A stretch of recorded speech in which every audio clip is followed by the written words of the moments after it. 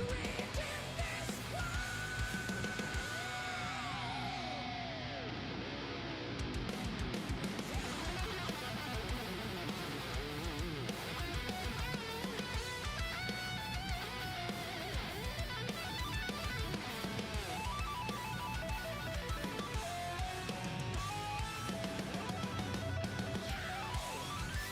take up arms, we'll make amends here. Where the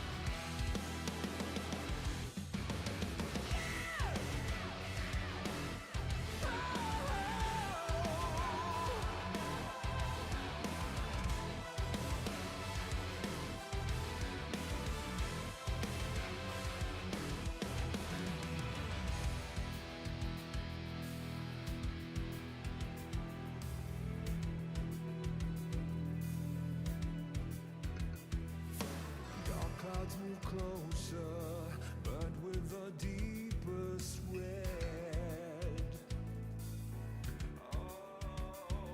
Beneath them we look on. When they part comes the hatred they bring. Lost in the dark, we've come so far. Another step to rid the pain. Go and be counted till your last day, 'cause only nightmares break their face.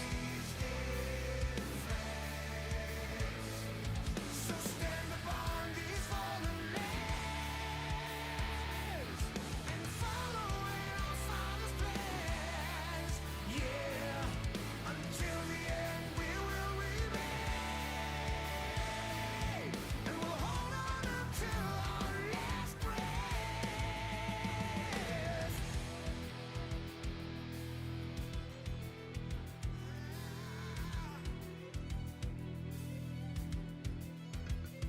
So what is to be left for us? My people look on and say,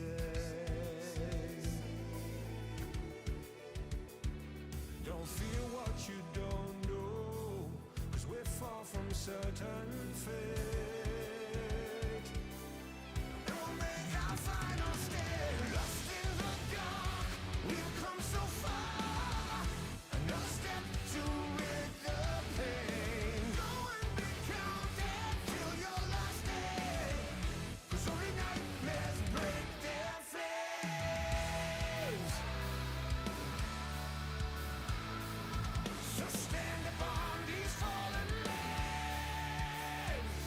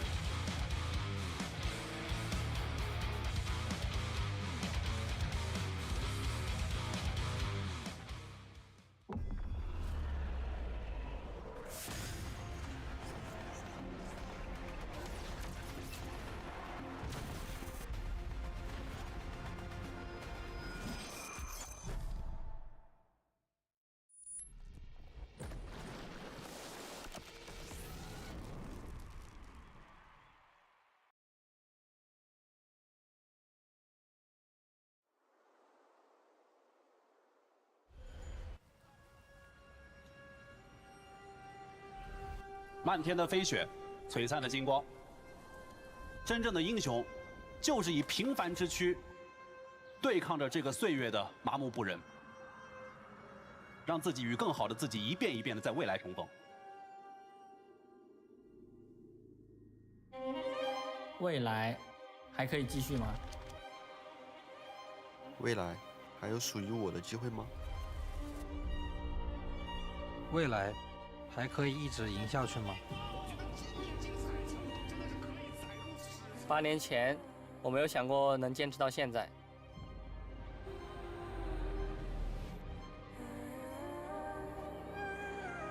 8年后，我不确定这是不是一个冒险的决定。做到了这一刻，我们终于做到了。新的目标在哪？由 Scott 获得，让我们有请 Scott 选手。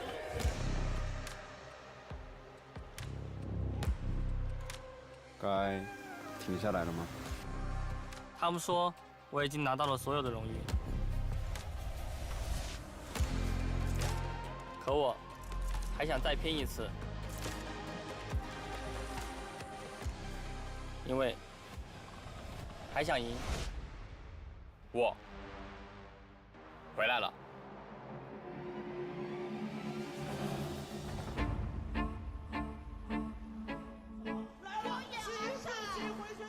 小浩说了一句，他说：“哎，现在感觉打得有点上头，有点想。”有人说，怎么赢了一场比赛就哭了？因为我知道自己为了那一场胜利付出了多少。队员们都比较的年轻，很敢打。在 LPL 的发挥真的是令人欣喜。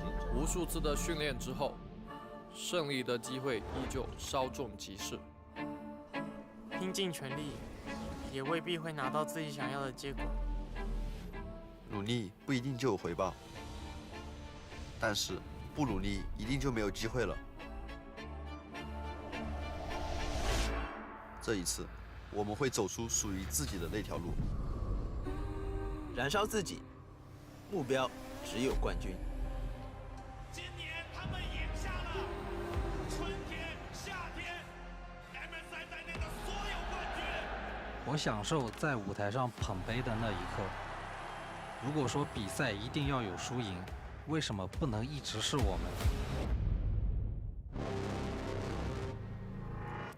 抱歉，这次我们站在了对立面。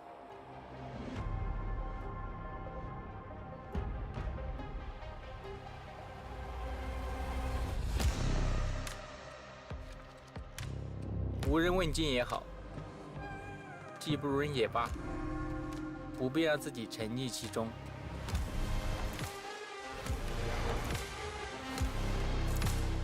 所谓的最强和第一，应该由谁来决定？我们所挥洒的每一份汗水，都是为了追寻不变的目标。成功就是从失败到失败，也依然不变的对胜利的渴望。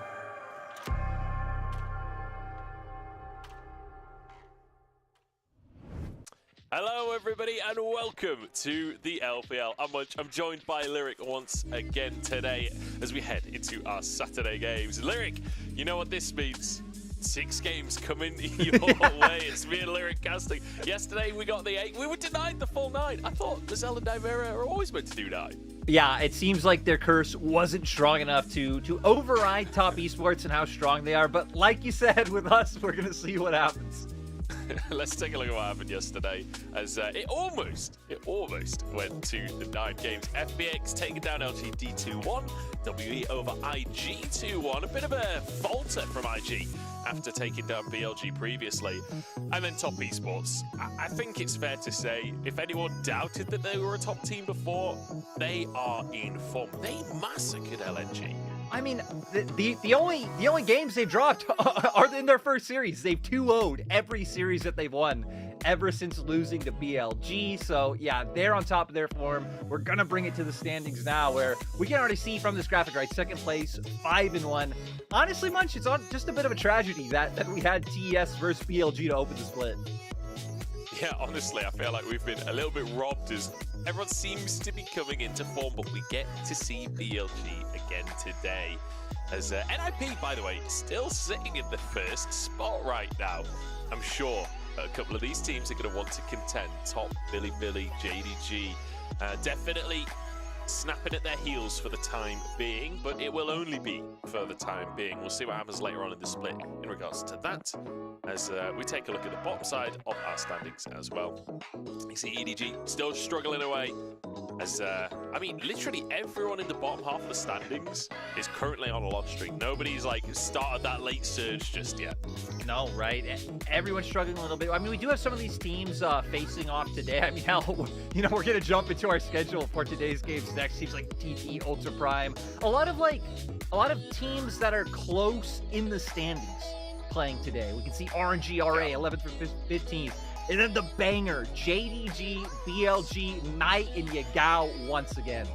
Yeah, Knight versus Yagao again, except they've swapped teams. I feel like, honestly, Knight and Yagao must have, like, at the end of last year, they must have got together and had a beer and said, do you know what, we need to mix this matchup up. It's been too boring for the viewers. Let's just switch teams. Let's just swap around. Like, no one will complain. It'll just make it more entertaining. And to be fair to him, I'd say it's worked. I'm hyped for the matchup. Anyway, let's talk about our first series. Started off with Ultra Prime, who are taken to the stage once again. A team that, let's be honest, they have been struggling to get some points on the board, but there are positives to talk about. Yeah, you know, and they're kind of like a weird team because they can have like these small moments, right? I mean, I think we know people for Hacker like that who, even if he can find himself in trouble more often than not, can like flash over a wall, find some kills. Yuakai Doggo, I think very similar players.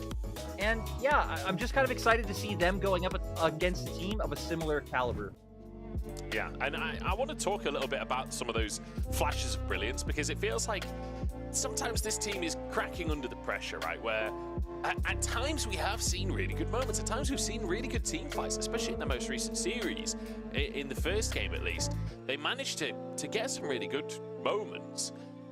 But then overstepping, then something goes slightly sideways, and then it turns into a massive disaster. And it feels like these little mistakes are leading to huge consequences. Yeah, it's really weird too, because all of these plays will usually start off with like some kind of good moment. I remember in the last series specifically, we're seeing like Yuakai on the Azir. He's consistently like finding a kill, finding 2 kills, and then consistently this team just has this problem with overheating, looking for too much.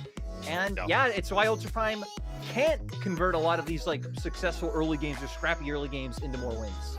Yeah, and I mean, this is like the start of that game where they're managing to find these scraps. They were actually ahead versus Weibo, 5k gold up, and then this fight happens in the jungle, which is messy to say the least. But at this point, when Yuakai escapes, he manages to get out of this play, ults everyone against the wall, gets a bonus kill. At this point, it's 4v3. You've won the fight, you got the Drake, just back away. But then Yuakai dives in, and then off of the resets, they get another kill on the back of it. Similar situation here, where Yuakai just steps a bit too far forward, thinking he's got more control of the situation than he does, and ends up getting punished. Yeah, and again, I feel like the strangest disparity is the fact that, again, all of these moments are starting off decently well for Ultra Prime, but I feel like it might even just be that thing because they're losing so much, trying so hard to carry, trying so hard to get as much as they can for a situation so they can actually get more wins on the board. Yeah, it does feel like a little bit of desperation in those late game series. And you know, you don't expect this to be a team that's taking games off of Weibo, but it would have been really nice to see them able to convert that game into a win. Let's talk about the other side as well, or let's talk about the AD carry as well, I should say, as we need to talk about Doggo, because Doggo has actually started to play a little bit better more recently. Yeah, exactly. I feel like a lot of people might still have the flashbacks of like the Rammus game in their mind, which, to be fair, that was Ultra Prime overall, not playing around the Rammus correctly. But I feel like we've been seeing glimpses in their most recent series of like him being able to step up, him taking those more dangerous risks that we saw back when he was in the PCS. And it's kind of has Ultra Prime in this weird spot where they're one of the bottom teams that would surprise me least to like upset anyone above them. It just comes in line as like, is Doggo popping off in that game, and is Yuakai not over-aggressing in those moments where he's already done well? You kind of just need that perfect storm of like both of those things to happen for Ultra Prime to actually just be a contender for that lower middle of the pack. Yeah, it does feel like a few things have to work out, but at least they have these positives to talk about, right? At least we're coming into this series and we can talk about Urukai being good. We can talk about Doggo starting to step up, his mechanics looking a bit better, looking a bit cleaner. Perhaps just needed a bit of a warm-up this year. I'm excited for the potential future here. And also, in the context of the matchup that they're in, I'm excited because they're up against TT today, which is another team that have been struggling. It's another team that does have some serious names in the roster as well, where you can expect some pretty good matchups. We're talking about Doggo, who's going to be up against 1xN, for example. UCal in the mid lane up against Urukai. These players that so far have had a bit of a lackluster split, but we've seen great things from before. Yeah, this roster is just so crazy, right? Kind of the core of it coming together in 2022. In every split, they'd shown us glimpses, made us believe that they could either make a playoff push or something like that, and then they always fall short, but they're not even getting to the point to where they could fall short this split. Yeah, it feels like we've been sold down the river. They had one incredible series to start the split, and ever since it's just not really been working out for them. But yeah, and especially in their last series against Fail. I mean, hell, me and you were casting it the other day, right? A little bit of a fiesta, both sides making mistakes across the board. TT were able to punish some of the aggression from AL, but at the end of the day, AL were the team in control of that series pretty much at all times, right? Beichuan overstepping, Hoya getting caught out. Just really an influx of individual mistakes being the thing that feels like it's hindering TT the most right now. Yeah, just kind of messy, right? Just messy play, not necessarily... I feel like a lot of the plays they're being felt out at the time, you know? Like, a lot of these plays are not premeditated. It's not like somebody saying, okay, in 30 seconds, let's go for this dive. It's like, oh, we've got the wave push, go, go, go, go, go, and like seeing how it works out, you know? And I feel like it makes for entertaining League of Legends. It doesn't necessarily make for clean League of Legends. So we'll have to see. I'm certainly curious about this matchup on how it's going to pan out, especially like when it comes to the jungle and the top lane, where we have had pretty mixed results coming out from those roles. Like, I don't really know what to expect from these teams, because it does feel like the highs and lows are so dramatically different that really, I don't know. I never really know where to stand with these kinds of matchups. Yeah, I'd say in this one specifically, I do favor Ultra Prime a little bit more, because I feel like in every Ultra Prime series, you can at least like see either them like actually trying something in the game, or you could see from like draft, again, like the Rammus, where like they actively have an idea even if they then don't pursue it. So, like, that level of thinking makes me somewhat hopeful for up to where some TT series, like, they really do just roll over and lose. So, I hope we get a bit more today. Again, usually individuals are trying to make some sort of plays, but very rarely does it feel like any of them are bringing anything together. See if they can bring it together today as we get onto this stage here. And like you say, Ultra Prime have shown some creativity. I think as well, my favourite thing about Ultra Prime is that they hover the Rammus every draft now. I feel like it's kind of become an inside joke that everyone's in on. But they're going to have to dream with Thunder today as TT will step out. And you know what we're all just waiting for? We're waiting for the UCal walk-in. That's what we're all here for today. Yeah, and hell, I mean, you were saying during the last broadcast, right, that they need a bit of a mojo merchant. UCal's the mojo merchant with the walkouts. There we go. That's what we've all been waiting for, but we need it on the server too. We need it. We don't need anything analytical. We don't need anything play-wise much. We just need to see the good vibes in the server. Yeah, we need vibes. We need just like confident play, I feel like. I would love for them to try and go for some dives, get an aggressive bot lane where 1xN and Chocho have a bit of proactivity, set up for some dives with UCal and Beichuan. It feels like, when you look at his roster, in the context of last year, it feels super possible. Recently, it's not been working, but we're past Chinese New Year now. Maybe they could start to warm things up a little bit. Over to the side of Ultra Prime, though. Will be coming out onto the stage as well.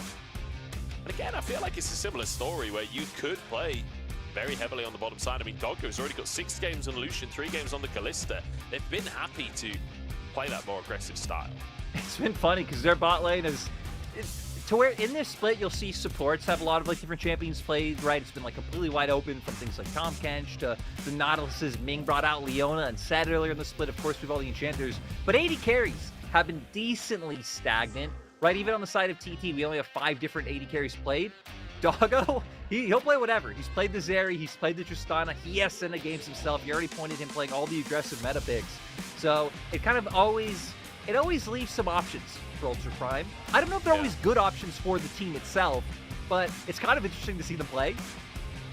Yeah, I mean, it's just fun to see the variety, right? He's got 9 different AD carries picked so far this split. Well, I say that. He's got 8 different AD carries and Rammus picked so far this split. So I don't know if we count the Rammus or not. Like, I really don't know where we stand on that one. But yeah, we'll see what he goes for today. It'll certainly be interesting. It's kind of a similar story on the other side in the jungle, where Beichuan has played, I think, 10 different picks at this point. Like, he's really been mixing it up and trying different things. Not really too much success in the grand scheme of things. They're struggling to get those wins on the board. But like you said before, it's good to see creativity from a team that's so low down in the standings, and that's on the side of TT. Yeah, and I kind of like that you brought this to just jungle overall, because I feel like one area you can really look to try to exploit Ultra Prime would just be some of Hacker's mistakes in the early game. And again, Beichuan's kind of been one of the pieces struggling more so on TT than his peers around him. So that's why I probably favor Ultra Prime a little bit more. Is like, okay, can Beichuan and can TT as a whole really punish Hacker and some of the invades that he goes for without Prio? From recent form, I'd say no, but we have seen some decent moments from Beichuan, right? I think he did start off with 2 kills in that brand game that they played in their last series against Dale before things went haywire. So if you could temper yourselves a little bit, it might be more realistic than I'm making it seem.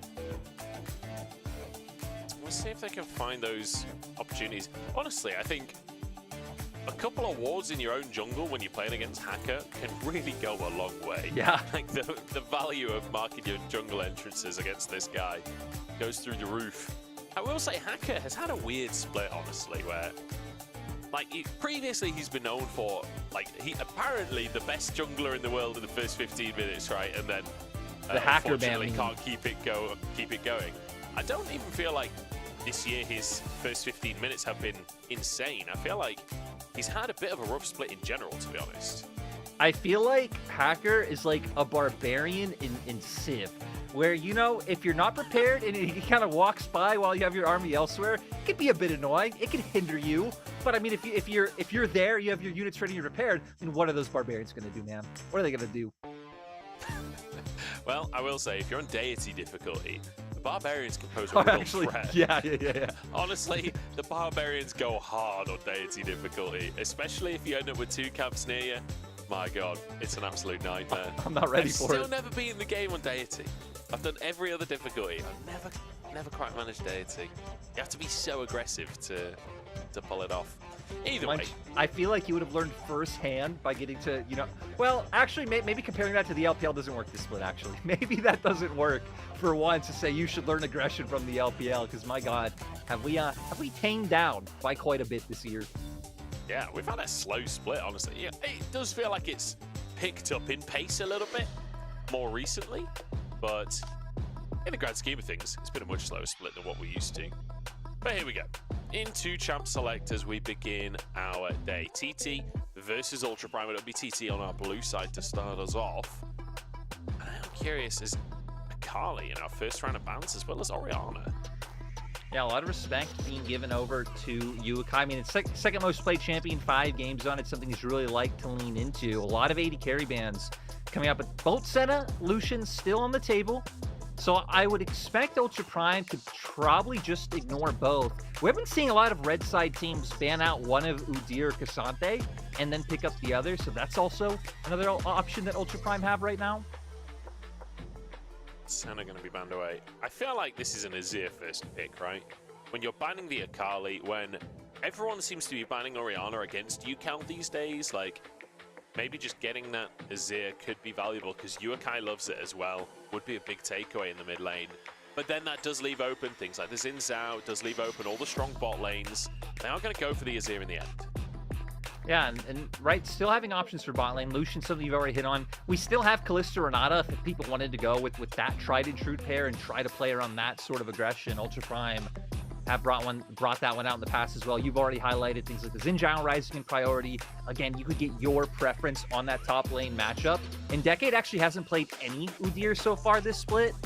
So if they did just want a generic tank, it kind of would have to be that K'Sante option. But he hasn't shied away from any of the other fighters. I love this though. Doggo immediately slams the Kalista, Renata alongside it. And this is going to be a powerful bot lane on the side of Ultra Prime. We asked for proactivity, and they have replied in kind. Lucian comes through, Milio still available, so you expect that to be the lock. And now, as you mentioned, the final pick you could go for, that's Xin Zhao. You could go for the K'Sante, though, to lock that in for Decade and make sure he's comfortable up top. Yeah, I also wonder where they stand on Hui right now, because we're really seeing the value of Hui rise. It feels like as each day passes, a lot more picks, a lot more bans in terms of 4-5, but no. Just going to go back to the Taliyah. So we're going to have a lot of presence now around that bot side, not only in terms of the 2v2, but now the global able to follow up. Yeah, Yukai having some presence around the map. Certainly a pick that has shown strength in the LPL. Certain players, I think, have been kind of popping off on the pick. And I think it's a pick that can often sort of band-aid a few issues within a team, right? Where, especially if you're struggling to play with tempo, to play off of your prios and things, Taliyah's ultimate can kind of circumnavigate that sometimes and help you shore up some of the issues that you're having rotating. So definitely can be powerful if Yukai can use that ult correctly. Yeah, junglers heavily being focused right now. I wonder if we'll also see a Maokai ban here. That has been one of the things that Beichuan's really leaned on. And especially when your jungler's not performing that well, I definitely think things like the Maokai can be a little bit of a band-aid pick. And again, the access to vision that you have with those saplings. Already taking away the Poppy, so putting a lot of stock in what the Kalista's bringing to the table. I'm curious to see what their plan is in rounding it out in top and jungle. You'd expect potentially even some more dashes coming through with the bans seen so far. Supply taken away. We'll see what they're going to end up going for. Do you ban the K'Sante here? No, ban the Xin Zhao. I feel like you just go K'Sante, right?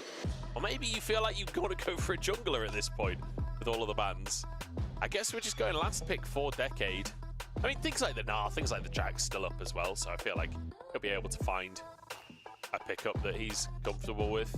Exactly, and I feel like especially because since they have the Taliyah, maybe they feel fine going with that trade of being like, hey, we'll ban out the Udyr. You're now definitely going to pick the K'Sante, and then that lets them lean into whether they want, you know, an Aatrox or a Gnar, and then still having that Weaver's Wall to try to enable that top lane matchup. I also like it ending up with the Maokai themselves. They do have double magic damage in mid lane, but we don't really expect this to be about mid lane 2v2s when we have a Taliyah Maokai against Azir anyway, right?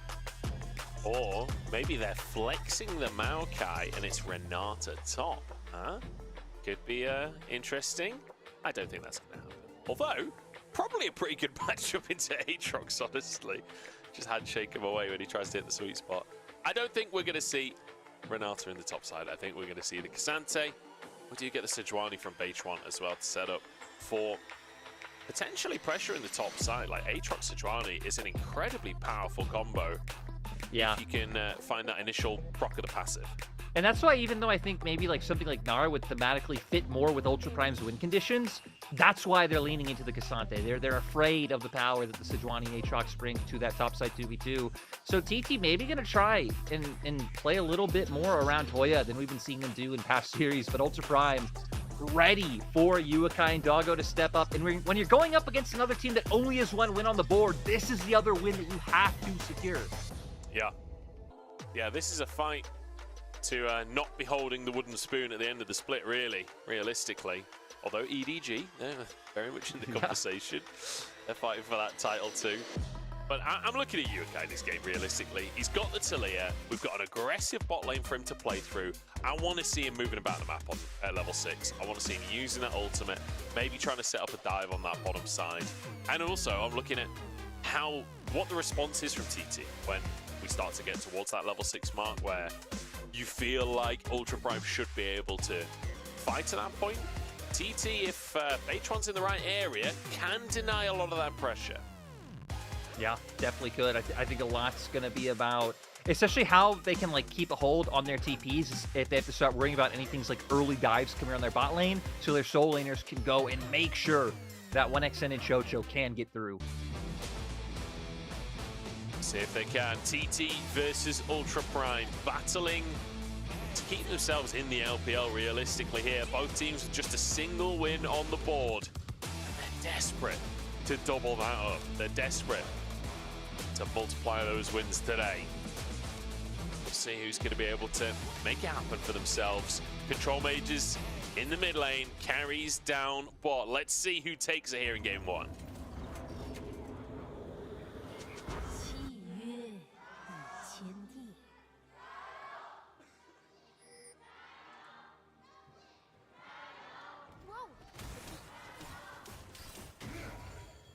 Looks like for now, Ultra Prime just going to make their presence known a little bit. I wonder if it's going to keep going with this recall spot. But to kind of bring this back to bigger picture, I mean, with a win for either of these teams, they're only going to be one series behind the current 10th place team, which is OMG. So it's funny that it's weird since we're approaching what feels like the halfway point of the split, but still, even these teams with only one series win aren't that far down and out just yet. Yeah, if they can turn things around, it certainly still possible. I mean, TT 1 and 5, like you say, OMG 3 and 4. OMG have played a lot of series at this point. The one problem when you look at like TT's schedule, and when you look at Ultra Prime schedule as well, they've still got a lot of top teams to play. Yeah, like, in the next few weeks. TT's rough. TT and Ultra Prime, both of them still have to play like top esports, JDG, BLG, like a lot of these top teams still on the docket. I'm not saying it's impossible. I am saying it's improbable. Well, we'll have to wait and see. I guess the counterpoint would be, right, that even if they don't pick up those kinds of wins, it's like, hey, well, then you also have to look at like how many more series can a team like OMG or who's ever above them pick up as well. So I do agree that it's not likely, but I feel like at this point in the split, we've seen like a lot more drastic disparities. Before things kind of always like come closer at the end, and then we have like 3 teams that are one series win off playoffs. Yeah. I think the benefit, in a weird way, for TT and for Ultra Prime is that we currently have 4 teams on 1 or less wins, and then another 3 teams only on 2 wins. So there's a lot of teams that have struggled at the start of this split, which gives you that little bit of leeway, that bit of wiggle room when it comes to trying to make it to playoffs later on. We'll see who the winner of that contest will end up being. Is Baytron absolutely mowing through his jungle, getting a lot more speed on the clear versus Hacker as he moves down to his red, over to his Krugs. Could maybe go for the Scuttle Crab. We'll see which jungle is kind of going to win out that early battle for the crab, but with the faster clear speed, unless Hacker skips a camp, I feel like it's going to be Baytron. And a lot's going to bot as well. Yeah. A lot's going to depend on what happens in 2v2. Doggo just channeling the recall right there, getting pushed back, and still potentially going to have to go for it. Is the kind of slow build-up in bot lane from 1xN and Chocho is going to give the perfect timing for Baytron to be able to kind of peek his head and know what Hackers are doing. And I will say, Doggo and Jue have been a surprisingly potent 2v2 recently. Like, the fact that they twice in the Weibo series got 2v2 kills on Light and Crisp, like, very, very impressive stuff from them. We'll see if they can keep that kind of performance up. Obviously, first few minutes, not always going to be action-packed, but as soon as Chocho missteps, as soon as 1xN missteps, expect Jue to be flashing forwards. He's shown that he's a support that's willing to be aggressive when there's an opportunity. And speaking of opportunities as well, Baytron actually going to get both grabs. Great job by Baytron to recognize even playing with Hoya, has that pressure in top side. Now Yukai knows he's around, but for the side of TT, this is fine right now, right? Having this early Sejuani, you have an Azir, he's farming up, you're covering both your lanes. Like, the vision control across River right now is just immaculate for TT, so they're going to be able to farm up just fine. Definitely feeling more pressure for Ultra Prime to be the one to make plays with the Taliyah and Kalista in their composition, but we still haven't hit the level 6 mark yet, so definitely have tons of time for Ultra Prime to be proactive. Yeah, we certainly do. And like we mentioned before, that level 6 mark, really where Uakai can start to get out onto the map. I will say, I'm often disappointed in Taliyah games because I always kind of set up the level 6. But it's not quite as common as like the Twisted Fate level 6 spike, right? Where you pretty much want to get in a lane immediately. Quite often you'll see Taliyah players waiting a little bit before going for that. I want to look towards the top side though here. Beitron moving in on to these grubs. Knows that he has priority in the top lane. Uakai just reset mid as well. So there's a huge wave under his tower, and the grubs will be started. That means Hacker has a window. The pink ward means he's safe. 1xN spots him on a ward. Good presence of mind there from 1xN. That ward is going to save his life. Yeah, he's going to be able to get out of there. Nice timing by Hacker to try to look for a play when that ward was timing out in the bot side Tri-Brush. And it does look like we're just going to end up with a bit of a trade with Hacker starting Drake right now. I wonder if Beichuan will try to rush over here with the fact that they're just seeing Ultra Prime's bot lane leave right now. But with the fact that they're catching the wave, looks like TT don't want any of that smoke just yet. And it makes sense. They don't need it. Yeah, going to be tough to try and out-smite against the Kalista as well. They'd have to go for the fight itself. But honestly, Exactly. I feel like at this point in the game, Kalista probably wins out over the Lucian in a kind of river skirmish, assuming that the Kalista can position correctly and keep away. Either way, Beichuan happy to just trade the objectives for now. They'll be happy getting those grubs for themselves. And we'll see if they can get the second round. That'll be important. In 3 minutes' time, keeping our eyes on Beichuan's pathing to see how he can try and set up for that, because you can imagine they'll still have priority up in that top lane. Yukao can certainly expend a lot of mana to clear away mid. I'm just curious to see if we're going to see Beichuan at all invest any time up in the top lane matchup, because typically in these like tank v bruiser matchups, right, it's about finding times to gank early before they get too hard to commit for kills. With this Decade actually going with the all out. Yeah, World Ender comes through from Hoya as well as he tries to turn it around, but I mean, he's barely got any hits in here. Won't be able to get the sustain off that he wanted to, and actually ends up low. Decade can go back in. Q3! Ooh. Flash for flash. Close one. And I love the killer instinct there from Decade.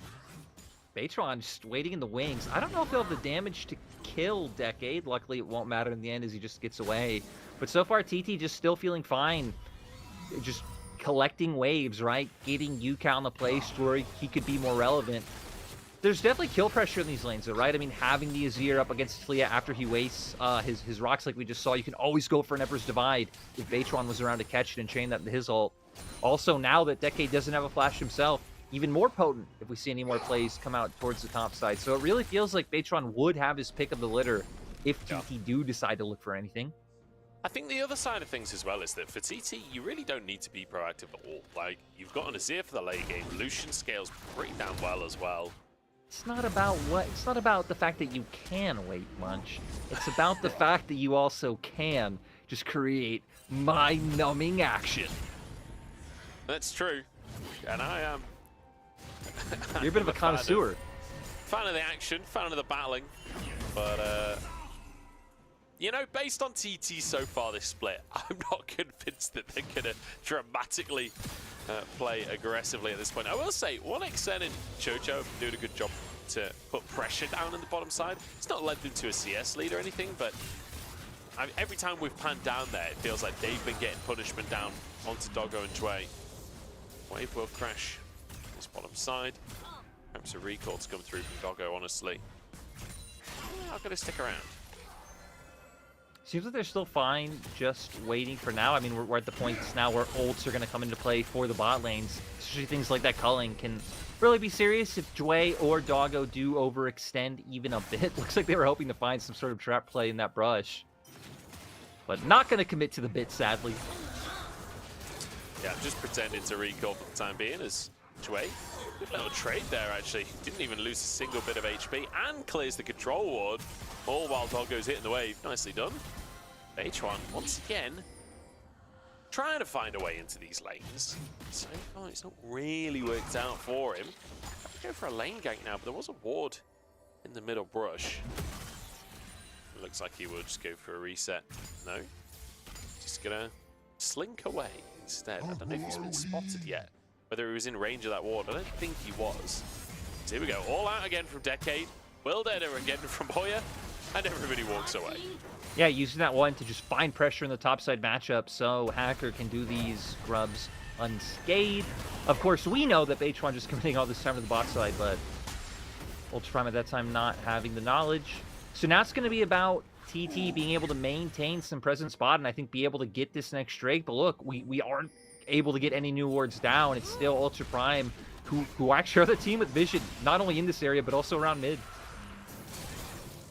Yeah, and surviving, most importantly, down in this bottom lane. I wasn't sure if H1 would go for a dive. Honestly, I feel like there was a reasonable angle for a dive, but maybe just scared of the Renata, not wanting to go into the hostile takeover. It can be so devastating. And it can, I mean, you certainly don't want to give a multi-kill up to a Kalista at this point in the game. Yeah, I think it might have been...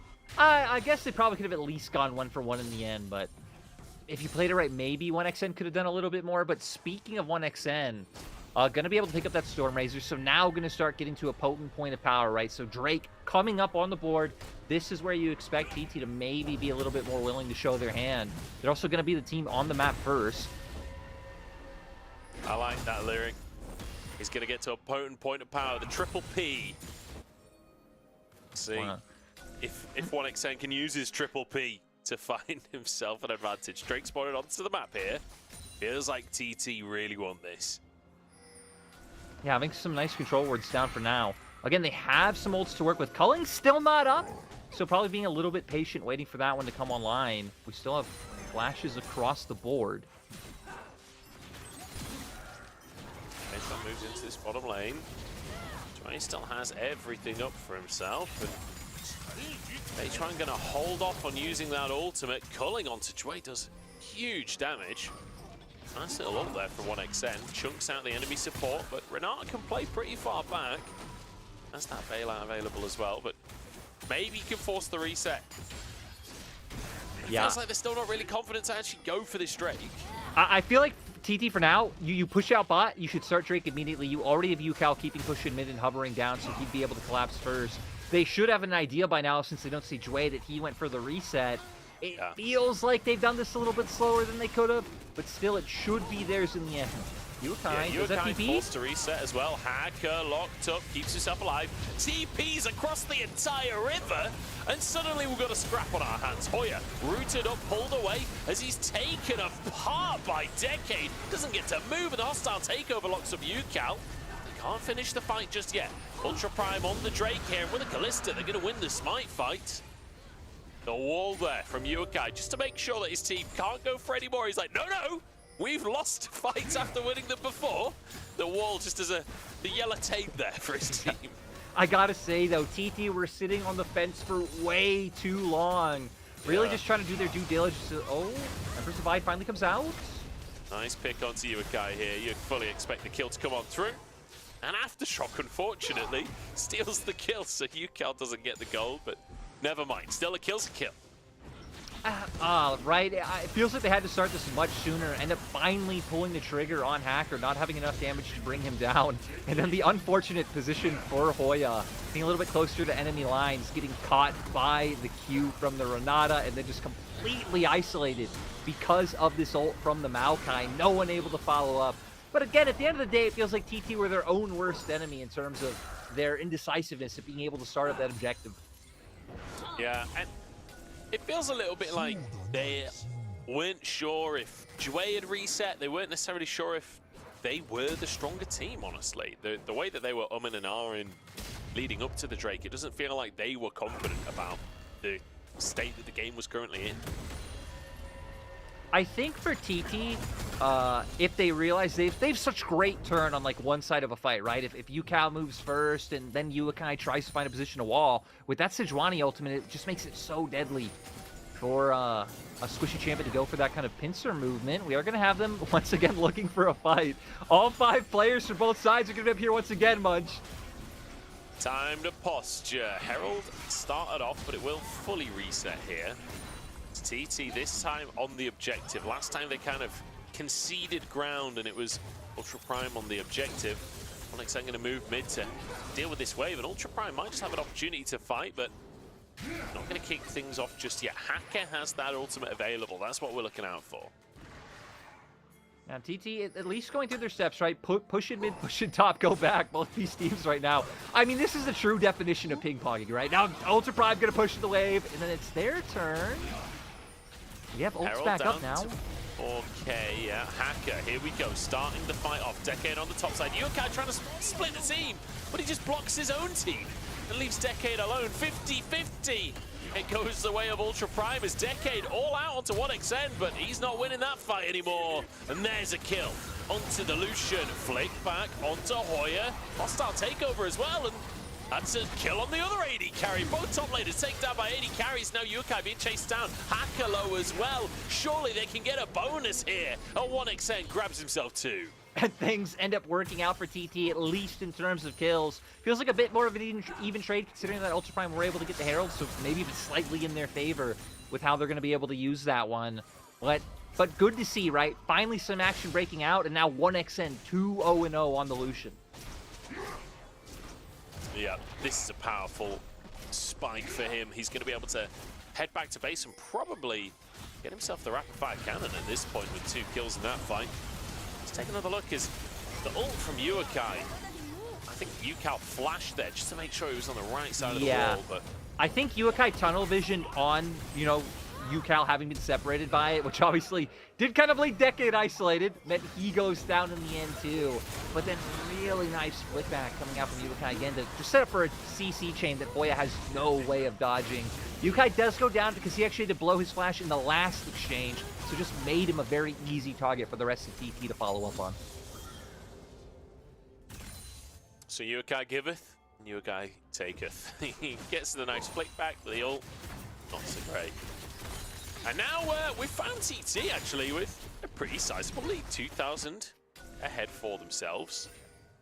And I love that both teams, as the Herald comes onto the map, like how often do we see a 5v5 for Herald these days?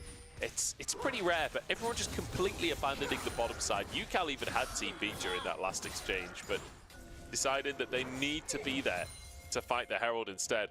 And it's 1xN that's the benefactor, and there we go, rapid fire cannon picked up by him as he hits the base.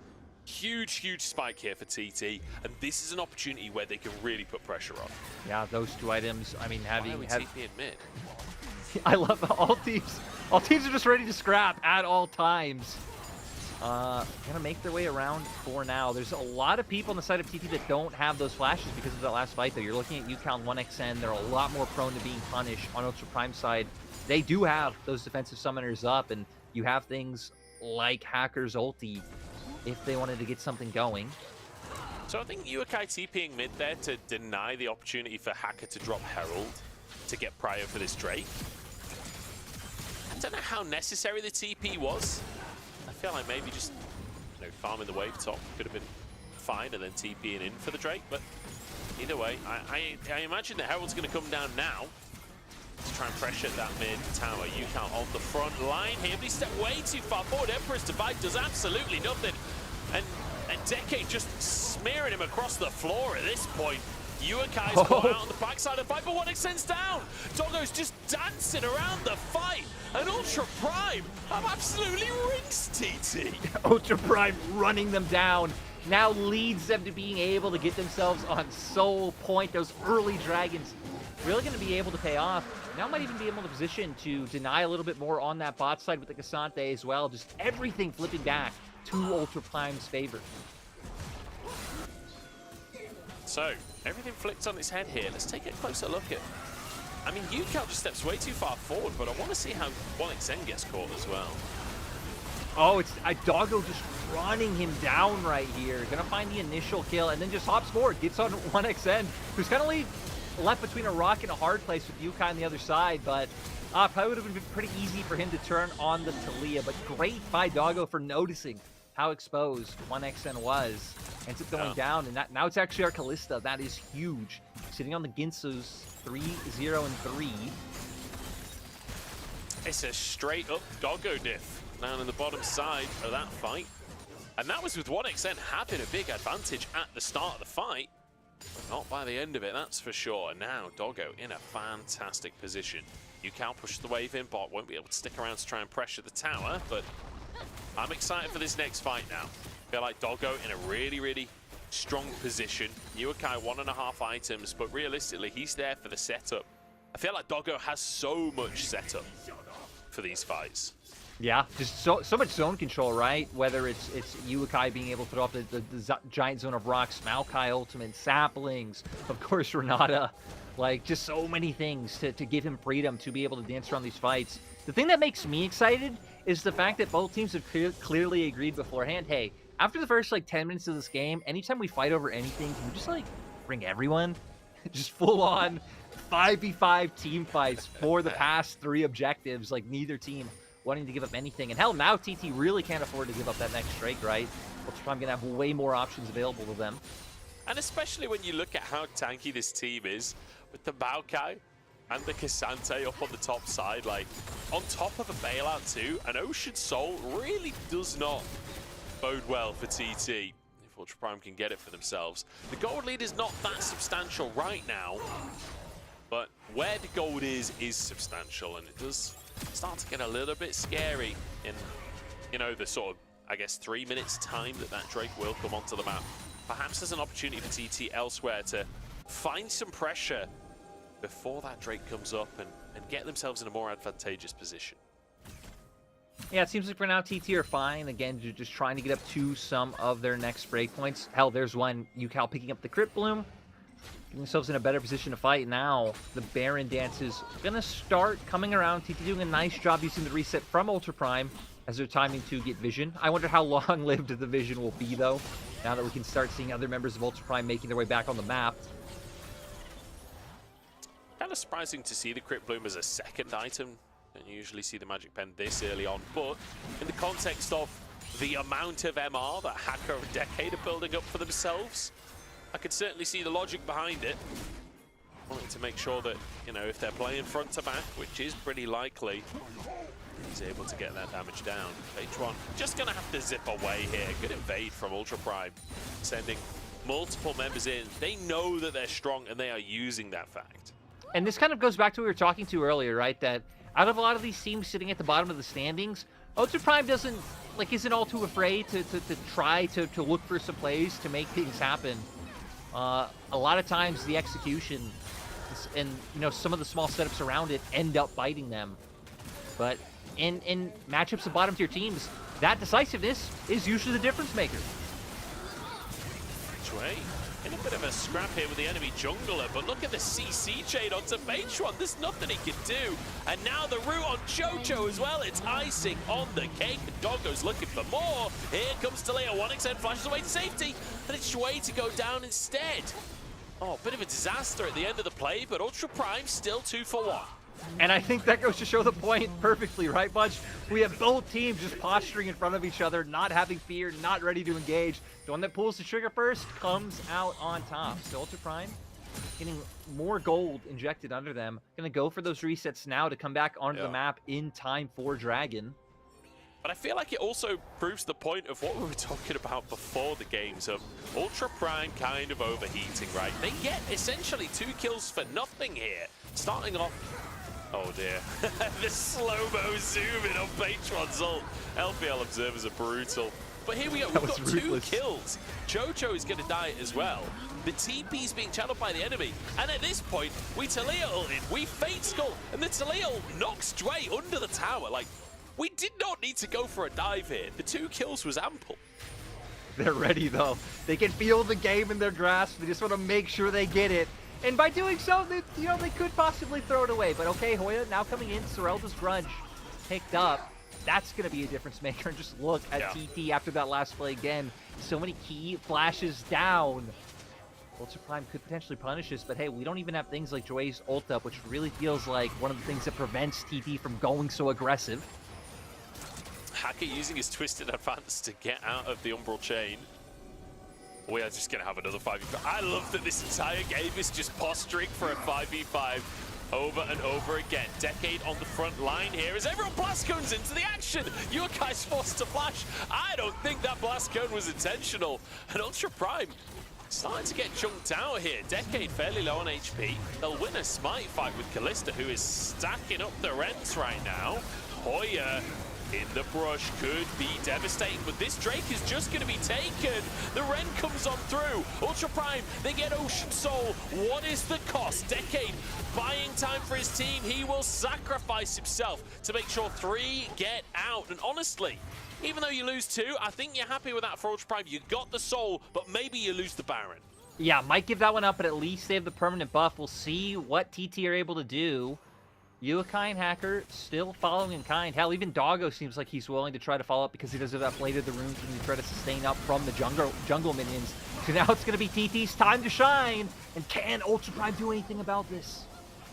That'll be the question. Hacker's moving in. He's got Flash. He's got his Smite available. Hoya trying to zone. Hacker's just going to sort of walk in. Oh, Hoya's flicked back as well. This could be a kill on the enemy top laner. Leandris finishes it. Nearly got the Smite too. Hacker got into the pit. It's a 2v4 in the pit. And Yuukai jumped out as well. Yuukai, is he going to go for it? Because Doggo's here as well. They're not going to push for more. They don't see the opportunity. Yuukai moving up towards his top side. Wait, can he deny recalls? Oh, the flick back is huge! Yuukai finds the moment, flicks them back, and denies 3 Baron buffs. And those are the glimpses that he's been showing. This time not followed up by any misstep, just pure profit into Ultra Prime's pockets. Could be able to pick up even more off of this Baron. Not going to mean much at all for TT.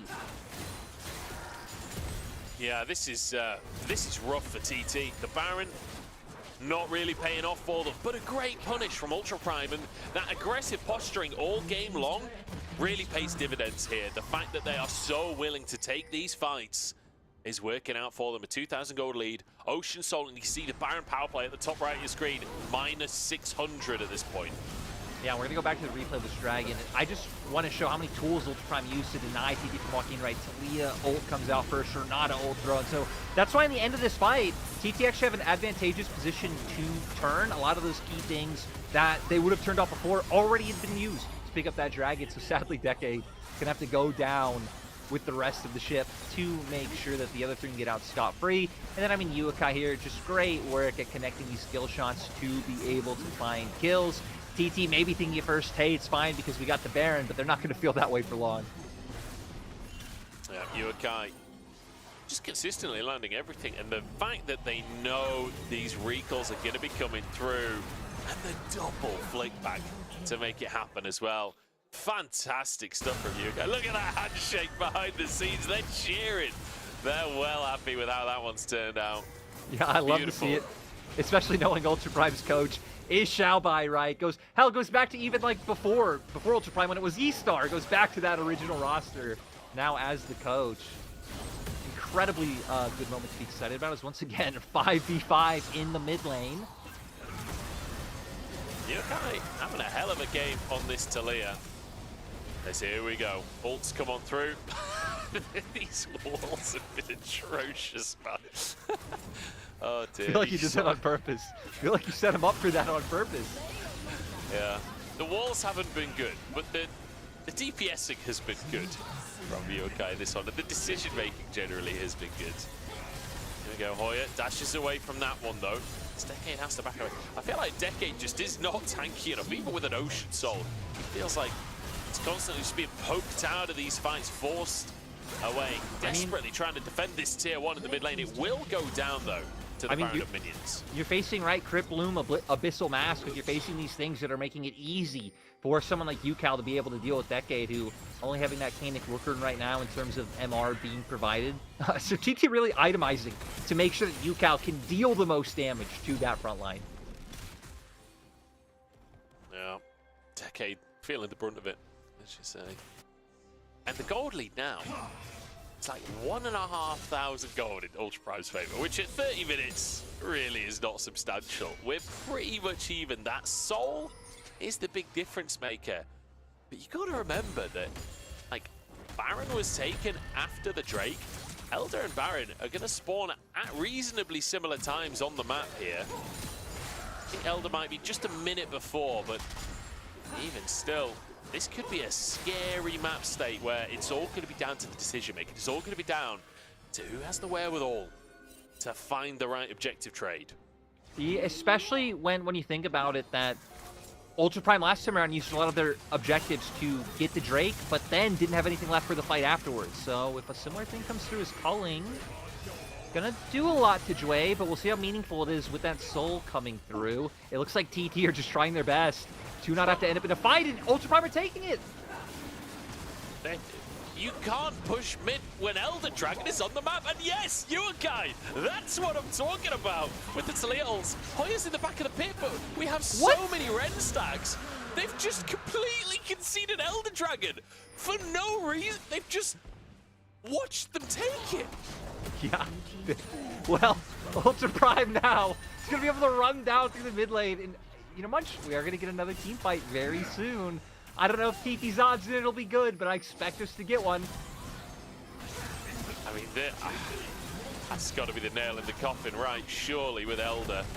Ultra Prime just look to run it down mid as much as they can. And Yuakai's damage is going to be off the charts at this point. 3 items with an Elder as well. Each little Q is going to matter. Flash forced as here we go into the front line. Hacker backing away again. Doggo's been found with the redemption. We'll keep him alive in the hostile takeover. Forces everyone away. 1xN diving forwards. That felt a little bit dicey, but forced away at TT. Ultra Prime survived it. Hoya trading a mid in here for a tier 2 on the bottom side, realizing that perhaps it's not fightable. I feel like it maybe was fightable, honestly. They nearly won the fight 4v5. Yeah, especially with the fact that Ultra Prime are really trying to get something going with that dive, but weren't able to commit. And it just goes to show, like you said, it's not like Decade is this infallible K'Sante like we've seen other games. He isn't too hard to bring down for Thunder Talk. But Ultra Prime, great timing with the Baron coming up, right? Because now they might be able to get a fight that they want, or they just get Baron for free. Because TT, no, they cannot contend with the Elder. They certainly can't. So Baron taken down. And honestly, Ultra Prime, pretty damn good game from them.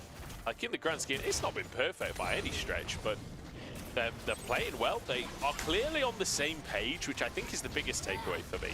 For both of these teams, that's what I was looking for, is be on the same page, be making proactive plays, and perhaps not overstepping on the side of Ultra Prime. But honestly, it's been a pretty clean game. Yuakan definitely has had some extremely high highs in this game with the Taliyah. Doggo as well on the Kalista. Fantastic pop-off fights.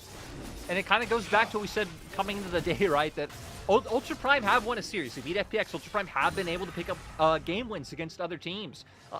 They've shown that they have competent enough carries that when the team they're facing is making mistakes, that they are going to punish you. You kind of usually just need Yuakai and Doggo showing up in the same series. That's exactly what they're doing so far in this game 1. Great performance here. See if they can turn it into a game win, because the other side of what we were talking about before the game is that Ultra Prime often go a little bit too deep for their plays, kind of overcommit. And at this late stage in the game, that can be devastating. But the waves are pushing in all 3 lanes here. Hoya forced to flash. So Ultra Prime pushing those minions into the mid lane to set up for Doggo to get onto this top lane in his tower. And there is a massive wave down in the bottom side. Doggo chunked by 1xN. Oh, with a handshake onto 1xN, forces the flash. Hostile takeover keeps him still as Doggo rends him to pieces. The Fate's Call saves his support as Yuakai keeping the rest of the team away. In goes Doggo to get the damage down, and down fall TT Yukal, last remaining member. There's nothing he can do to defend. Ultra Prime take themselves a confident game number 1. Yeah, good to see from Ultra Prime. I feel like you got to see again a lot of the things that kind of makes them the team they are, the kind of the high moments, like you pointed out, of Yuakai and Doggo having a pretty consistent performance, something we hadn't gotten used to seeing on his past teams, whether it was last year with Ultra Prime, whether it was BLG before that, and everything was just able to come together pretty smoothly this time around. Yeah, honestly, I think there's a lot of things to get excited about with Ultra Prime right now. TT feeling very lost in that game. TT not necessarily... It feels like Ultra Prime, the biggest difference here is not like a mechanical difference. It's not like the quality of players. It's cohesion. It's Ultra Prime came in going, this is how we're going to win the game. This is our strategy here. And TT felt like they were coming to these objectives and sort of milling about a bit, but not really contesting, just sort of watching Ultra Prime take stuff. Yeah, I don't know. It gets a little bit hard to watch sometimes. We're going to jump into a break, and we'll see that hopefully TT can pull themselves together for game 2.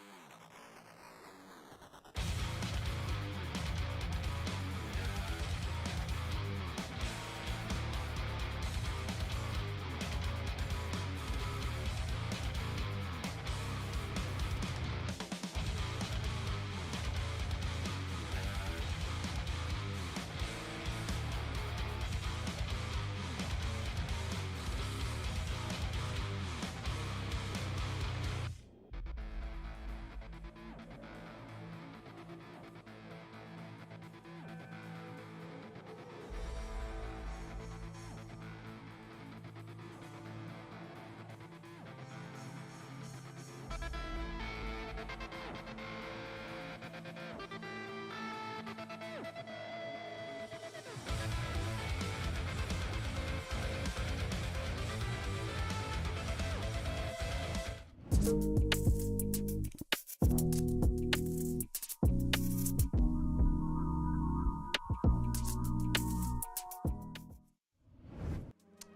everybody, and welcome back to the LBL. I'm Munch, joined by Lyric as we head towards our second game here between Ultra Prime and TT. Ultra Prime taking game one pretty convincingly as TT sort of mill around near objectives that Ultra Prime are taking. Yeah, that was, it was a little bit back and forth early on in terms of like who had the gold lead, but it definitely felt like when it came to those standoffs, again, Ultra Prime were the team that had an idea. They were consistently using their ultimates to block people off from these neutrals. They were faster on pulling the trigger when they were looking for picks and taking fights. And that really was the difference maker in this first game. Yeah, and let's take a look at our MVP as well. I reckon Gogo's going to end up getting it here. I feel like there was a reasonable shout for Yukai. Hey, it's Yukai. Let's go. I think this is correct. He was the one that was finding those picks. The fact that he was able to deny those extra Baron buffs, making the soul trade worth it. I feel like the walls could do us some work, but generally speaking, a solid game from Yukai. Yeah, the seismic shoves, though, definitely on point. We can see huge damage in that game. And now heading into game two, again, TT need to be the team to adjust. If Ultra Prime win this, Ultra Prime shoot above TT in the standings, because then Ultra Prime will be at 2-6, TT will be at 1-6. So this is honestly a kind of meaningful move up for Ultra Prime, who again, you kind of see the glimpses of them being able to compete with teams like OMG, who right now are occupying that 10th place spot.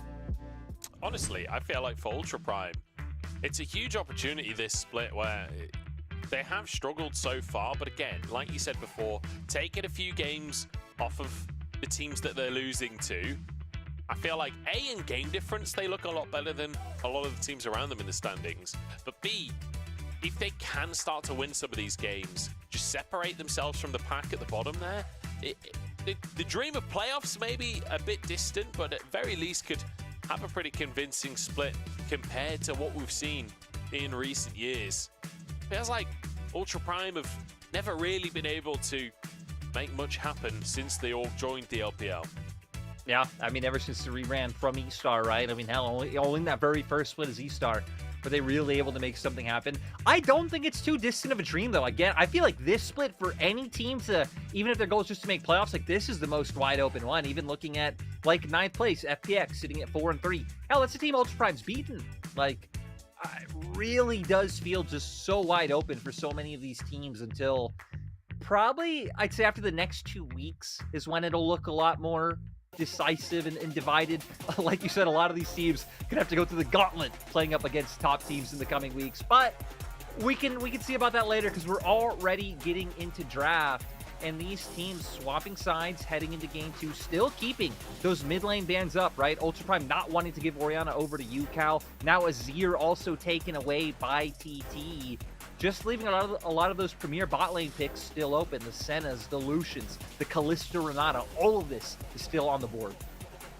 Yeah, a lot of power picks. The only significant bot lane ban, I'd say, is maybe that Milio and the Ashe, right? Where you do deny some of the more potent combos. But with the Renata locked in, like, they can deny the Kalista or the Varus, but you just pick whichever other one, right? Like Renata, fantastic in both of those duos, so I really like this as a first pick. Now TT, what do they want to go as an opposition to this? You could, there's an argument for just Blitzcrank, honestly. It's really good into the Renata. Yeah. You just want to dominate the bot side. Especially when you think about the things that we've most commonly seen the Varus paired with. Number one's obviously been the Ashe, but outside of that, a lot of times it's been the Milio, and both of those taken off the board. I think Blitzcrank would be a decent shot, but I love it. The Hwei lock-in, something we were talking about during Game 1 draft, is kind of the rise in priority of this pick. Another surprising thing we didn't see played in Game 1, like it went through draft completely, is the Karma. It looks like potentially just another game where it's just going to go under the radar. Yeah, perhaps Yukai could go for it instead, but I wouldn't be too surprised to see Yukai just go with the Talia again. Like, got the MVP for him in game number 1. Certainly able to use that pick for big damage during the fights, but no, as you mentioned it, the Karma locked in here for Yukai up against the Hwei. I feel like these are the two new mid laners, you know? Even though Karma is not new, with the new items, it feels like a different pick entirely with how often you get your ultimate available. I also feel right like there. it's one of the things that can trade with Hui early. I mean, you're going to Mantra Q the backline of minions. I feel like it's going to allow you to fight for that push when, you know, Hui's going to be throwing that QE over the whole wave. You could use that range to try and zone him out, but now has the Xinjiao alongside him. Something's just dawned on me here, Lyric. This could be Hui support. Like, you're playing against Renata, so having double ranged is pretty potent. Like, you'll usually win a double range matchup against the Renata. I feel like maybe it's they're selling us down the river. This could be Chocho. He's not played it before, I don't think, but yeah, I could see it. Yeah, might make sense. I mean, obviously brings a ton of utility just wherever he goes, just with the way that his W and E thematically function. So I'm kind of, I don't like this much. It kind of gets me excited if we're going to get a little bit of a trip up here with TT. Ultra Prime have been our team that usually throws us curveballs. It really hasn't been TT, but that is always in the cards. Chocho especially has kind of leaned more into the range supports as years have progressed as compared to when he was just that guy playing the Nautilus. And right now, kind of honing back in very different bans coming through, taking away the Ezreal. So clearly homage to the potential of the Ezreal support that was played over in the LCK the other day.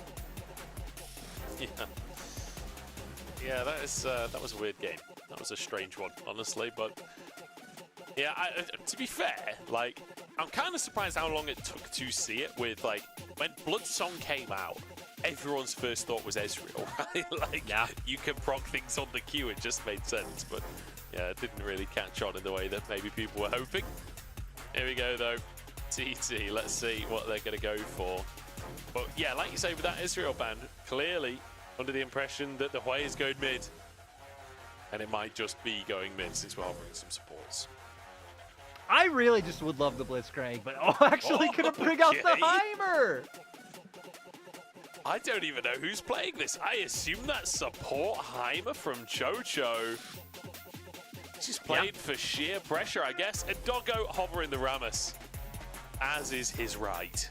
Exactly. Like you said, always bringing this one out, but now it's going to be interesting to see where they point the rest of their composition, because there's a ton of range they have to deal with on the side of TT, so they're going to need some more hard engage to be able to find access in these fights. That Renata ult not going to do a whole lot if Varus pelting arrows to screen away. Hui with the QW doing the same.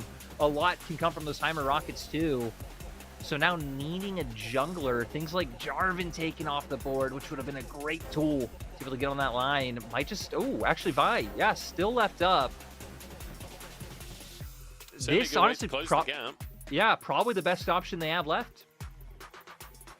So we'll see if Hacker can make it happen. The one downside of Vi, if the rest of the team isn't on board, you really can sort of sell yourself down the river. Hoya goes for the Poppy as well. Definitely a shutdown pick here. Good against the Kalista, good against the K'Sante, good against the Vi as well. A really nice final pick here for Hoya. I mean, TT's comp is just rounded out so well, right? Again, they have, especially two in the Hui and the Varus champions, can play up through like great range. You have the Heimer there to enable it too. You now have the disengage and peel coming out from the Poppy. Of course, the ult from Xinjiao brings that. So it's a composition that's really aligned on what it wants to do. Ultra Prime rounding out with the engage they need to try to find the fights that they want. We'll see if they can. Stressed faces on the TT players there on the cameras. They know the pressure that's on them here. They've got to try and turn this series around. Ultra Prime looking like the clear better team in game number 1. But with this wacky draft coming on through from TT, can they make it number 2? Can they take down this weird Heimerdinger support from Chocho? Can they take on the Hui in the mid lane? Can they take on the Poppy up top? That'll be the question. Ultra Prime with it all to play for here. A 2-0 could change their fortunes in the LPL. Yeah, going to be looking at what they could do. Both these teams need this win to move up and try and be in that contention for playoffs. Ultra Prime already on game point, looking more lively in game 1, giving us the glimpses with Yukai and Doggo. But like you said, I'm excited to see what TT have been able to cook with this draft. It's been a weird one. It's been a wacky one, and we'll see if they can turn it into a win as well. It certainly feels like a solid sort of counter draft But whether or not they can pilot it will be the question. Ultra Prime immediately move into the bottom lane to deny these turrets. Exactly, knowing how Heimer wants to play and try and guarantee that control early on. They're not going to let it happen. All 3 members down here. Jway happy to trade health for this. Can just go for the reset now to heal back up. Chocho slams another turret, but at least they've denied anything going too deep in the lane here. And with Kalista in the bottom side as well, Chocho can't really walk too far forwards to place turrets, because the threat of the all-in is there. This is Chocho's 3rd Heimer game ever. He's sitting 1-1 right now with the champion so far. It's, of course, our first Heimer support of LPL this split. So a lot of fun things to see what Chocho can do. Again, with Kalista's short range, those turrets really can just be such a hindrance. Still, could be pretty hard to land the grenade on such a mobile champion. So I think a lot more of your kill threat comes at level 6 when the Chains of Corruption are online. See if they can find the angles. We certainly have ranged pressure in this matchup. Nice arrows from 1xN to start the lane off in both targets. And one thing Heimer usually will be able to buy you is priority. The turrets just help push the wave so effectively. Hacker, he wants to ruin this lane for 1xN and Chocho. He's going to go all the way around Chocho and 1xN. They don't know it's happening. He's waiting for the minions to get past, and now he'll move in. He's going to force at least a flash here. Both flashes come out from the side of TT. Jway did use his as well to try and get a handshake, but all in all, you're happy with that from Hacker. Yeah, I mean, now two immobile squishy champions, it's going to be very easy to look for a return gank. And even if you don't, right, now just having to play the lane differently without vision, without having Baytron around, they know they should be safe at least for the moment, but it's gonna be rough now, not being able to safely get the pressure that you would want. Yeah, level 2 gank from Hacker. It feels a little cheesy, honestly. I feel like we never see level 2 ganks anymore. It's sort of gone out of fashion a little while ago now. Hacker making it work. And, you know, the fact that it's out of fashion is what makes it work to some extent. Yeah. Like, players don't expect this kind of thing because it's not usually done anymore. I can't remember which MSI it was, but there was one with a C9 versus RNG game where I remember Blabber just like ganked top at level 2 or 3, immediately walked and ganked mid and ganked bot, and no one was doing it at the time. So it worked beautifully. Like RNG, and, you know, just couldn't, like, they're like, what? No one does this anymore. So you're right. Just even things that you can do in the game for so long, when they kind of fall out of trend, if they come back in, you can just have a way of catching someone off. It's one of those things as well where it's like, you know, ganking bot may be suboptimal in the grand scheme of just your jungle matchup. You may fall behind in terms of clearing your camps. But in the grand scheme of stopping Doggo and Jway getting absolutely annihilated by this heinous double-ranged bot, it makes a whole lot of sense for the team. Damage coming out from UCal mid as well as he pushes another wave in. But speaking of the jungle matchup, honestly, Hacker's not even that far behind. He's finishing his grab now, and he'll be able to go for the grab. Yukai's nearly dead. I am so surprised at how hard Yukai's winning this matchup. You know, I definitely don't think this should be as Hwei favored. Great job on just landing the EE into the queue there. And now, though, focusing only on bot. Great heavy trades to set up for the dive to be able to come through. Are they going to be able to find the dive is the question. Baytron Yukai going has to his move in. TP. Jungler's not here. Jway dodges the spear. And that'll be okay. They'll survive.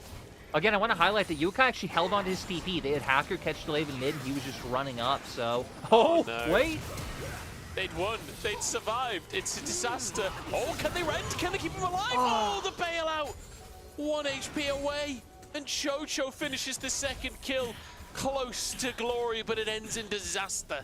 Sadly, just the overstep, and it just feels like it's always that when it comes to Ultra Prime. They got through the situation, but Baytron sticking around, they find it.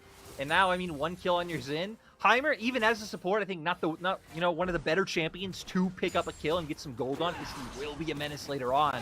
We're gonna see what happens here if Jway, I mean, just walks up, takes the W. Not much you can do here. It looked like they might be able to turn it around with the turret shot coming through, but dies instantly, and then Chocho with the turret, and then the W, able to finish it off. Really nice Q from 1xN there. Hits Doggo as he goes forward, which is why it It looked so disastrous, it looked so miscalculated, but the arrow chunks him just as he's about to go, so... Unfortunate for Doggo and for Chwei, now behind in this bottom side.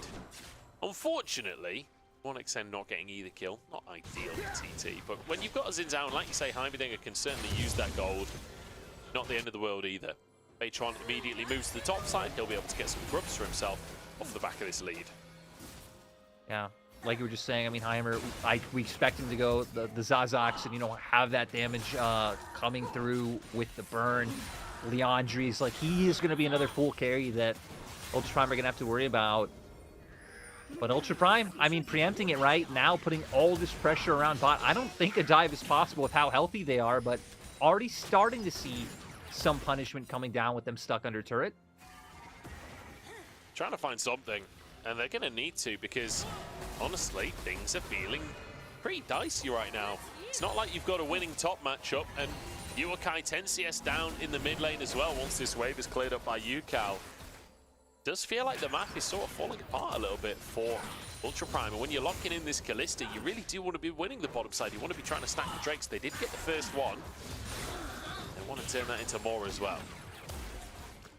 And like you said, I feel like TT's comp overall kind of countering what Ultra Prime set up to do early in the draft, which is only going to make some of these lane states that you're talking about even worse the longer the game goes on. A lot going to be up to Hacker fighting the engages, and a lot especially going to be up to Doggo, as, you know, the only consistent source of DPS on the team.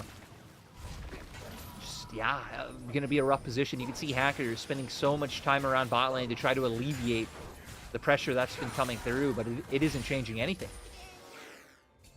No, certainly not. And I mean, how do you play this lane as Kalista against just so much long-range harass? The arrow's going to be coming through from 1xN, the rocket's coming through from Chocho, and even if you get to move forward aggressively, especially after level 6, wait a second, is Hoya about to find a solo kill onto Decade? He's getting real close. Decade has to back away. But yeah, after level 6, Chocho can just slam a Mega Turret as well, so as you dive forwards, you just get chunked out. It feels so difficult to play for Kalista. Yeah, and I mean, the Varus just sets up the Heimer so well to land his skill shots, but Hoya now might be in trouble, has flash. Oh no, can't land the ultimate. The slow is there, but he's rooted and taken down. Decade will grab that kill. 100 HP for him as Baytron tries to answer. He's in a 1v3 and he's kind of winning it right now. Drops the tether. It's the recall has just come through from Decade in the brush, and he's actually going to get away with it. Yeah, Escape's not able to kind of sniff him out and be able to find that kill. They do manage to get some flashes on the way out. So not the end of the world for TT, but nice for Ultra Prime to find something back. It's just going to go a little bit into investing that they do have an even stronger front line with Decade. So a lot going to be made to that. But at the same time, TT do have so many damage dealers. So I don't know if that's going to mean too much at the end of the day. Threatening a dive here are Chocho and 1xN. Doggo using the cleanse instantly on the Varus ultimate that came through. Just trying to dodge whatever harass he can. And now that we're starting to see Serrated Dirks coming on through, now we're starting to see Chocho building some AP as well. You can anticipate that this CS lead might start to build up in favor of 1xN. Able to push these waves in and try and deny as many minions as possible each time. Still, Ultra Prime's bot lane doing such a good job being able to keep up in CS. Yep. And it's actually kind of weird so far that we haven't really been seeing any, like, either team hugely challenging each other, right? It's kind of both junglers leaning over to enable their bot lane on you know, whatever turn it is of them pushing. But so far, just trading neutral objectives and being fine with the map state so far. I think Ultra Primes are going to be the ones feeling a little bit more pressured to get things going with what feels like might be a lack of damage the longer the game goes on. And now they're finally getting those ultimates. So there is some strong potential there, especially if Chwei can find a big turnaround with his ult. See if he can. You kind of just want that to happen though, don't you? Like, yeah. I feel like I want to see a bit of action now from Ultra Prime. There's a point to which, like, this feels like a very, very difficult game the longer it goes on. I feel like you got to try and start something. And Hacker started it off strong with the really early gank down bot, getting both flashes. I was kind of disappointed to see no follow-up play. There's another Varus ultimate, another summoner from Doggo. Good reactions to dodge it, but still a flash down, and that's as Drake spawns onto the map. This is the objective we talked about Ultra Prime wanting to stack up. They've got no chance. No, and I mean, now no flash on Doggo. You still have ult for Chocho as well, whether that being the turret to provide more DPS in the area around Drake, or the grenade to prevent them from being able to run forward. Feels like they still have the options. I don't know how they're going to contest this. Doggo's still not here. He's moving in as fast as he can. There's a blast going there as we're just going to commit for the Drake. It's down to an auto attack. Beitron got that with an auto and gets a kill onto Hacker as well. And Ultra Prime, I mean, I don't feel like that was a particularly contestable fight, but the fact they committed a TP as well and still lost the fight, it's an absolute disaster. I feel like it's going back to like you were just saying, right? The longer this game goes, the harder it's going to get. It feels like thematically TT kind of counter what they've set up. They have a lot of range. They have a lot of damage. Maybe just feeling the pressure of, hey, we got to get something going right now, where this game is going to be too hard to turn around later on. And sadly, just not able to pay off. Now, 3K gold lead for TT. Going to be able to get more of these grubs. It's just getting unattainable for Ultra Prime. Yeah, it's getting a little bit ridiculous, to be honest. Over a 2,000 gold lead is Decade. You just can't trade with Poppy at this point. And the second you try and use any mobility, the W will come out. Okay, Hacker, I see you. Manages to steal one grub away. Denies the 6, and you get the double XP for the first grub as well. So there's a little bonus on top there. Yeah, first one quite nice. We're going to see here trying to go in to steal this Drake. I mean, both smites come down, and it comes down to an auto, like you said. Beitron finishing off. Good Renata ult from Jue, but at the same time, I mean, Hacker was already in too deep and had to go down with this failure, being able to secure that one. To pay for his mistakes, Munch. Yeah. And mistakes there have been. Look at the item differences now. I mean, across the board, first items for members of TT, only the Malignants for Uakai.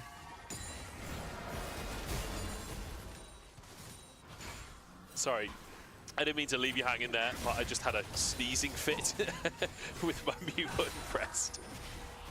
But I'm back, I'm alive. It's a 3,000 gold lead for TT. And honestly, you know, I was pretty critical of TT in the previous game on how they were playing around objectives, just sort of milling about. If there's one thing that Heimerdinger's really good at, it's just milling about. Yeah. I feel like what you want to do is just set up your turrets and kind of just mill about. Maybe this is the secret to TT's success this year. Oh boy, Beitron threatens the dive, and immediately Doggo has to respect it. That's a tower taken. And just in time to get the last plate as well. Ucal could be in trouble. The root comes out from Uakai. Can we finish the job off? Big damage onto Ucal. He flashes away to safety, but Uakai follows it. Threads the needle past Beitron as well. Another root lands. This is going to be 2 kills. Finally, Ultra Prime get themselves onto the board. Great punish coming out from Ultra Prime. Uakai managing to get that first one now. Going to be able to see what Hoya can do. Trying to set it up onto Doggo, cleanse onto the stun here. Hoya flashes forward, and he'll finish the job. Nicely done here. Chocho grabbing himself another kill on the Heimerdinger. Finally finding a bit of reprieve for Ultra Prime, and immediately it going back in the other favor. So sure, kills going both ways, but TT ultimately the ones who are able to pressure this mid lane turret. And I mean, they got 5 grubs, right? So they do have some mites that they can work with. And okay, you know, we can see mistakes being there for TT that Ultra Prime could definitely punish, but still being in their favors. We're going to get a replay of how this all started. Ucal wanting to try to reinforce his bot lane, having push, but it's gone out by Uakai, willing to follow up. A lot of flashes are committed, and I'm a bit surprised that Uakai was able to find this one. Flash with the Mantra Q gets him right on the edge of the ability, and then Beitron left in no man's land. The TT bot lane not being able to get here to supplement any faster. Pinpoint accuracy on the Mantra Q, kind of making up for the laning phase a little bit as he's 20-30 CS down at this point. It's will be Ultra Prime managing to find themselves a Herald as well. I don't know what happened during the replay for them to be able to acquire anything, to be honest. Drake spawning onto the map as Dre is chunked out. The little micro rockets flying on through as well. This is going to be a tower in the mid lane for TT, and it might just be more as well. Hostile takeover forced out, and that should pretty much guarantee the Drake as well. Yeah, now 3.5. Take gold lead for TT. They're still keeping it up. We do see Yukai at least should be able to pick up this turret in top. It looks like Hoya is going to make his way up, but shouldn't be able to do anything in time. So Ultra Prime trying to catch up in regards to gold. We finally have Iceborne Gauntlet on Decade, finally have Sundered Sky on Hackers, so they're getting up there in the item departments, but still, TT are just pulling further and further ahead. I was surprised Hoya didn't commit harder there, honestly. I feel like Yukai just walked right in front of a wall. Maybe be able to get a big trade off, but respecting it, doesn't want to go for a fight right now, wants to be available to TP should the Drake kick off. But it's just going to be going to them. The fact is a Hextech soul as well, so they could play fast this game. Hextech Rift always increases the tempo of the game. You can reset and get back to lane that much faster. I feel like Hextech Rift is like a nerf to TP almost. Yeah, you're right. As opportunity comes out, and I'm actually wondering, like, how fast this TT comp will do Baron, right? Because you have a lethality Varus, but Heimer's incredibly... Is Hoya going to be fine? No, he's not. Decade just used his full combo on the wave, but here we go, all out onto Hoya, trying to pull him away from the tower, but he just bats him up and sends him back in. Hoya survives. Now, are they just going to go again? Are they just going to try this again? They're going to go underneath the tower trying to get Hoya. I don't know if this is a feasible dive at this point, as Decade's going to go down. The bailout trying to save him, but Page1 will survive. I love that. I love that. That was great. TT are like, well, we're just going to do it again.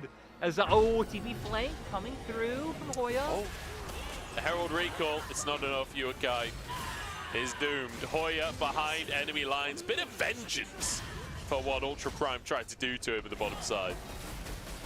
TT now, I mean, they're going to have such control over this game. It's one of the things you have to respect about Ultra Prime, though, is, you know, they are kind of digging themselves further and further in the hole, but I respect the effort of not just trying to bleed out slowly in this game. But we're kind of looking at Hacker now and what they're going to be able to do with this Rift Herald.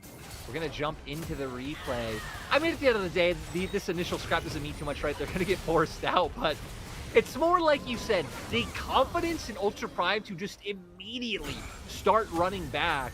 I mean, we even saw Hacker just using Q there because they want to get this done as fast as possible. Puzzling decision at best, one would say, Mr. Munch. I just think, like, the fact that they got on the tower, they hit everything. But, like, what damage do you really have as Vi Cassante for the Renata? And I love this answer from TT as well. Just go into their jungle, head them off, don't allow them to retreat again. This Decade is in all kinds of trouble. The Hextech micro rockets come on through, and Yukai flashes to finish the kill off. Yeah, I mean, just doing exactly what you just said you like seeing, right? Walking into their enemy jungle, cutting them off, and finding the picks, doing it back to back in different quadrants. Now they're going to be able to keep this push up, and I mean, looks like they'll back off for now, but let's remember, especially if Baron ever comes to play for this team, Varus arrows play in the range that he has to play with. Heimer with the rockets, like, really, it's going to make farming under turret and catching these waves so hard for Ultra Prime, even with something like a Karma that should be able to deal with them fairly well. Yeah. Ooh. Oh, I just don't know how you ever... Yeah, I mean, yeah. I don't know how you ever, like, face check into this team. Feels completely impossible, right? Like, I guess Decade maybe can. He can try and survive. I feel like he needs a Kading Rooket at some point. Because this Heimerdinger is going to do a lot of damage, as well as the way. Yeah, I mean, those, right? A large portion of the damage you're going to be dealing with is that magic damage coming through. I do got to say, though... Hollow Radiance or something. I do got to say, though, like, just thinking about this game holistically, right? A lot, I feel like, helped TT get through this game was having those 3 winning lanes early on. We saw, right? Yukai, Hoya, and 1xN and Chocho were all just naturally winning. Ultraprime tried to circumvent that with the early gank bot from Hacker, but it didn't mean anything at the end of the day once Beichuan got involved. Lyric, it's not often I say this, but I feel like we are witnessing an absolute draft kick. Oh no, I don't think he meant to click that. Yeah, okay. No. He was trying to CS. He was just trying to CS and he clicked backwards and the Herald happened to be underneath him. Disaster. I mean, I don't think the Herald was going to get much anyway, but yeah, I feel like we're witnessing a bit of a draft kingdom here in game number 2.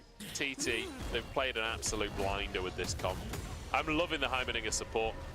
It's, you know, it harkens back to creative picks like, you know, Rammus AD carry that we saw earlier in the split, although slightly more successful. Beichuan jumping straight onto Hacker. He's committing into the 1v3 here as UCAL tries to support from a distance.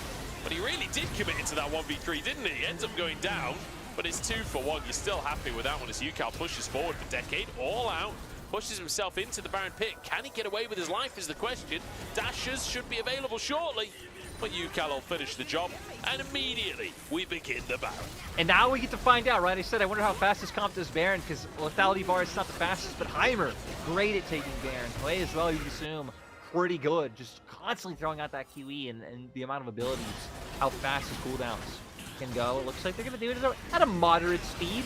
But now, I mean, the pressure on the map is going to be so much coming from Thundertalk. We're going to see how this all panned out. I was a little bit surprised that Ultraprime were willing to turn on the Xin Zhao. Sure, it's a 1v3, but a lot of them are low. He buys so much time with his ult here. And then just look at these abilities raining down from Chocho and 1xN. UCAL going to be constantly throwing out that AoE too. I've just noticed a massive synergy there between Hui and Xin Zhao. The fact that Xin Zhao forces the AD carry to walk forwards to get damage, and then the crushing maw came out from UCAL and hit all 3 of them and just completely crippled the rest of that fight. Like, at that point, there's nothing more you can do. Really, really nice synergy coming out there from TT. And that's 9,000 gold lead. That'll be the 3rd Drake that they grab for themselves as well. As Hoya and Chocho don't even need to be a part of the Drake. They're just pushing that vision line further forward. Make sure that you, Ultraprime, cannot even consider contesting. Maybe even hoping for a pick. I don't think they're going to find one because I don't think the Ultraprime are in a position to even look for a pick.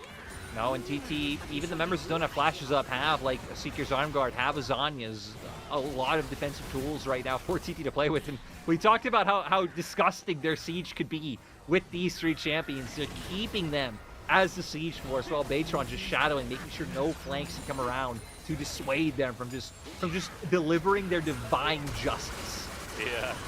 Here we go. Ultimate's blasted out. Chocho, the target, turns golden to buy himself a couple of seconds. Decade pulls him back in. A Q3 and an all-out onto Hoya as well. But that's pretty much all the damage we've got to bring to bear. UCAL takes a chunk from Uakai. Perhaps this can keep on going. The siege, I think, may be broken. Is now onto 1xN as well, forcing a flash there. Ultraprime, can they win a fight? It's going to be Bailout coming on through, but it's not enough. Hacker gets onto the backside, finishes 1xN for the rest of the team. They've given up on the play, and Hacker's suddenly alone. UCAL turns golden. He's committing onto...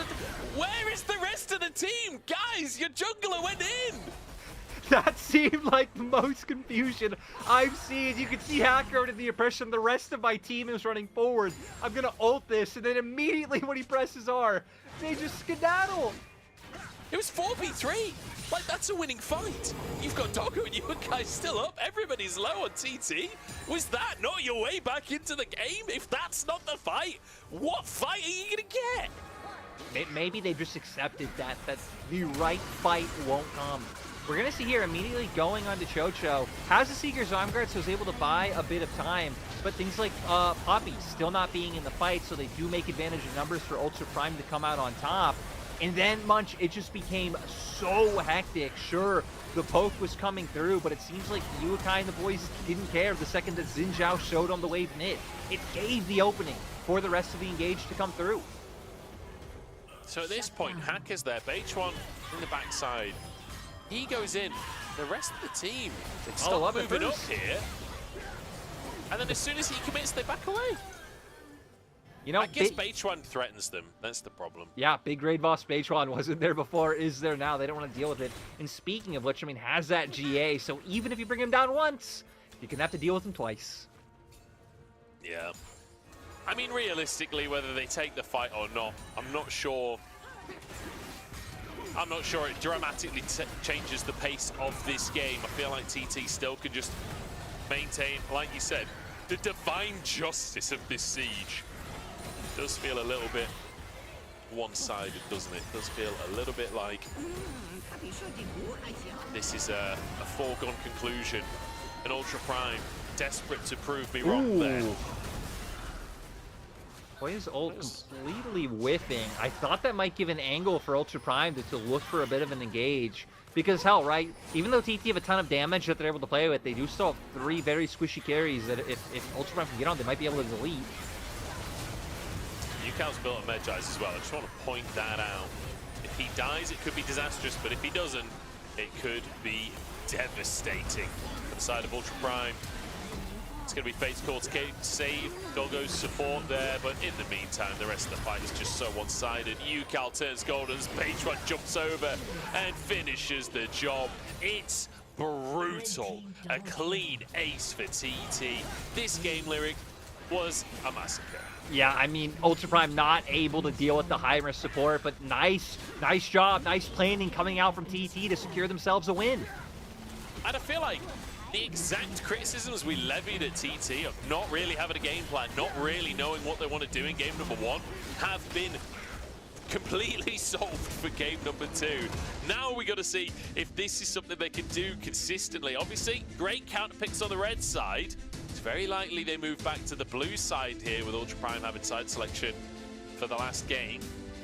Oh, I mean, I suppose maybe Ultra Prime want to go on the blue side. We'll have to wait and see, but either way, TT, fair play to you. Great hyper pick, great angle there, and they've managed to get themselves a win. Fair play. Yeah, and again, like you said, I feel like not only having winning lanes, but having like a comp that thematically countered what the opposition had, just really nice to see from TT to bring us back to 1-1. Yeah, well played by TT. We're going to go into a break, and then we'll see how this series will conclude.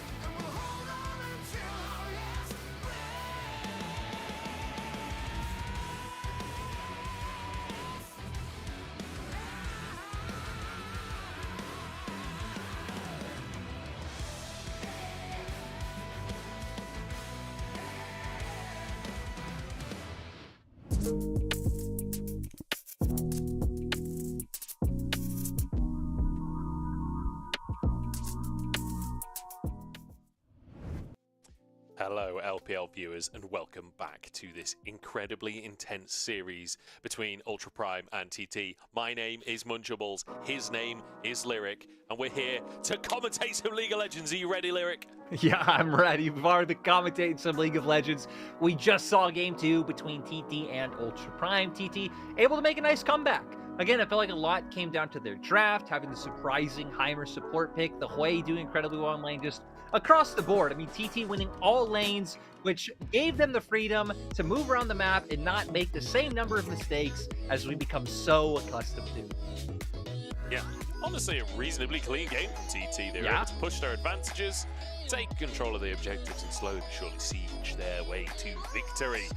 And, you know, Ultra Prime looking a bit lost in that game, but realistically in that draft, I don't know how you look anything other than lost. Like, I really don't know how you meant to play that game out against a comp like this. So we'll see what they can do to change the draft in game number 3. Is it a Van Heimerdinger angle? No, definitely not. And like, right? I mean, committed into the short range, kind of engaged centric comp so early. It opened up for these picks to come out later on. Chocho, of course, picking up the MVP. He was picking up a lot of those kills early on, just being such an annoyance to the players on the side of Ultra Prime. And, you know, again, it's nice because we didn't expect the flare to be coming out from TT in terms of their drafts, but they brought it. Yeah, great to see. Great to see that they're bringing these interesting picks. They're bringing something different when, honestly, after game number 1, I was sort of losing hope for TT. Good to see something more coming out from them. And I hope that they can turn that into more for the 3rd game as well. It's all going to be down to this draft. TT, we're on the red side in the previous game. We'll see which side everybody is going to be on here. Just looking at the lighting behind them, I'm saying TT's on the blue side. Well, you know, I guess it'd be a pretty good guess. There's also match their jerseys as... I wonder what that sign said. I don't know if I'd associate those eyes with Chocho, but now that I'm seeing Chocho, maybe I do. Well, maybe that fan knows Chocho better than I do. Maybe. I mean, have you met the guy? Oh yeah, man, I don't feel like you know the real Chocho. You know, one deep down. But then maybe neither does that fan. Maybe they watch his stream. Does Chocho stream? I feel like Chocho probably does. But you know, the colors are wrong. Ultra Prime back on the red. So we are going to go back to like where we were in terms of game 1. Bans are changing from what we had in game 1 though, because on that side, TT did ban Varus this time around, replacing that with the Xin Zhao. And still, again, a lot of respect being paid to the other team's kind of mid lane pocket picks coming in, not wanting to give those ones over. So, Renata was the first pick last time around. I don't think we're going to do that again. It's going to be Hui instead. And we'll see what Ultra Prime are going to go for to kick things off here. Like, are you willing to go for the Kalista again? Is it too risky at this stage? Because it feels like TT did find, if not the, then an answer to the pick. I think it'd be possible. I think you'd have to round out your comp a little bit differently, but there's no reason to do that when you still have other things up. I'm a bit surprised the Senna locking didn't come. Hell, even if you just swap sides to being the Varus side of the matchup, at least then you're kind of matching Hui's range with your own. But the Senna is something I'm liking a little bit more. I feel like we've seen teams do incredibly well with the Senna over these past few days and just really being able to enable the rest of your team in these team fights. Now it's up to TT and how they're going to answer. If they go with the Kalista Renata themselves, you're going to have a lot of strength in that bot lane 2v2, and it's going to kind of give their comp a couple of different dimensions, kind of going against that Hui in the mid lane. All right. Interesting to see it all swapping around here. Doggo and Jue being the more passive side of the lane. I will say though, I believe it was Senna Tom Kench, I think, that they were getting the double kills onto Light and Crisp. Senna Nautilus can certainly work out as well. Yukai going with the Azir. We're headed towards somewhat of an Exodia comp here for Ultra Prime when it comes to the scaling and when it comes to the team fighting. Yeah, you should expect a lot more tempered of a game coming from Ultra Prime, which might be a scary sentence for Ultra Prime fans, because again, they don't really temper themselves down. If they're winning, they keep going. If they're losing, they keep going. But now, second phase of bans going to be taking away some of the generic top lane picks. Ultra Prime, I mean, they still have so many ways they can run out of their composition, right? I feel like if you throw a Maokai in the jungle, it looks incredibly strong. If they could, I was going to say if they could have ended up getting their hands on Xin Zhao, would have been great, but that obviously taken off the table. I feel like it just feels so easy to round out on 4-5 to where TT, maybe a bit more complicated. Again, you have the Kalista, which can buy space for the Hui, but you're definitely going to need some kind of jungler that can interact with that and allow them to just decimate that bot lane matchup. I wonder what Hacker's going to go. Whether he'll try and just sort of shadow that bottom side, or whether he'll try and play strong side top for the Grubs. I'm seeing the second rotation. Like you say, it's going to be all about the jungle matchup and what they can do. The Poppy banned by Ultra Prime. Honestly, I thought that they would maybe consider that for Decade, considering they're against the Kalista this time. Yeah, right? Yeah, would have been on... I guess not... I mean, still, even with only the Kalista hopping around, that'd still be a great denial pick, and I was just providing Furious and Azir. I'm curious with what they'll go here. I would more expect a jungler to come out on 4. I think not a whole lot of great options left that pair with these quite well. Again, we kind of already hit on something like a Maokai earlier.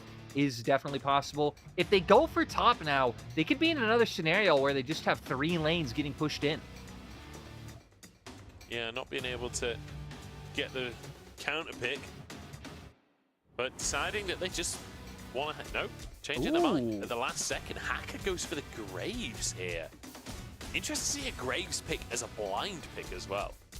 Yeah, going for this one. I mean, it's something we've seen him play already so far this split, but now it's going to come out to TT with where they want to answer. I love the choice of leaving top 4 last pick so they can try and get Prio somewhere. TT, I wonder if they'll just be the team that ends up locking in that K'Sante. I think it'd make the most sense again. Udyr's taken off the table. You could preemptively try to just get the Aatrox to have the stronger set of the matchup, but that does open up for other picks to come out in the top lane to go up against that. So this is the much safer option. It certainly is. So the K'Sante goes top. What do we go for here for Decade? I mean, he's played things like the Aatrox, the Jax. It looks like it will just be the Aatrox locked in. So pretty standard matchup up in the top side. And aside from the Graves, we've got a very standard, very sort of late game focused composition from Ultra Prime. And then for TT, much more early aggression. Multiple carries here with the Viego in the jungle as well. A lot of threat in Beitron's hands. Exactly. I feel like when you look at TT's comp, the first thing I think of is like how it can like thrive in chaotic skirmishes and being able to split up the fight with things like Renata's ultimate, Hoya using the all-out to drag someone somewhere away, setting up for Beitron to find those resets, where Ultra Prime definitely wanting more of a formation, definitely wanting more of a front to back, and also not as many opportunities for the Graves to find ganks or action early on in my mind. Not a whole lot of CC to set him up, only down in that bot side from the Senna and the Nihilist. But in this meta, that might just be enough. It certainly might. This will be the 11th unique jungle pick for Beitron this split. We're only in week 4. Yeah. Beitron really flexing his muscles in the jungle, playing just about every pick under the sun. And you look through the list, none of it's that crazy. None of it's that out there. Just managing to get his reps in on just about every single pick available. You know, I don't know. It's not working out for them, right? But clearly, just trying to find something that TT can pick up a win on. Yeah. Looking for the opportunity. Maybe Viego is the answer. It's against the Graves here from the side of Hacker. Let's see if it's going to be enough to find them a win. Who knows? TT versus Ultra Prime. It's gone to 3 games in the way that it was always destined to. And we'll see which team can finally finish this series out. We're headed to Summoner's Rift for game number 3 here. We'll see who can finally finish the job.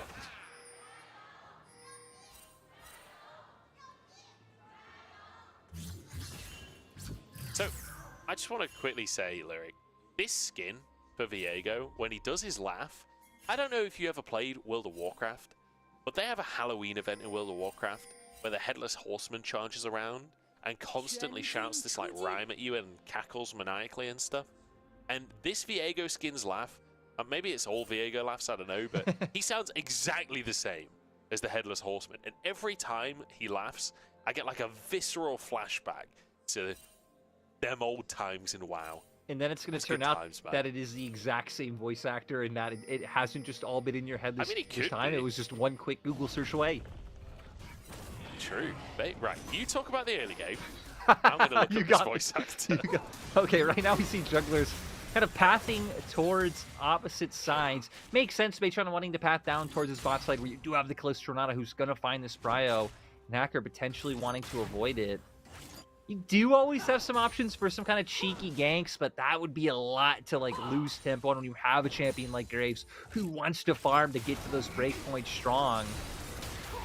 A lot going to be on just kind of covering his lanes and making sure he's getting to his item breakpoints himself. Again, Ultra Prime, though, has not been a team that we've known for that level of patience. No, it certainly hasn't. They've been a team that are very willing to go for it. They're very willing to try and contest. But honestly, when you see these kind of compositions in the hands of teams like, you know, Top Esports or BLG or JDG, they don't necessarily just wait and scale. Like, quite often, if you give them an opportunity, they will find a way to fight. Stop it.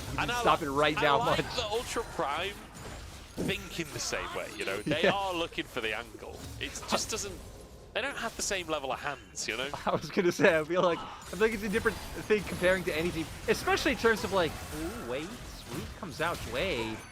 I'm surprised that the discipline not flashing there, confident that he's going to get out unscathed. But that was a close call. It certainly was. I just want to quickly point out as well, double Doran's item, sorry, on Ultra Prime here. Oh yeah, you're right. Far, a reasonable amount of CS for both of them. I think it will be fasting center in the end as Yukai. He's again kind of bodied in this matchup. Yukai is loving the way today. Yeah, he's doing incredibly well and just able to find these trades so consistently, not afraid to walk up. Always hitting those whether it's QQs or QEs right on the edge when Yukai's walking up to farm. Hacker, okay, not going to be interested in this play in mid. I guess he knows that Baytron would be on the opposite side picking up that scuttle as well, so could just break out into a 2v2 that TT would definitely be in favor of winning. There we go, Baytron trying to make a play on the bottom side. Flash and heal used by Doggo. He will survive, but good pressure. And this is what we talked about in the draft, right? What are we going to lock in on the side of TT to put pressure down to make sure that this Kalista Renata can really have all the pressure that they want? The answer was the Viego, and so far, so good. Hacker invading, literally waiting for the camps to come up so he can instantly take them. Is it instant enough is the question. No smite available for him. Needs to, one more shot will get the wolf. Baytron had the smite, but he couldn't quite get in range. Hacker walks away with his prize. Yeah, the only lane they drafted with Prio, despite being on red side, was this top lane. So it's really going to be the only avenue where Hacker can look for these sorts of invades. Might be able to give them the presence they need to try to play for grubs. Doggo now, shadowing mid. We've seen a lot over the past week since coming back from Chinese New Year break of these Sennas kind of making their way around the map, collecting souls elsewhere from just hitting very easy melee targets. So it wouldn't be surprised if we saw Doggo even just lean up with Decade at some point. But for now, seems fine shadowing Yukai. He's trying to be sneaky. A Senna Soul did pop out of the previous wave, so I don't think it's as sneaky as he thinks it is. But just going to be trading back and forth here as Chocho has moved into the mid lane as well to make sure that nothing goes too pear-shaped for you, Cal, here. Trying to get the crushing more, but we'll find a little burst of damage onto Yukai, who, it has to be said, is really struggling in this matchup. Yeah, not having a good time whatsoever. Still, though, at least for Ultra Prime, they are going to be able to use the fact that the top Prio, that they've moved Doggo up the top side to guarantee themselves some of these grubs. You know, early on in the first few days of LPL, I was a bit of a grubs hater, but I feel like it's because we didn't see teams really know how to utilize them well. And as time has gone on, like, my God, just keep giving me a team with 6 grubs and getting that army of mites. Six scrubs with 1 Baron just does so much on a push, it's ridiculous. It's the fact that the mites will then tank a bunch of tower shots as well so that your minion wave survives, so you can just keep pushing. Exactly. I think that's the big value. It's not even about just the tower damage. The tower damage is nice, don't get me wrong, but I feel like the mites tanking is so incredibly valuable. And so far so good in that regard for Ultra Prime. And look, if you get a lock in at Graves, it's really the kind of Yeah. style you're playing for, realistically. We will see if they ever get into that position, though, because, again, struggling in the bot 2v2, struggling in the mid 1v1, this is what really detracted from them being able to do much. Hoya. I don't know if he's trying to contest the crab, if he H1's wants to go here. for a fight here. I think Hoya got the crab. I'm not really sure here. All Out comes on through. Decade with the World Ender. But Hacker's just not going to help him out. Does not want the 2v2. And backs away entirely. Ultra Prime did get the crab in the end. I've no idea who picked it up. Yeah, I mean, it wasn't picked up with Smite, so it was either Decade or Hacker just able to pick it up with an auto. Still, though, nice bait by Hoya to make that play work, knowing that even if Beitron wasn't right there, he was close enough by to react in the end. Means that Decade's not going to be able to pick up that wave, but hey, Hacker will be the beneficiary of, I guess, what was only 1 minion, so it won't mean much at the end of the day. Yeah. But the kill is certainly going to work out. Oh no, the ult doesn't land, and Yukai, the spiraling despair. And I'm not just talking about the ability here. I'm talking about the hopes of this mid lane matchup. It's over, a 10 CS lead, and another wave will be crashed. No TP here for Yukai. This is getting brutal to watch. Yeah, and like you said, it looks like he just outright missed the ult instead of Yukal stunning him like right as he was going for it and maybe stopping him from moving as far forward as he would have wanted. I'm sure we'll get clarity if we get a replay, but it definitely looked like just a misstep on Yukai's part. Tough one here for Yukai. We'll see how he continues. I just want to update everyone. I did have a look into the voice actors, and unfortunately, they are not the same person. It's Sean Teal voices Viego, whereas it was Carlos Larkin, apparently, who did the Headless Horseman in World of Warcraft. So, there you go. I don't know if anyone actually cared about the follow-up there, but I did. So I let everyone know. You know, it's all right. We can get confirmation on that as well as getting, you know, the confirmation of the series at the same time. So that's what we want. We want unity in life's discoveries. Wow, you made that sound profound, even though I know deep down that it wasn't. And I appreciate that. I feel like that means I'm at least doing my job right sometimes, so thank you. Yeah, working on that presentation, being able to sell just about anything at this point. Oh dear, here we go. You count with Prio mid. Wants to try and invade onto Hacker, but sees better of moving in. Hacker just trying to farm up a Storm as much as he can. Cal perhaps a little preemptive on the wave clear there, but he's being very cautious with his positioning here. Knows that the enemy bot lane can move up. Chocho's moved in as well to help him try and push this wave. Grubs are up in 20 seconds, and that's why TT have so much presence in the top side. Yeah, TT are just going to keep going, kind of trying to look for Hacker right now. They're aware. Ooh. Yukal might be able to find this if he can land a CC.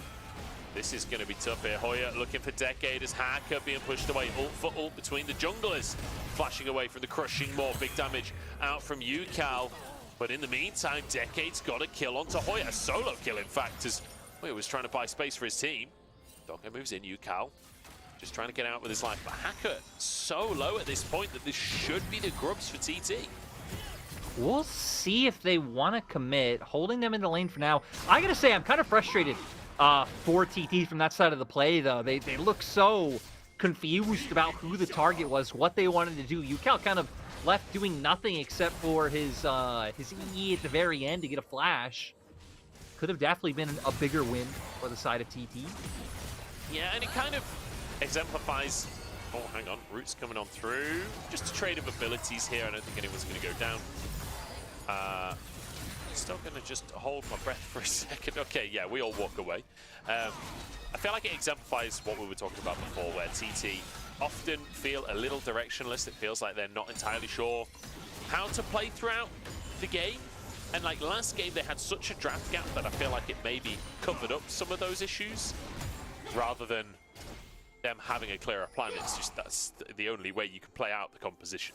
Exactly, right. And it just like you hit on earlier, there's no call beforehand of like, if Hoya's going to ult Decade, we go to Decade, or we know Hacker's here, do we go on Hacker? It's just not a whole lot of being on the same page there. Still, they were able to get the 3 grubs. It does leave Ultra Prime to the resets with picking up this Dragon. So TT going to have no real way to respond. And kind of interesting game so far, where just a lot of trading coming through, not a whole lot of action being approached by either side.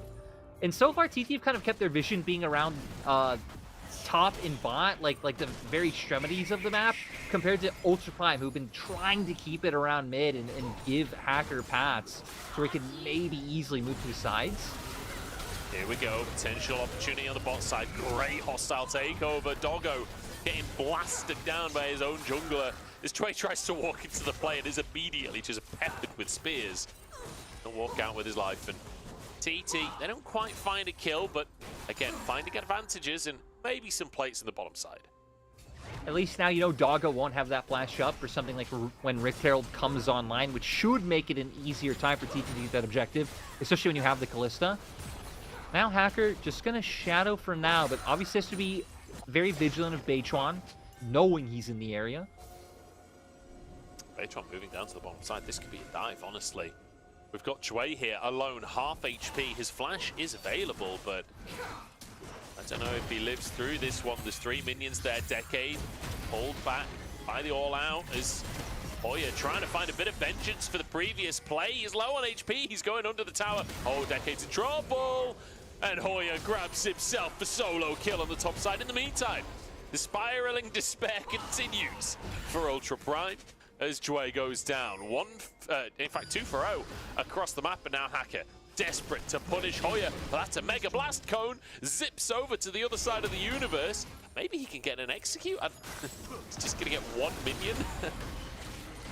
Yeah, I don't know. I feel like maybe just run at the base at this point, but maybe you're Cassante and you can just get away? No way does he actually get out with this one. The smite comes out to try and get the slow. The dash should be available any second now. The shield comes on through, but the root is there. And they'll finally bring down the raid boss that is Hoya. I mean, right? Plated Steelcap's Bramble is such like an annoying first start of items. Especially before the double AD, the double lethality even, who are going to run him down. I mean, hell, Doggo hasn't even finished any sort of lethality item, just sitting on 2 long swords with the Doran's Blade. So not a whole lot of damage there to even be able to finish that one off. We're going to get a replay of what happened top side, jumping in, able to find this initial damage. And, oh, even just connects to Q3 to get him out of range. But this is where it gets surprising, and I feel like we're seeing this so consistent, right? Where trying to find a trade back with the edges of those Qs, but he ends up opening himself up to just get solo killed in the end, when he probably could have just walked away to begin with. Yeah, a little over-aggressive. Jue, I don't know why Jue's face-checking that.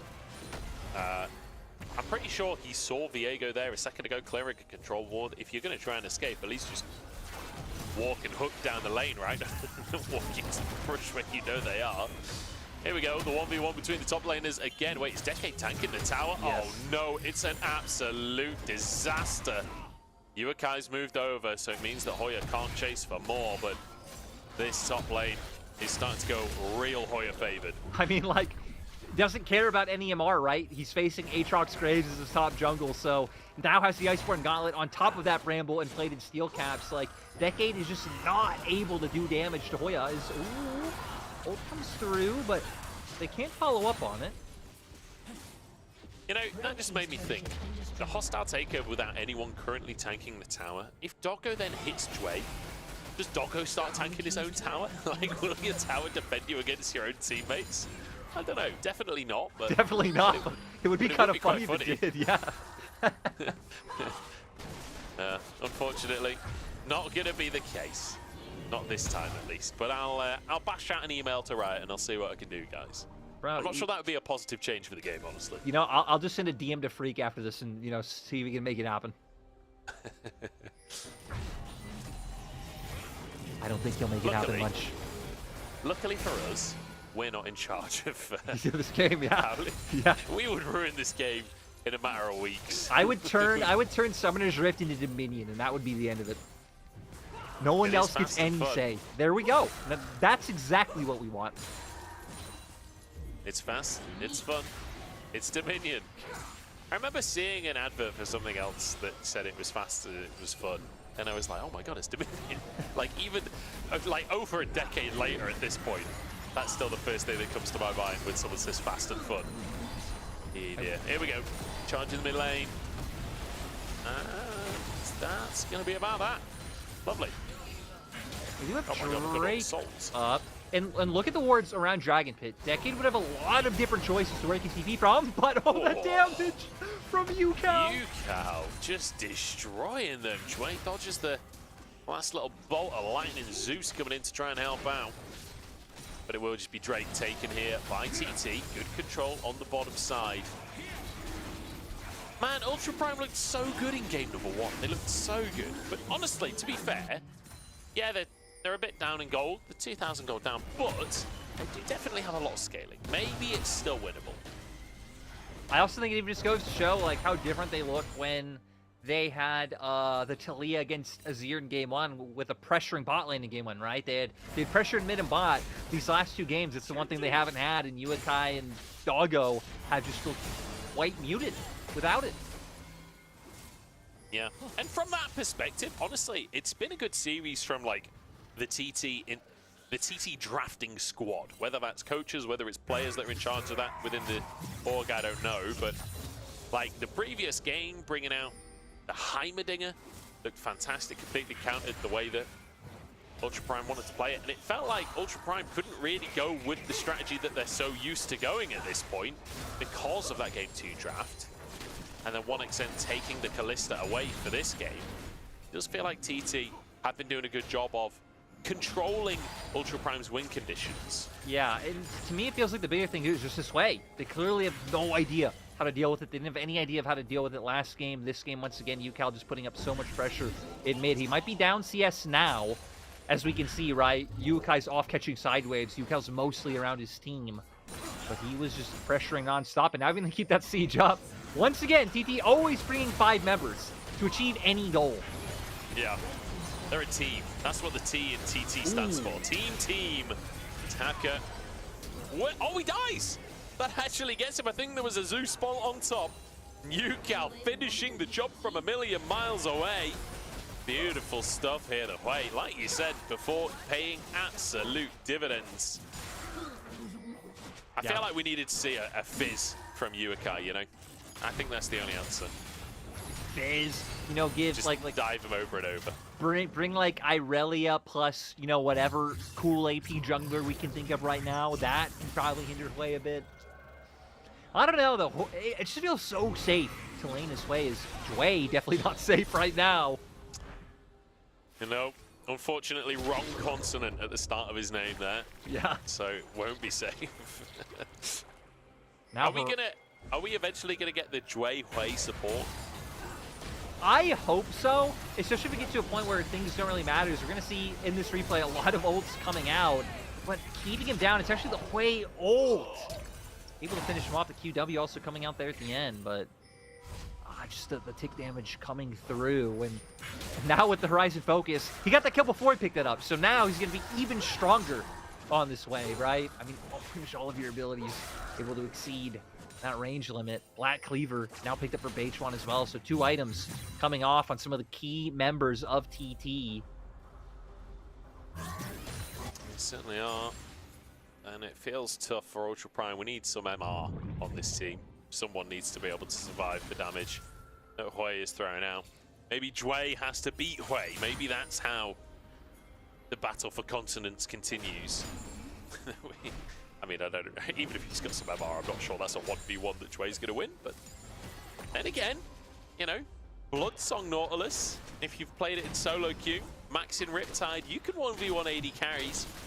Maybe Hwei can find a way to take down Hwei. Maybe.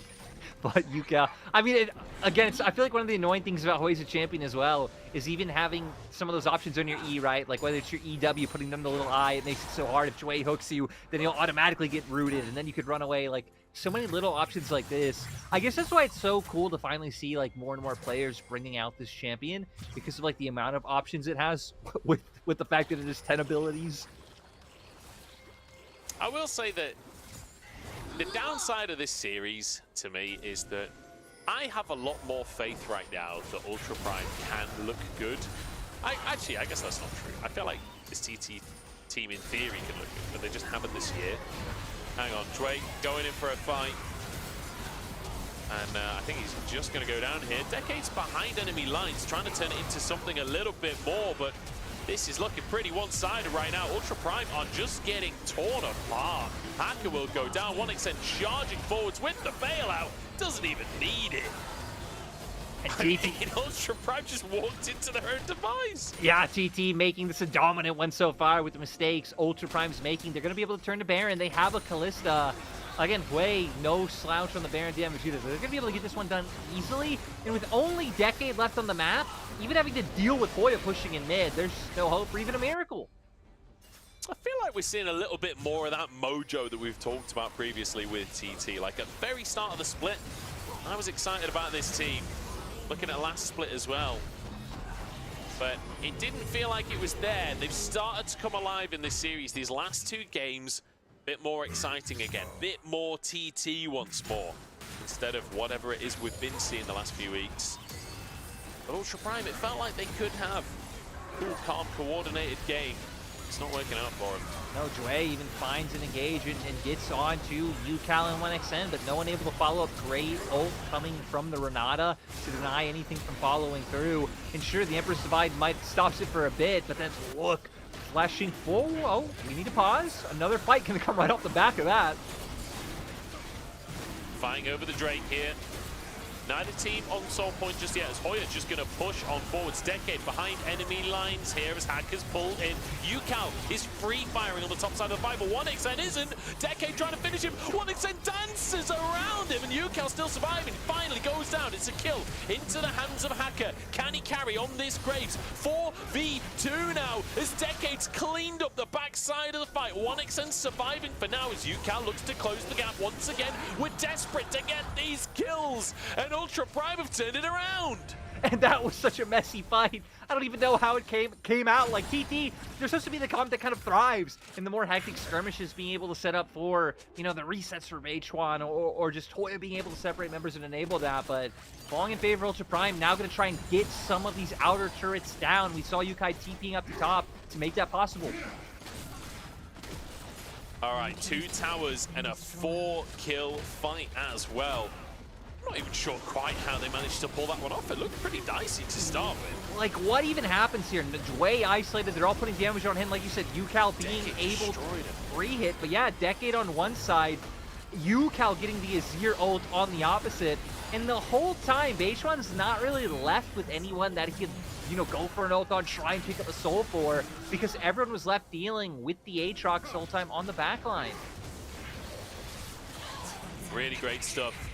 The solo laners from Ultra Prime managing to salvage a fight, and we go again. We're down, what is it, 3,000 for Ultra Prime. TT still with that lead.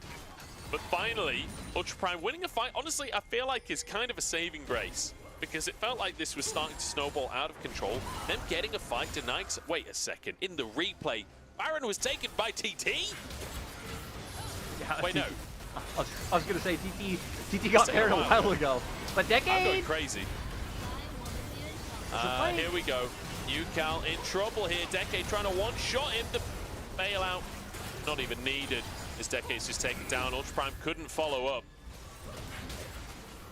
You know, a lot thrown out to start that one off, especially from Hwei and Doggo, but not able to close the gap. And it seems like they didn't feel comfortable on potentially for the return to come through from the other members of Thunder Talk. So now we're in a bit of a weird place, right? Because TT still able to maintain control, but Ultra Prime do have that scaling element that we talked about with the Azir and the Senna. They certainly do. Maybe they can turn things around. 3,000 gold down. And suddenly, Ultra Prime kind of against the wall. After such a convincing game 1 as well.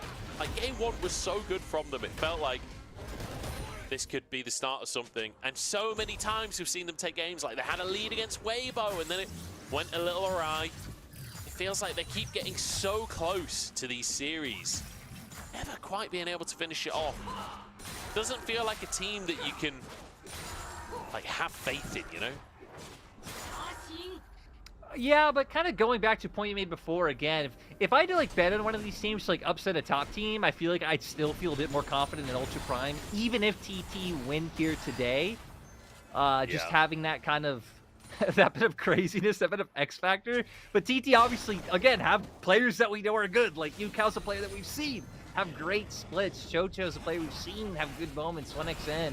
I mean, a lot of hype after that first series is split, but not able to match up well. And my takeaway just kind of coming from it is that either of these teams, when they are on the losing side of a matchup, really just not knowing how to play around those lanes, not knowing what they could go for, and then just slowly bleeding out. Again, the one saving grace for Ultra Prime is at least you have some scaling elements. And TT aren't like pushing the game forward all that fast, but at the same time, they do only need one Drake left. They certainly do. And, you know, they are still very much ahead. Like, when you look at the amount of items 1xN has, we're certainly not at the point where Kalista falls off a cliff or anything like that just yet. The one weakness I can see for them as well is that currently Yukal's Seeker's Arm Guard is shattered. So if we do have a fight, Yukal could be vulnerable. Keeping an eye on Chocho, whether or not he can protect his laners.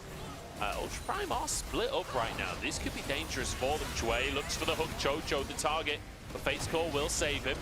Knockup comes out onto Yukal as well as Hacker moves forward. A Decade on the top side. He's found Beichuan. The root pulls him back in. Beichuan down to half. As Jue moves into the play as well. He's tanky, but not tanky enough. And the all-out from Hoya pulls the team together. Ultra Prime forced to retreat. Doggo now attacked by 1xN and finished by Hoya. 1xN so aggressive with the bailout. Can he get the rent to finish it? No! He's punished for the aggression as Hoya dives on forwards, but they can't quite finish the kills. And now TT, they win the fight. They're going to be able to turn the Dragon, get themselves that Chemtech Soul. They're going to be feeling good moving forward. Fantastic stuff from TT. They may not get the final couple what kills. Is this? Wait a second. TP top from Uakai. Are they going to die to this? Oh my god, they're taking so much damage. Uakai might have to tank the Baron at this point just to stay alive. Decade is definitely going to die if he sticks around here. Here we go, Baron taken. Can they get out with their lives? Hacker is down. Uakai slides out of the top side of the play. A Baron for one death, you'll take it if you can get away with it. Uakai is in trouble. Chocho and Beichuan are hunting. They've been spotted. He gets out with his life, and it's a Baron for one death. I will say, though, so they have it on, what, 3 members, right? Yeah, Jue, Uakai, and Decade. Doggo spawning right after they picked it up, which is a little bit sad, but still, they're going to do well with this. And even just preventing this from being a reward for TT to take if they win a future fight is huge. Yeah, not just... I mean, realistically, I don't know how much sieging they're going to be able to do with the Baron, but like you say, the denial of it, so crucial. And showing us that they're not giving up just yet, starting the fight on their terms, even if it didn't end that way, and then going for the Baron. Yeah, I feel like the most crucial thing here we're going to see is actually Chocho, once again, great ult to lock down Uakai and force Doggo far enough away to where then they could look for that engage. They have the isolated targets in Jue and Decade. And then this is where I thought 1xN was going to go down for sure, but the fancy feed at first, he buys so much time. Sadly, though, even with this coming through, not able to get enough damage to survive. But again, my god, the man lasted a lot longer than I expected. He was about 100 HP away from getting there. Look at the damage he just did! What? That is ridiculous. 9,000 damage in one fight! That is mental! Surely 9,000 damage is all of their health bars combined. That is insane. My god. And again, all of that just kind of opened up by Chocho's ult, allowing 1xN to just kind of free hit the backline carries from Ultra Prime. Crazy. And I think as well, like, Chocho's ult in that last fight was gorgeous too. It like went across the entire backline as Hoya goes in to zone them and totally separated the fight. Oh, the hook in the hostile takeover as well. And the knockback comes through. Beautiful little combo from TT. We already said I'm not sure if they could siege anything. They definitely can't anymore. Jue desperately trying to get out with his life. Hacker has to just abandon his support at this point. Surely has to abandon his support at this point. I'm willing him to abandon his support at this point. As Jue Spider-Manning his way out to safety. No flash available for him and realizes that the play is doomed. Taken down in the end. But this is the annoying thing, right? The fact that Ultra Prime are able to sneak that Baron, it means it doesn't really matter what kind of kills TT finds. There's no prize that they can turn it into. Like, they can keep trying to aggress into the enemy jungle, keep up that aggressive vision line, take away camps. It's probably what we'll see them start angling for now once they get the map situated again with Baron timing out for Ultra Prime. But it feels like that all of this is going to be staked on an Elder fight. I mean, I'm here for it. Honestly, with how this series has gone, I feel like just like flipping an Elder fight seems like the best way to decide this one. Like, I don't feel like either team has been like the clear better team today, to be honest. Can you imagine if we could just pause and flip a coin to decide who came out on top? I mean, we see TT able to find some kills because of how separated Ultra Prime were, but you're right. Actually, yeah, just a random 5v5 over Elder does feel like it'd be fitting. I'd be super down. Super duper down. Here we go. 2,000 gold lead in favor of TT. 4 items on the Kalista now. Started. I mean, Doggo's still only on 2.5 items. I know it's Fasting Center, but it does feel like a weak version of Fasting Center right now. As we move in. Drake not up just yet. But then, I don't know, ever since the Drake timer's bugged, I feel like I never quite know what's going on in League of Legends anymore. I didn't realize quite how much I relied on the Drake timers. That's, you know, we gotta be like teams, right? We gotta actually like time it. We gotta time it like how it used to be, and know when it's coming. Is both TPs coming out from Ultra Prime, so both teams are reading that they're looking for something now. Like you pointed out, I feel like TT do just have more damage to bring to the table. Ultra Prime hoping for the front to back and setting up Decade on the flank. Even though there's no icon on the minimap, I'm pretty sure Elder spawns in like 20 seconds time because they took it just before the Baron, right? And it's a shorter cooldown than Baron, so it should be spawning pretty much onto the map now. There it is. In theory. Yeah, there it is. So it's just, the counter doesn't work on the top left. It doesn't work on the minimap either with Elder Dragon. But yeah, Elder is up on the map, and TT have river control right now, but Decade has got a very deep flank right here. They've spotted him. They have found him. Interesting use of the ult from Doggo. I don't know about that one as Jway just sliding his way around the map. We're stacking Rens right now, which is really good for TT. They're trying to find Hoya. Big damage on that front line as Decade tries to threaten the backside of the play. Sat in the back of the Dragon Pit for now. Lightning Bolt hits the head of Uakai, but he survives for now. Jway dives into the fray, gets a knock up onto 1xN. The hostile takeover is absolutely massive. Jojo looking for an MVP as Decade gets onto the backside, but he doesn't have the damage. He'll be taken down himself, and it's TT taking over. Jojo has had such great ultimates in this game, and it's going to set up for TT to just be able to push through the spot lane and take the game. Unbelievable finish in the end. Jojo, phenomenal game from him on the Renata. That ultimate, I think, single-handedly winning the game for TT as 1xN just dives forward once again, sends Doggo packing. Inhib will go down. Can they actually finish the game here? No Baron to speak of. If Hacker could just clear the wave, he's got his ultimate. The minions being TP'd on though, and Doggo's gonna go down. They're still gonna be able to end the game here. They've just got to protect the one minion, and another wave finally arriving. Hacker forced back onto the fountain by 1xN, and TT have done it. The game is over.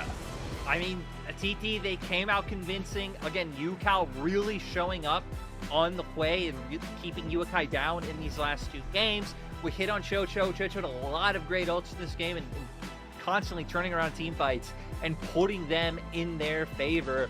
It's a nice sign of life from TT. It does feel like maybe we're relying on like certain conditions in drafts to come through, but hey, you know, just taking the first step, getting another win on the board, that's what you need to do right now. It certainly is. TT showing us something, you know, showing us that they have the capability of getting these wins. And if they can consistently play like this is the one fight where 1xN does 9,000 damage to Ultra Prime. Like, that is insane. If they can play like that regularly, then they'll be looking at more wins, that's for sure. It's just a matter of consistency here for the team. but some reasonable play coming out from them today. On the other hand, Ultra Prime, a little disappointing after how well Game 1 went. Yeah, again, it kind of looked like it looked like in Game 1 they knew exactly what they needed to do. Again, they'd winning mid, they'd winning bot, they were constantly hovering Hacker around that bot lane and just utilizing that to try and set up for either dives or zoning them off turret to take plates. And then after that, I mean, Game 2, it really just felt hard when they'd all three losing lanes. Game 3 didn't look any easier, like they'd really any idea of how to attack the map. I think a lot of that, again, I'm going to give credit to UCal for just forcing Nuakai out of lane early in both games, which just looked like, all right, I know Hui should be winning these lanes, but should he really be winning this hard? And then that's opening up for Beitron to do more, and Beitron to go for these invades, and really just snowballing from there, like small steps at a time.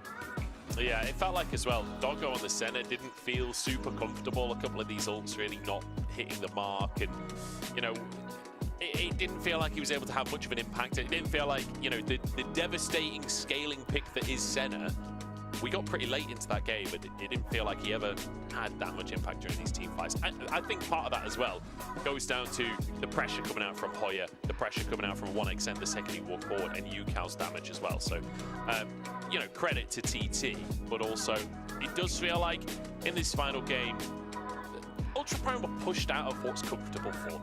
Yeah.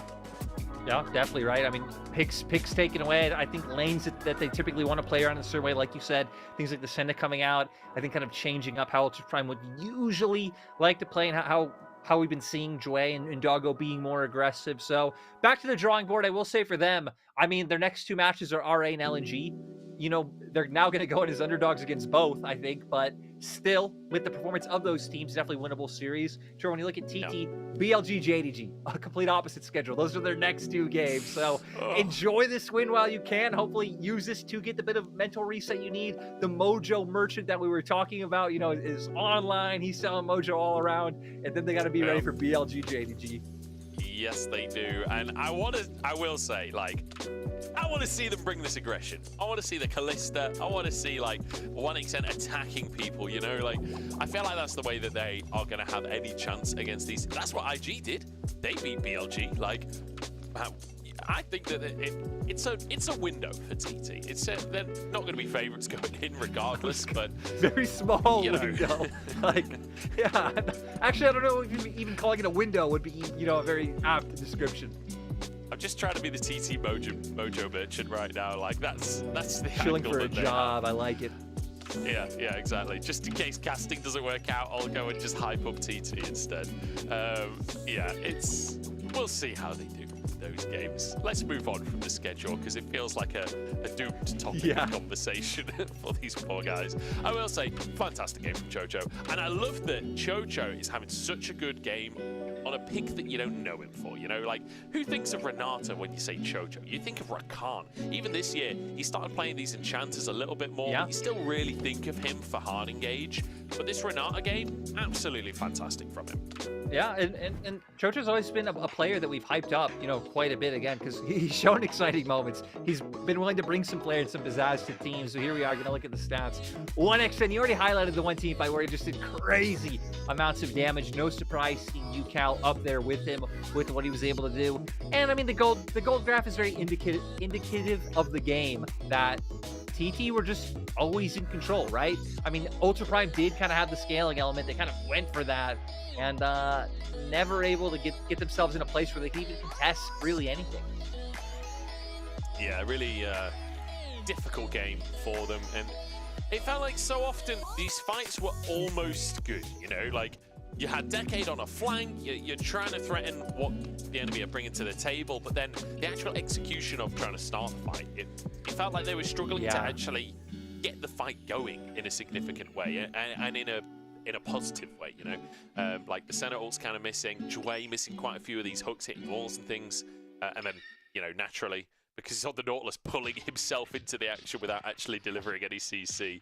And I think the Fate's Call as well, doing a lot. Chocho doing a good job of positioning aggressively to use that Fate's Call, try and bait out things like the Nautilus ultimate. I think overall, a very reasonable game from TT, and I'm glad that they're getting wins on the board. I'm glad that we get to talk about TT in a positive way. I know, right? Yeah. That is something that has been, I mean, we just haven't been able to do, right? And it's kind of weird because it feels like we're gonna have to really reevaluate like even just what TT's identity is and how they win games. Because again, it used to be down to UCal and his posse. UCal doesn't have the posse anymore. They're not playing that sort of game. So now it's going to be seeing if they can pick up more wins because again, they are not that far out of playoff contention. Like that dream is still alive. A lot of teams are in that scramble right now. A lot of teams have been struggling to pick up wins. So it means TT still have a lot to play for and still have a lot to be excited about. Yeah, the posse-less UCal, but still making it happen. And he, you know, when he's playing Hui, he's got enough spells to make up for the lack of posse. Yeah. So, you know, who needs a support and a jungler when you've got everything that their kit can do as well anyway? I will say, really great performances on the Hui from UCal. You can tell he's been putting a lot of practice into this pick. Oh, I agree, right? Again, it felt like he was winning lane a little bit more than he should have in both matchups, but came in, had a great time. I love that we're actually getting the cinematic of Decade trying to make things happen in this game. Huh. I mean, it was a great kill from Decade. It was. Great kill. I didn't expect for how dramatic the cinematic was, especially with Cassante reaching his hand out at the end. Yeah, do we get the return cinematic of where Hoya solo kills Decade? Yeah. Do we get that version of the 1v1? Because that happened too. Oh god, but why are we really replaying this bit of the game? I love it. It's always they've really done Hoya dirty because I'm pretty sure that's the play immediately following him solo killing Decade. Yeah. But still, like, I don't know. I actually kind of feels like I'm curious about who we're going to get for MVP, whether it's going to be 1xN or whether it's going to be Chocho. I would expect it to be one of the bot laners, would probably be my guess. But honestly, you kind of said, like, looking forward in the schedule is kind of depressing. But that's kind of all there really is to do for TT at this point is look ahead, right? And think about how they can pick up wins, how they can find themselves at least inching up to OMG right now, sitting 1 win above them in that 10th spot. They do still play teams like EDG. They do still play teams like LGD and FPX. But like you said, it is very much a mixed bag. TT definitely will be relying on other teams to keep up their bad performances as much as they're relying on themselves to find wins, right? Yeah. And I will say that the OMG matchup as well, I feel like OMG are a team that in their most recent series did show a much better performance than what we saw before Chinese New Year from them. Angel especially, I feel like, kind of transforming in that series from what we've seen so far this year from him. So that'll be an exciting matchup. This final fight, that hostile takeover just too good. And Baytron can just dive into the mix. Phenomenal. Oh, it just feels weird, right? Because we're at a point of the series of the split.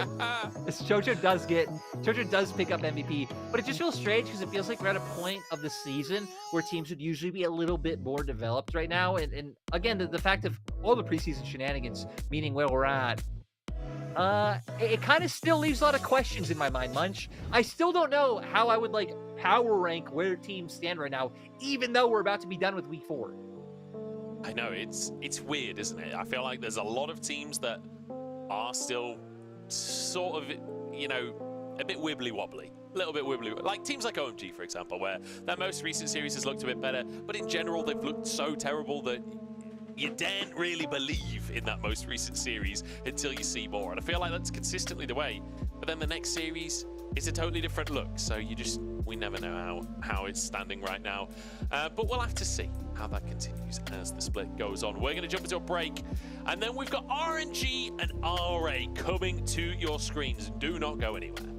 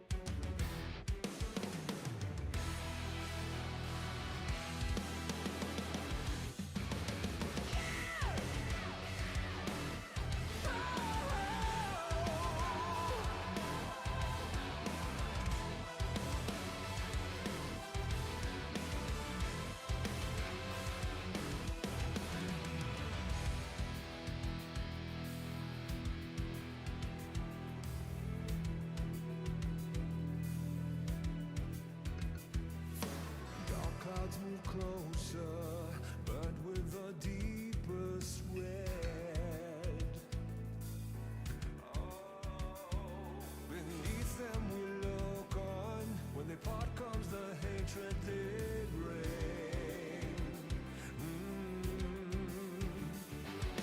Lost in the dark, we've come so far. Another step to rid the pain. Go and be counted till your last day. 'Cause only nightmares break their face. So stand upon these fallen lands and follow in our Father's plans. Yeah, until the end we will remain, and we'll hold on until our last breath.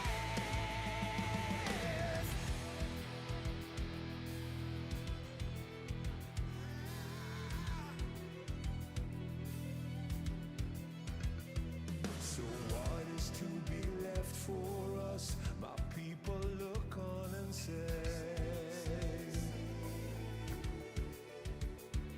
don't fear what you don't know, 'cause we're far from certain fate.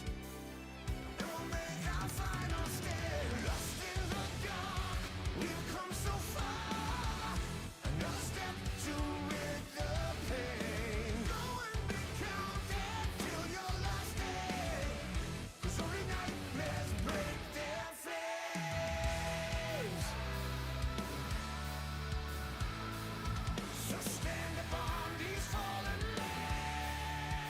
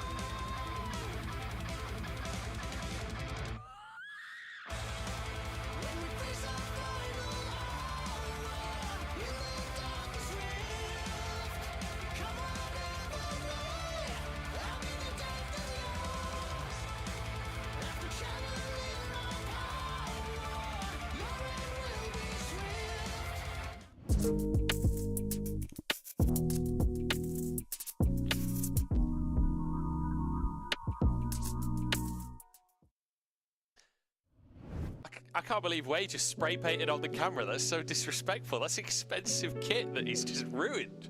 There are other players that need to do a hype little video thing. You can't just be spraying on the camera. Hello, you beautiful people. Welcome back to the LPL. I'm Joe. That's Jordan. We're going to be casting for you today as we head into RNG versus RA. Isn't that exciting, Jordan? Yeah, but again, two teams, once again, not too far apart in terms of what series, like how many series they've won. It's going to be another impactful game for the standings. RNG definitely coming in the favorites, but we can't count RA out. We certainly can't. Not just yet. Anyway, let's look at RNG's roster as we come into things here. And it's been a roster that I've had to... He's done it again! I just told you not to do that. Can't be spray painting the cameras, man. Breathe, Wei, Sangyuan, LWX, and Ming. LP played their last series. LWX coming back in today. We'll talk a little bit about that later on. But I think the first thing that we need to talk about realistically is just asking the question of, when does RNG play? This team has not looked like the team that, that is a roster with a lot of high caliber players on it. This is a team that realistically haven't changed this much since last year either. Like, this should be a solid team. So far, they've really not looked like it. No, right? It's been messy. Things really haven't always been on the same page. You'll see glimpses here or there, but just a lot of moments like this, the coordination not showing through and giving over kills that shouldn't go over to the opposing team. Yeah, just really unfortunate situations where They aren't quite on the same page. They're miscalculating plays and getting taken apart for it. And I feel like this Top Esports series, you know, or at least the first game, was a lot closer in the early game than I think Top Esports fans would be comfortable with, but just RNG couldn't ever seem to close the gap. They couldn't ever seem to find their opportunities to get in, and then just being baited in by Top Esports as well. It felt like Top Esports were just the better team through and through. And but I think, you know, that point about their early game being closer than a lot of teams would expect goes to your point, right? Of like, hey, where is RNG? We know they have the talent to contend. We know Breathe Way is an impeccable topside. Ming, you know, he's just coming back after taking a bit of a break, so hasn't been, I think, to the class that we'd expect him to be, but still has like shown playmaking ability, has shown good moments. We know Tangyuan tries to be the glue. LWX, it's been a little bit rough, and that's kind of why we've come to this situation where RNG are trying to figure out what's going on. They're trying to change things up. They've you know, made some roster moves. They don't really seem like what direction they want to go just yet, because like you said, they need to start getting wins on the board. Yeah, they subbed out LWX for LP in a bit of a shakeup, but it didn't really seem like it made that much difference to me. We can take a look at some of the clips of the two players and kind of compare these two AD carries, but to me it feels like 6 of one, half a dozen of the other. Yeah, and right, you could see, kind of unfortunate, because I mean, we already just showed some clips from the series, but just really now highlighting on how Top Esports were just punishing LP, and you know, who knows how much time he actually got scrimming with the team before he came in, considering they were using LWX. I'm a bit surprised they're bringing LWX back in so suddenly, because if you were only going to use one series to like test out LP and see if that worked better, I don't know if doing it against Jackie Love and Mako is like the fairest assessment you can give.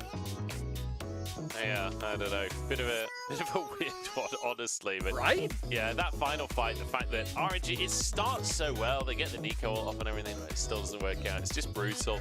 Yeah, LP had a tough time for it. We'll see if LWX coming back in can look a little bit better. Maybe he just needed a week off or something. I'm not so sure, but either way, we're going to head over to the stage. They're going to be going up against RA. We're about to start talking about RA as well. And most specifically, I want to talk about the top lane for RA, because Xiaoshu has been a bit of a teamfight terror. Not necessarily dominating the laning phase or anything like that, but when he gets that Aatrox, I mean, he got a quadra kill the other day. Yeah, I mean, right, he's been able to show up in these scraps and we'll find some really nice flanks and really nice timings. And he's been one of the people that people tune in to RA Series 4, right, to see how Xiaoshu does. And like you said, even though the laning isn't exactly there, he's still someone who's able to find those 1v1s, find those solo kills. So there's always a bit of playmaking that you have to expect from RA. RA's biggest problem in my mind is just the fact that their roster is so young, is so inexperienced. I mean, Vikla's been the player who's played the longest, and he debuted in the LCK in 2022 spring. So that is not all that long. So even if this team has some, I think, explosive players who can have pop-off moments, it's really just been the same consistent theme as we're saying with a lot of these new rosters, right? Of like bringing it together, finding what works, and already haven't been able to do that. No, they really haven't. And we'll see if that can change today. Certainly RNG, a team that perhaps they could take advantage of. I do feel like a lot of this is going to come down to the early game. Worth mentioning, as you can see on the fan side there, and I'm sure plenty of other fan signs as well, Kenju has rejoined RNG. Yep. I don't know if it's going to... I think today might be too early for that to make a difference, you know? Like, he literally officially joined, what, like 2 days ago? That's what makes it interesting though, right? Because it's always curious when like the signings like this become official, because you have to assume that he's probably spent a bit of time with the team already. There we go. So that's not always the case. Sometimes, you know, last second emergency coaches do just get brought in. So that's what I wonder is like, how long has Kenju already been helping behind the scenes? Is he just getting started? It's going to be fun to follow this RNG team to find out and see if they can develop a little bit more. And both teams have smiles on their face, Munch, so maybe the Mojo Merchant, not all that needed in this series. Perhaps not. We'll have to see. I hope Kenju's come in and just like shakes everything up. He's walked in, belt in hand, ready to change things up. We'll have to see. We'll have to see. Here we go. Champ select already as we kick off our second series of the day. RNG on the blue side. Oh. Mid lane bans galore. Another one, we're going to keep bringing this up, is the Hui, because I wonder if Tangyuan even plays it. I thought that might be their third ban because Vikla has already shown that he's willing to pull it out. But ending with the Aatrox, just such unconventional bans from RNG, which is going to end up leaving a lot of things open. I will say, I love the Aatrox respect. Taking that away from Xiaoshu after Xiaoshu honestly just dominated on the pick in the team fights previously. Just put him back on something like the K'Sante. Anyway, Ashe first pick comes on through. I gotta say, Xin Zhao available. Other AD carries too. Yeah, Munch, that's the crazy thing, right? Literally no AD carry bans. AD carry bans are like the staple of the game right now. You're always at least seeing two in draft, whether it's, Ashe, Kalista, Senna bans being more prominent, all these things. But having the pick of the litter, I think really changes the dynamic of draft and like what we could be expecting, because really it's just going to be up to RA's preference and what they're most comfortable with down in that 2v2. They've loved to go towards the Varus, but without the Ashe, seems like they're not going to think about it. They aren't going to go for the takeaway. They're just going to lock in a mid laner since so many of them have been taken off the board. Wei just like leaned forward at his screen after Hui was locked in. He's like, wait, that's me. That's my name. Yeah, we'll see what they're going to go for. Ashe Varus just so exceptionally strong in the laning phase. Do we get a Blitzcrank is the question. I would love a Blitzcrank third lock-in here for RA. Just deal with the double ranged bot. If you can find that hook, you can win the lane. Certainly could change things. Whether or not you want to just go for the Blitzcrank cold like that, I don't know. That's what I wonder, right? Is like if they're going to try and lean into something that can play a little bit more aggressive, if we're going to see them like have to default to Xayah Rakan on 4-5 and just have like, the defensive ult from the Xayah to be able to play out against this once it hits 6. It's looking a bit rough. RNG's bot lane presence is already going to be so strong, and now having Breathe on the K'Sante and top side, we know Breathe is a guy who can not only absorb pressure, but also put some pressure on Xiaoshu himself, especially when Wei has still been paying considerable amount of time top, even this year. And I want to point out Breathe's champion pool as well, because he has played 9 unique top laners so far this split. And most importantly, only has 5 games of Udyr and K'Sante combined. 3 of Udyr, 2 of K'Sante, and then the rest is a mixed bag. He's got Rumble in there, he's got Kennen in there, he's got Poppy in there. Like, this is a player that is willing to play counter picks and is willing to try and dominate the lane in a way that we're not seeing a lot of in the LPL. We're seeing a lot of just K'Sante, Aatrox, Udyr, lock in and just go next kind of angles. We are seeing the K'Sante today, but I reckon Breathe is still going to be aggressive. He's still going to try and dominate his lane as much as possible against the Udyr. Yeah, definitely. And I'm actually curious to understand this round of bans of what RNG's other support ban will be. Tahm Kench, won't be much of a problem in lane, but do they just take it away to deny the safety when you already have Chains of Corruption and Enchantress Solero? Maybe. If they do that, then you're already kind of leaning into a more unconventional support pick for RA when, hell, they banned up the Nautilus themselves in the first 3, right? So I think a lot is going to be down to what RNG take away here. See what they're going to remove. Tahm Kench, it is. It is. So Senna being denied a couple of those strong supports, and the Nautilus obviously banned by RA. Oh, there we go. Wait It a had to be. second. It had to be something unconventional, right? Because I feel like Nautilus, Tahm Kench, Maokai are the 3 most common things we see with the Senna here in the LPL, all taken off the board, having to go towards the Ornn. Yeah. Man, this lane's probably going to be so rough, but level 6, they have that ability to engage. They're going to need to work with Nayo and get him on something strong. Is it going to be Udyr bot? Like, you could have... Oh, wait, I know what they're going to do. They're going to just stick Ornn in the solo lane and play Udyr Senna, right? We've already seen Senna swapping to Udyr lanes to deal with bad laning phases. I think you just put Xiaoshu on the Ornn, have him... So even if Xiaoshu ends up going bot, he's probably better at dealing weak side on Ornn than Zora will be. But then I don't know if Zora can play Udyr. This is going to be a weird one, Lyric. That's all I know.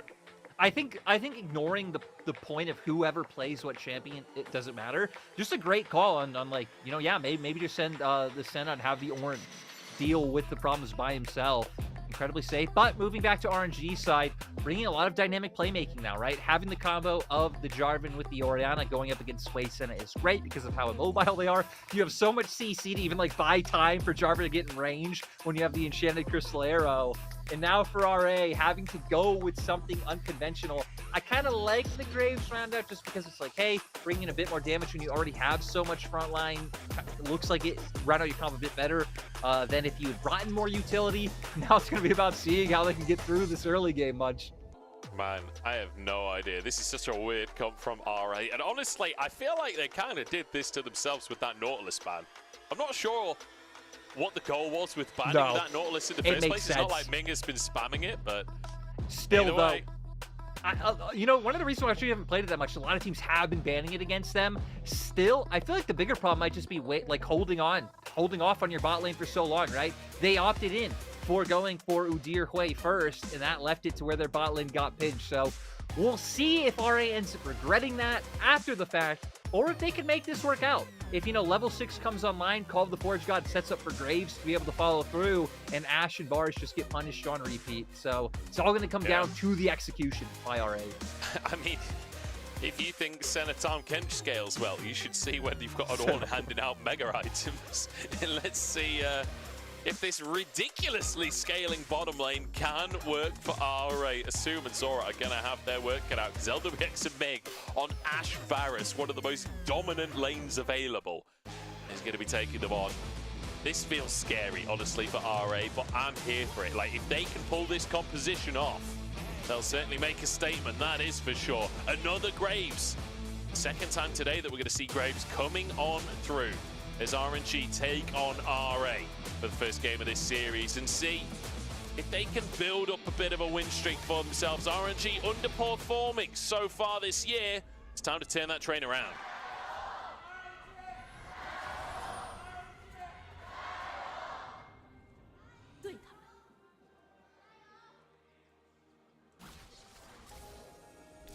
RNG already setting up for usual control over this bottom side early on. And yeah, it looks like Assume probably going to start down towards the spot side, but like you pointed out, I wouldn't be surprised to see this Senna roaming pretty early on, maybe taking advantage of the opposite side of the map. One thing we can give RA's comp right is it should be able to find Prio in mid and top. So they will have some avenues to play through and allow Nio to farm and potentially look for some aggression. Yeah. Oh, Tango's gonna face check in. I think he's gonna be in a bit of trouble here. Zora's moving over as well. Flashes to get the slowdown. Tanguan is going to die. And this first pick, Udyr, I guess pays off. I don't know how much credit Udyr can really take for that kill, but hey, first blood nonetheless. Yeah, no, it feels like the biggest part there was the way the QE. I mean, not only are you getting that damage over time, but that also slows. So it made it so Tanguan has to flash right away. Ooh. Gonna get more action, Munch. Yeah, I don't know how much they can actually do here. I guess they can force them away from the wave, though. Realistically, this is a fight that Assume and Zora never, ever win. Ming and LWX moving in to grab some CS instead, just trying to deny a little bit of XP. We'll be able to do so. Like you said, right, this bot lane definitely going to be about the scaling that they offer rather than any lane presence. Still, though, in my mind, when you do have a support with such guaranteed engage at that level 6 mark against double immobile squishy, like, I'm really going to be tracking how RA chains Nio down with that bot lane. Because, that's going to be the only way that they're going to be able to find any sort of bounce back, right? If not, just going to be pure punishment the whole time. Yeah. I feel like it's all going to be about Nio as well. Last time Ornn support was played, 2019. By 5 on By OG. 5. Oh, wow. Man, that feels like a long time ago. I wasn't even sure that this Ornn support had been played, to be honest, but there we go. I guess, did Ornn come out in 2019? Pretty sure that was the year he came out, right? When he was really overtuned, so maybe just playing it in literally any role to deny the pick. I'm not sure if it was 2019 or even the year before. 2019 probably sounds right. Sounds right off the top of my head. I'm not going to speak without knowing for sure, but... and 5, what a throwback. Hell, I remember when I was coaching Machi facing OMG at the Pacific Rift Rivals. And he was on the team back then. That's a while ago now. There's Nio moving down to the bottom side. It's actually going to help shove this wave in mid. And then go back for the crab himself. But yeah, I'm looking at Nio on this Graves. See how he can do to use the bottom lane like potential all-in, right? You were talking about the level 6 spike for Zoro and Assume. It's all going to be down to whether or not Nio can get in. But also, I'm looking at whether or not Nio can carry later on in the game. Like, Graves is definitely a jungler that you need to be somewhat of a team fight carry for your team. You need to be doing a good portion of your team's damage. So I'll be keeping my eyes on how Nio performs this game. There's where he goes for an invade, but there's nothing up.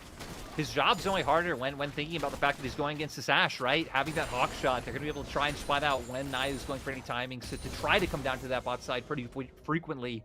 So that might make it that much harder for RA to find the play they want. I mean, that was some big damage.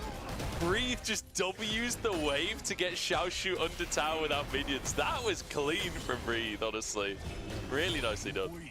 I mean, Braid, someone who's proven himself and, you know, been able to compete with the upper echelon of LPL top laners. Xiaoshu kind of being this promise of the future, someone that, you know, we're excited to see when he's around a roster that, you know, maybe has a bit more experience than what this RA one currently has. Yeah. Let me hit you with some, hang on. I'm going to hold... Oh no, okay, there's a ward. I don't think anything's going to happen. Let me hit you with some Breathe stats, because Breathe has been a bit of a monster so far this split. Even though RNG haven't been winning necessarily, the fact that he's been going for all of these counter picks and being able to play into these tanks means for CSD at 15, he's first in the league at 13. For gold difference at 15, he's first in the league, averaging almost 600 gold ahead at 15 minutes. He's got the second highest damage percentage and the highest amount of champions played. Breathe has been dominating laning phases across the course of this split so far. Part of that down to the picks he's been doing. The question will be whether or not he can have that kind of performance on this K'Sante against an Udyr, a matchup that typically people like to pick the Udyr into, so you can go proxy that fourth wave, so you can find advantages on the map. We'll see what Breathe has to say about it. And, you know, that's only even more impressive when, like, sure, Wave pays some attention to Breathe. Like, maybe, you know, every other game, like, we'll still like him gank there early and set him up. But a lot of the time, Breathe is left on the island. RNG actually up to the second highest first dragon rate in the league. We see them getting first dragon here, so, you know, they understand it's about enabling bot side. So, again, only makes Breathe stats that much more impressive. Now we're going to see, though, if any punishment's going to come through. A lot of members of RA towards his top half of the map. Yep, Grub's taken. That's 3 for RA to start us off. And Nio immediately looking for some extra camps. You can see the jungle CS deficit already pretty heavily in favor of Nio here. Managing to find an advantage. He'll have Scuttle Crab, and his top quadrant is just respawning as well. So wait, falling a little bit behind at this stage. And I'm doing a nice job of being able to be ahead and trying to stay ahead. Now hitting that level 6 mark. So a lot of bursts going to come online. If they could find any sort of 2v2 or 3v3, they'd probably be stronger right now. But, I mean, I guess maybe not in the 3v3 when we could see that Assume obviously went for that roam, only sitting at level 3 himself right now. Yeah, it feels tough. This is the problem, right? It's like, yeah, maybe you can get an all-in at level 6, but you have to one-shot someone because you're so far behind in damage at this stage. It's going to be tough. We'll see how they get on, whether or not they can sort of survive. Breathe just trying to trade with Xiaoshu once again, but Xiaoshu can just pretty much infinitely push these waves in, has the sustain from his turtle stance. It's a very difficult lane for K'Sante to really get anything done unless the Udyr oversteps. Which, you know, which we've seen. I was going to say, it feels like it happens a solid, I don't know, we can say like 1 out of 3 times, right? Like, whenever 3 games, we see the Udyr overstep, we see him get Q3'd or W'd or something under turret, and then it ends up regretting it later. I want to point out that Nio finally went for his back right now, so coming in with some pretty big items, straight to Durek and a little bit of Rectrix in pocket. Zora has called the Forge God. Like you said, though, a lot's going to come down to burst. Ooh, 3. Okay, just wet noodles, wet noodling. But yeah, a lot's going to come down to Nio being the one to, you know, get that damage off, get the one-shot damage down. I guess worst case, you at least blow flashes, but I think it's a lot harder to make a Graves just come right back down to bot when he's a champion that needs to be farming, right? And can't really just give up everything to spend his time ganking lanes on repeat. Nio moving now into the river. See where Wei is at. There's a control ward in his inventory. I wonder if he's going to go for like a deep control ward or instead roaming around behind the enemy bot lane. Will be spotted though, so won't be able to get the gank off that he's looking for right now. But perhaps can turn it into something a little bit later on. As RA finally with their jungler in the area should have push. Although it looks like they're backing up a little bit. They don't want to overstay anything. They don't want to overdo it, but RNG full respect from their bot lane. So even though now you can see Nio in the mid lane, they'll still be able to get that wave crashed in. And a very slow game going on so far. Definitely favoring RA in what they're hoping for. RNG, nice trade coming out from Vikla. But RNG, I mean, now they're at a point where you'd expect them to start looking for plays, especially picks with the Enchanted Crystal Arrow and Cataclysm. They could look for those anywhere on the map, but still focusing around Zora and focusing around that bot lane turret. Yeah, I think they might be about to dive. That's the play that they're going for right now. Zora, let's see how your Ornn combo is, because you've got 3 targets that could be pretty much one-shot by an Ornn combo. If you can pull it off. There's a knock-up onto Ming. He clears the wave, but the CC chain is so terrifying. And Zora's stuck underneath the tower here. Ornn comes on through, but it's too little too late. And it'll be a kill into the pocket of Ming. Okay, reverse dive coming through, but they don't have a wave just yet. Here we go, breathe under tower, all out, available if you can pull someone out of the situation. Xiaoshu tanking it. They're not doing any damage. Graves can't hit him behind the tower. Nio's just hitting the tower this entire time. And Breathe pulls Xiaoshu back under the tower. Oh, he gets out with his life, but that was close. That was so close. Like you said, Breathe, making it so Nio is having a hard time finding any damage on him. RNG still will be the team to be able to pick up first turret in this game. And it's just in time. Dragon's going to be coming up soon. Neither team having really any control here. We'll see which bot lane gets their resets off first, because that feels like it'll be a big difference maker. But 6 scrubs going to be on the cards for RA. 6 scrubs for them. The question will be, how much opportunity do they get to use these grubs with this composition? Breathe, unfortunately, just getting traded out there. There's only so much you can do, aside from just abandon ship here. But even then, you know, Nio's already in his jungle. I don't know if you get away. There was like maybe a window, but at the same time, you don't exactly know where, you know, they are in your jungle. You can assume they're coming, but we're going to see here, right? Goes for the initial thing. Nio trying to find a way to get damage on Q, not able to hit. Can't get any autos on him. Bree doing a great job with the ghost to just pull him around. I thought this is where they'd be able to get the 1-for-1 onto Xiaoshu from the turret, but not able to do so once the turtle stance comes through. Nice try, though. And I love that he manages to CS a melee minion and all of that. Like, they're trying to get him. He's just dodging the great shots. He's like, there's a melee minion that's 1 HP. Might as well take the 20 gold. But there we go. 2 Drakes now for RNG. As you said, down to the bot lane. Cryo, they did get their resets off first, so they can get back out onto the map and take that Drake for themselves. So very much top side focus versus bottom side focus in this game, which honestly not something we see all too often. Like, there are very few teams that are focusing top side quite in the way that the map feels like it's been actually split in a sort of 2020, 2021 kind of way. Yeah, again, it feels like the longer... okay, not going to connect. The longer LPL goes on, I feel like the better we're seeing teams use scrubs. I feel like the more we're seeing teams go back to like, hey, actually there are times where we can't play around top and look for things because we can't contest spot. It just seems like teams are taking a bit of time to ease in. LWX could be in trouble. Oh, he flashes straight into the Ornn ultimate. The Spiraling Despair, the shot from Nio as well. The long-range barrage from RA. And the pain, like you said, LWX flashing in to the Ram for the Forge God. Not a good look in RA. Now just up above a 1K gold lead at not even the 13-minute mark. Great ult from Nio as well. The collateral damage in just as the Spiraling Despair is about to pop off. So they get the extra bit of damage there. That'll be a kill. Another wave crashed in. Nio invading once more. Has his smite available. Wei trying to contest, but no chance on that one. And that is not a 1v1 that Wei's able to win. Has to just completely concede. Ming moving over. But I think RA get away with this.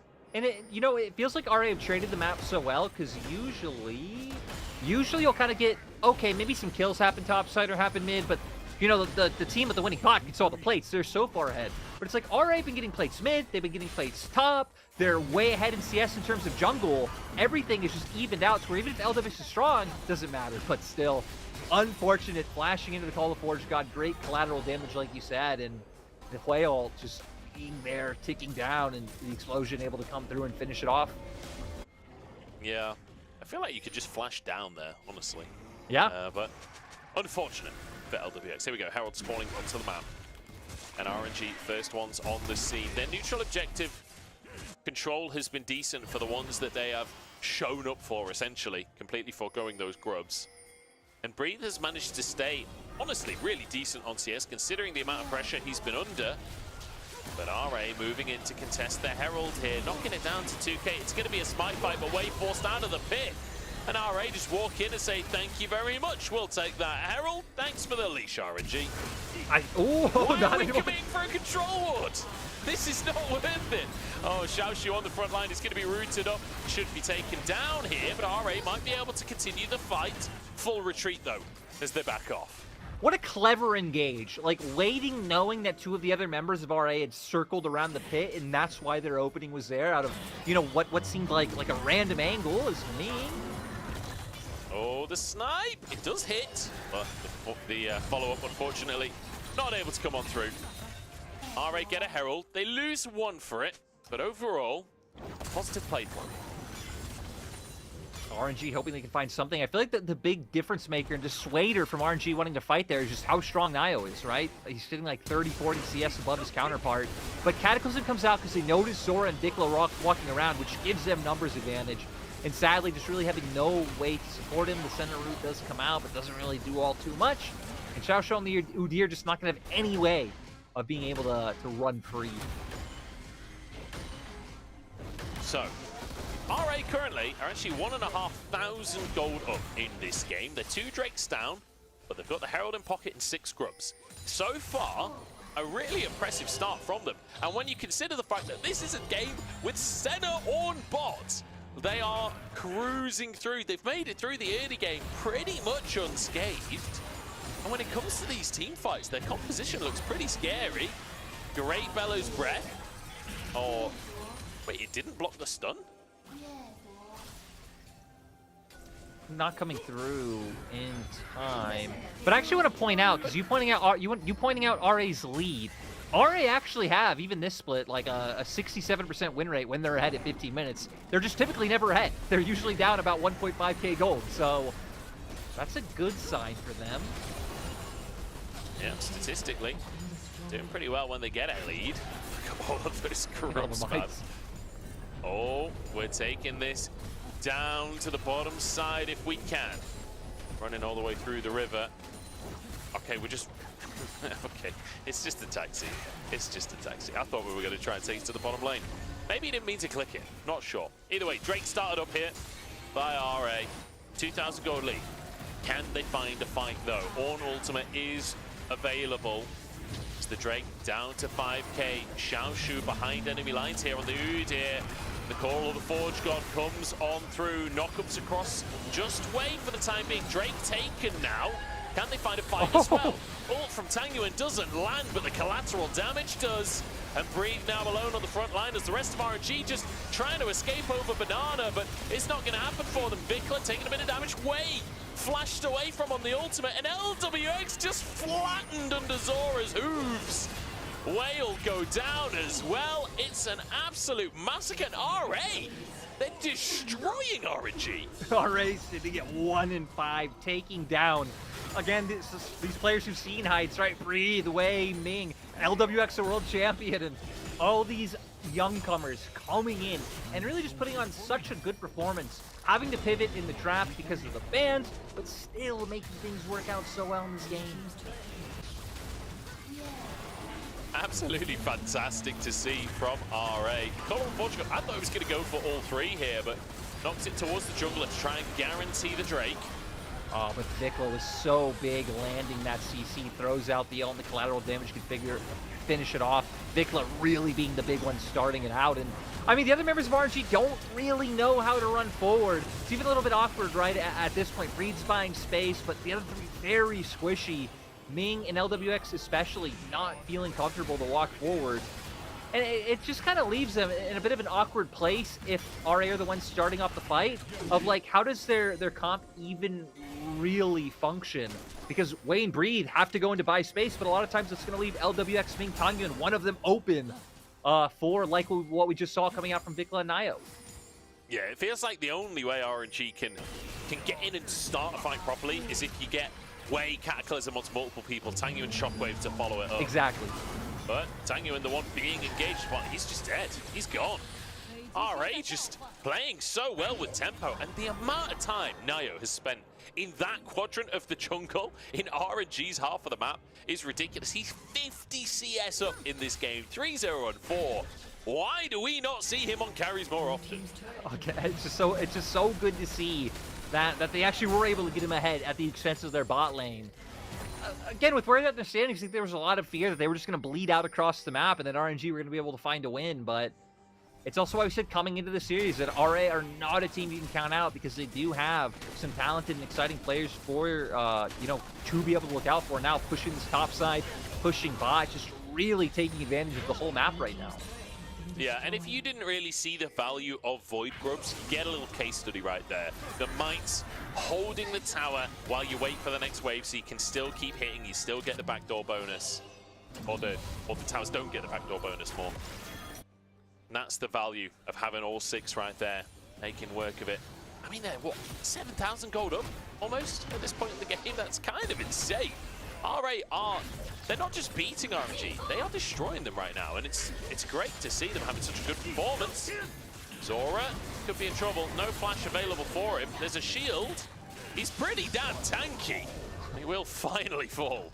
I know, assumes Q would not have helped him survive, but still would have been funny if he could have survived long enough for reinforcements to come. Sad for him that he does go down, but at the same token, RNG can't really take too much on the map. They might be able to get this turret top here. I think a lot depends on if Nio's going to try and come up and prevent this. Looks like he will. I'm surprised that if he's doing that Vikla feels so secure and walking so far forward. I miss when we had the Robo Kernel. You know, me too. Back in like 2020, 2021, that win percentage graphic that just popped up, it used to have the KFC Robo Kernel telling you what the odds of the game were. I do gotta say though, the worst part was, I think there was a split when like we had it, but the audience didn't, or something along those lines. That was a confusing split. Yeah, talk about the Colonel living his secret life. On the screen, but I can't talk about it. I don't know how. I'm talking about it when he's not on the screen. Oh, he was so good. He'd just pose. He'd give you a big thumbs up, and you know, when the Robo Kernel gave me that thumbs up, I knew everything was going to be okay. Exactly. He made you feel secure, and he made you feel like you knew, like whichever team the Colonel said had the higher chance of winning, like you had to believe in that he was going to win. What crazy. Kind of holding back into this game. Plus 2,000 gold in jungle right now is ridiculous. We can see that. 2.5 items coming through now that he has the opportunity there as well. Graves is only getting stronger and stronger. Then you look at Vikla, going kind of the full defensive start so far, but still, they have enough damage. If they aren't going down, if they aren't dying, if that Banshees is enough and making sure that Ming isn't finding those arrows, that is doing so much to shut RNG down from finding any picks to get back into this game. And I feel like that's the only way back, right? Some kind of big pick off of a Crystal Arrow, but the problem with that as a style is you're kind of banking on RA making a big mistake, right? Because even if you get the big Crystal Arrow, I'm not sure you can actually win a 5v5 at this point. Even if you've got a stun on an AD carry, I think you still just lose because there's so many carries on this RA squad. It does feel like RNG need to not only be in a position to punish, but they need to find RA with a player mispositioned, overstepping, and then find that opportunity off the back of it. Exactly, right? The stars gonna line. If their comp had like other you know, like maybe especially like a different mid laner or you know, something a bit more proactive, right? Talia, TF, any of these types of picks. There'd be more options there for like finding picks and sides or something like that. But with the Ignite, does it feel like you're kind of relying on Ashe to maybe set up for Jarvan to catch someone out? If not, it's all just about the Enchanted Crystal Arrow setting up the fight. And from what we've seen, RA not only have tremendous engage, like great front line between Udyr and Ornn, they have range to play with between Senna and Hui. Like, they just have so much going for them. DPS, burst, really does have a bit of it all with their composition. Not to mention the amount of CC that they bring to the table. Does feel like the next couple of minutes could decide a lot, though. Baron is up on the map. Drake should be coming up relatively soon again, I think. And it does feel like RA have some power. Oh, there we go. That's how we can use the arrow. Denies Zora's ultimate. Don't know if that... I mean, it stops us dying, but aside from that, I'm not sure what else... I'm not sure RNG win the scaling war is the problem. No, I mean they don't, right? I mean, coming with Ashe Bars on the bot side, you're up against Senna Ornn. I think there really is no way to do Graves. He's going to do tremendous damage. Hui is going to still be dealing Omega damage from like a screen away. So I think RNG have hit the wall. They realize, hey, there actually really isn't much they can do, especially, I mean, we said it a few minutes ago, but 6K gold down, how much realistically should they be able to do? The answer is not much. So they really are relying on a mistake from RA. RA, I'm surprised they aren't being more willing to go for a Baron bait when they have such good tools to turn. Yeah. Here we go, LWX. They're desperate to try and find these picks mid. Mid seems to be the answer for them, but I don't know if it's the correct answer is the problem. Or will the scanner spot the ward? Oh, it's just out of the range. They didn't see it, and they think that this is swept. So that ward is going to stick around. The control ward for Baron is in the pit, so it won't spot it. This ward from Wei, I think it was Wei, might be Breathe, will be absolute MVP status by the end of these 3 minutes, I think. I don't know. I know it'll be MVP status, but like, good. RA finally starting up the Baron, because this is how they have to move the cogs of the game forward. If RNG start making their way in, they have to turn with the Ornn.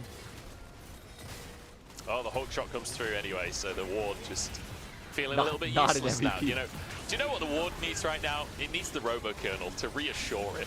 It needs the Robo Kernel to come in and save it. And I think RNG need the Robo Kernel to come save them too. Because RA just waltz on forwards here. Bit of damage coming on through onto Ming. But RA decide to respect RNG for now. They're not willing to 50-50. They're not willing to brute force anything. I think they're being too hesitant. Yeah, I Even agree. pulling the trigger a little bit early to where Call of the Forge God didn't connect onto anybody. Free that just started channeling his W, so even if he had gotten hit, it wouldn't have made a difference. I think they're afraid of letting them come closer into the pit because, of course, they're up against Jarvan Orianna, right? They don't want to clump too close together. But I still think they had plenty of space to work with to let RNG come a little bit closer before using that Call of the Forge God. I think this is where it comes to like the veterancy diff between these two teams, right? RA less confident in their late game scenarios, but starting the Baron once again. The MVP ward paying dividends as a Hulk shot comes back in. And we once again call for the Robo Kernel. Here we go though, RA. Are they actually going to back away from the Baron? They're looking for Breathe here. I don't know if he's really the best target. I mean, and RNG are doing such a good job of keeping him at arm's length. Nio almost goes down. And RNG now looking for a fight onto Xiaoshu as well. And let's go for the top side.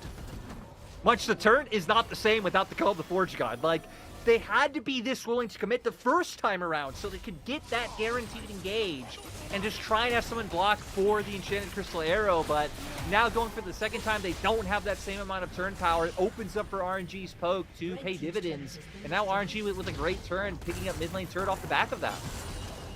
Yeah, great bit of play coming out from RNG, honestly. Punishing, like you say, the hesitancy from RA, not willing to push it forwards. I will just quickly note as well, Senna over 100 stacks at this point in the game. 107 there, you can see. 4 assume. So quite a big spike, the 100 stacks. And we are headed towards that late game Senna now. 2 items finished as well in terms of lethality. You got the Blood Song there. This is a scary pick to go up against. There's a third Drake picked up by RA. They controlled the top side early on. Got themselves all 6 scrubs, got themselves the Herald. And now controlling the bottom side off of the back of the lead that they got playing top side. It's just great, honestly, Lyric, to see a team play top side and be rewarded.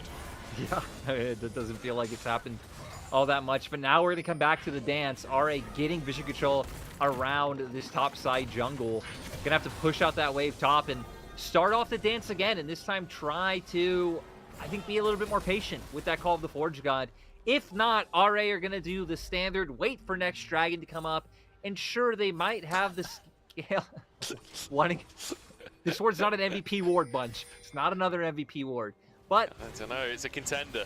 Even if the scaling's there, I'm always fearful when teams let the game go forward like this, because you're also just giving yourself as RA more chance to throw the games away. You're giving RNG more chances to create opportunities and potentially pick you off. Yeah. Talked about Ming's ultimate. Having opportunities could be devastating. Call of the Forge God does land onto 2. Nayo can't quite follow up. It's just a little bit too far away.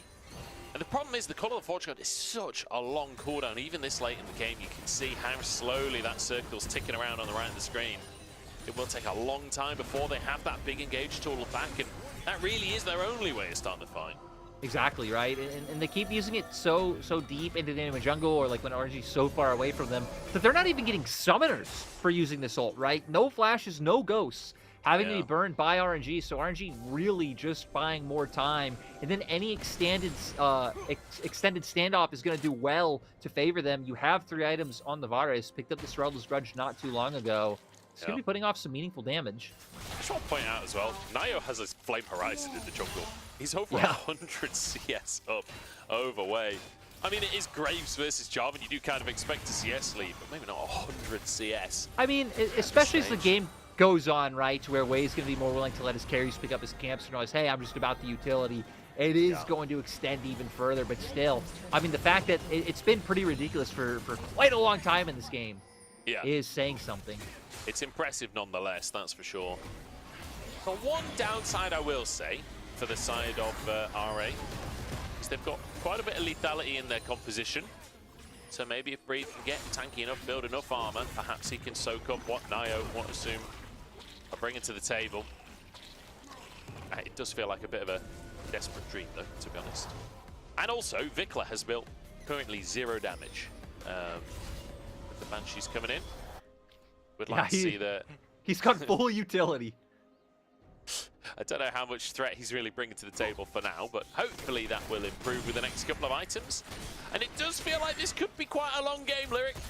RA, not quite sure how to push the game forwards. We've got a cheat sheet here. It says, threaten the Baron, wait for them to come into pit, use on ult, win fight with your ridiculous gold lead. But they don't seem to have that cheat sheet for themselves. I do gotta say, though, like, even with slower series, it looks like today might be a day full of going the distance. Me and you haven't really had to do that, so, you know, I welcome it with open arms today, Bunch. I welcome it with open arms. Yep. We may well go to 9. We'll see how that final series goes as well. JDG versus BLG later. That will be an absolute treat to watch. Make sure you tune in into the mainstream for that later on.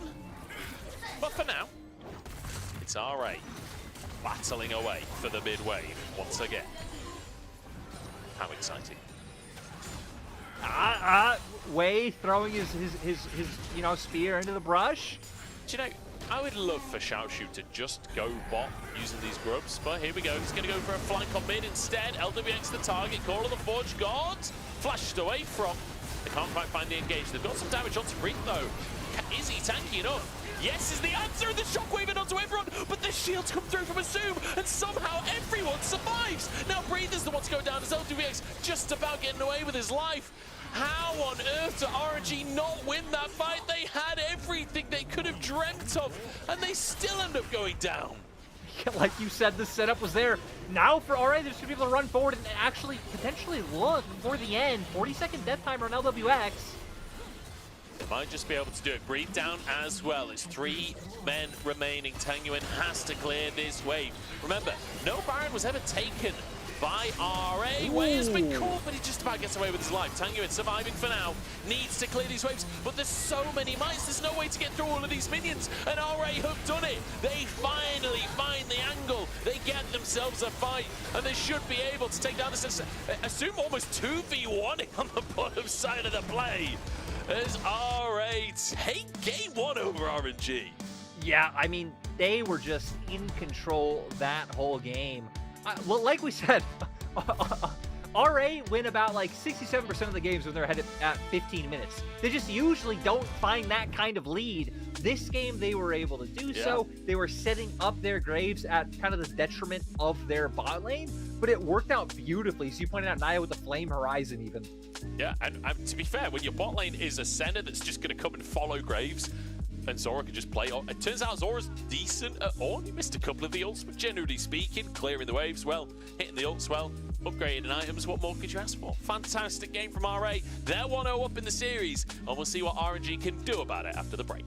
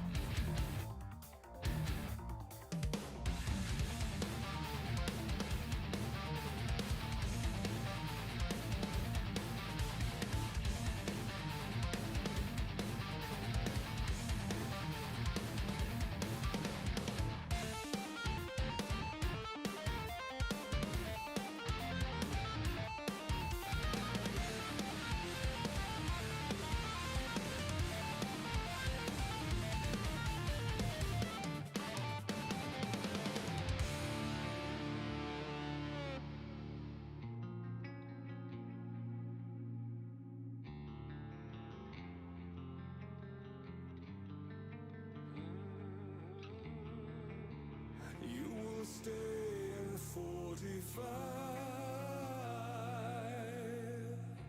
You will be our silent eye.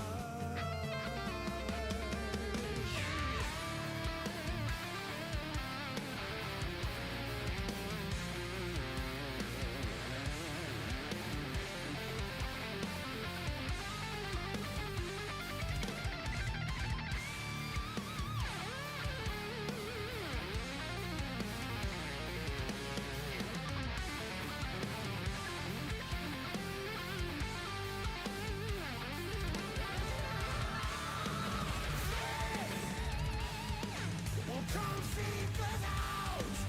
We will be there to give them reckoning. Oh, you shall wait at the city gates. You shall guide their way. You shall hear their coming steps. Hear our malice. For every soul they took away. We arm and take our aim. Bring down the fire like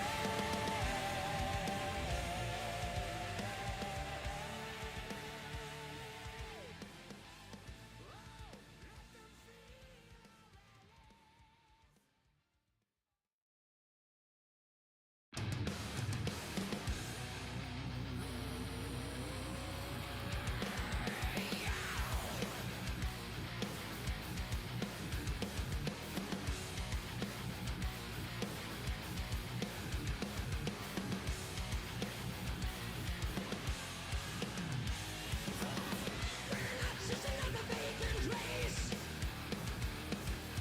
To think of what is standing in their way. Oh, face them up, oh, face them up. For we are true to our name. I steal the course. Strike twice. Redeem this world. We'll take our bombs, we'll make amends here. Where they bring death, we must remain. Relive the pain and turn it on now. 'Cause we must live up to our name.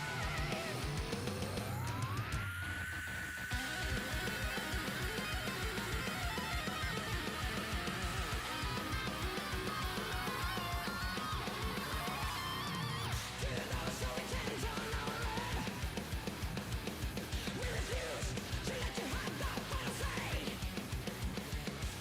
Strike once and steal the throne.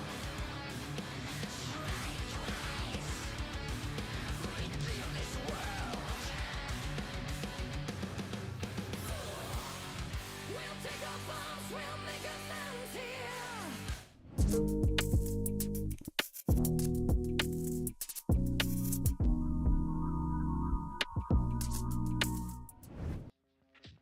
Hello, everybody, and welcome back to the LPL. I'm Muncham, joined by Lyric, as we head towards our second game between RNG and RA. We will be jumping in for BLG vs JDG later on in the stream, but we're going to finish this series off first. Let's take a look at the post-game, Lyric, for game number 1, which RA managed to win pretty cohesively. Yeah, I mean, right, just across the board. Nice stuff that they were doing, setting up Nio early on. Vikla, you can see the damage, was really doing big things on this way. And honestly, they came in with a game plan. They were able to, execute on their win conditions. The mid team is a little bit shaky. Again, I think they don't look anywhere near as decisive or confident, kind of playing around the turn and burn on the Baron that they can be looking for. But as an inexperienced team, as a team down there in the standings, I can understand trying to take the safest path to victory and try not to throw anything away, because people know RA and these teams down here, they have thrown games away, so no point in risking it. Vikla grabbing himself the MVP on this way, doing so much damage across the course of the game. And doing a good job of like hitting those ults at long range, setting up for some of the kills. Like we saw multiple times the Spiraling Despair alongside collateral damage out from Nio. That combo really being devastating to the lineup of RNG. So really good game from Vikla. Good to see him getting an MVP. Good to see him kind of warming into the split a little bit. Yeah, and you know, again, I'm just interested to see as the priorities in draft and the rise of Hwei starts to influence draft, because we haven't seen anyone bring anything out to that could contest Hwei, or you know, you kind of use a suggestion like Fizz earlier, but whether it be a more conventional assassin or like fighter in the mid lane, or try to get something that can outrange him and play through that. But he's just been having a really fine time so far in the LPL, and we're seeing a lot of players like Vikla know how to pilot him so well. Certainly do, and that's the combo I was just talking about. As LWX goes down, but yeah, RNG doing their best to try and win out some of these situations. The Herald just being taken, but RA get away with it. And to be honest, most of the fights pretty much were started by RNG. Even the one that lost them the game was started by RNG. Yeah, a lot of it was them looking for engages in Shining Crystal Arrow, try to find the engage with the Jarvan. Never really able to find great combos. Like, RA did a really good job of kind of spreading their resources out, spreading out their champions, and making sure that you could never find that perfect shockwave. RNG did find one perfect shockwave. It almost killed pretty much everyone on RA, but sadly it didn't kill them. Senna ult comes through, and then RA still managed to find a win, even in a fight that RNG had everything go their way. Yeah, I mean, we'll get a replay of that one shortly, I'm sure. As I've got to say, I'm impressed by Zora. The fact that he can play all at all as a support mate. Pretty impressive. This is the fight where everyone from RA groups up, trying to get onto Breathe, trying to follow up on the play. The Shockwave hits 3 of them. The Cataclysm's there, but the shield comes out from Asu.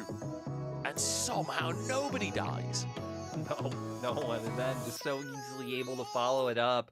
I mean, I don't know the name of the ability, but Hwei's EE, you know, the claw, such a big radius. Once someone gets locked down once, you could just keep them there forever. You certainly can. Here we go.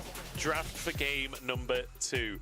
Nautilus banned once again by RA, Azir, Karma, but Hwei this time taken off the board by RNG. And also banning that Ashe. They don't want to go up against the composition that they just played. No, so Udyr are going to come out as the first pick, so clearly valuing the prio and presence in topside when they can use that to enable Nio and jungle like we saw in game 1. But now it's about where RNG want to pivot.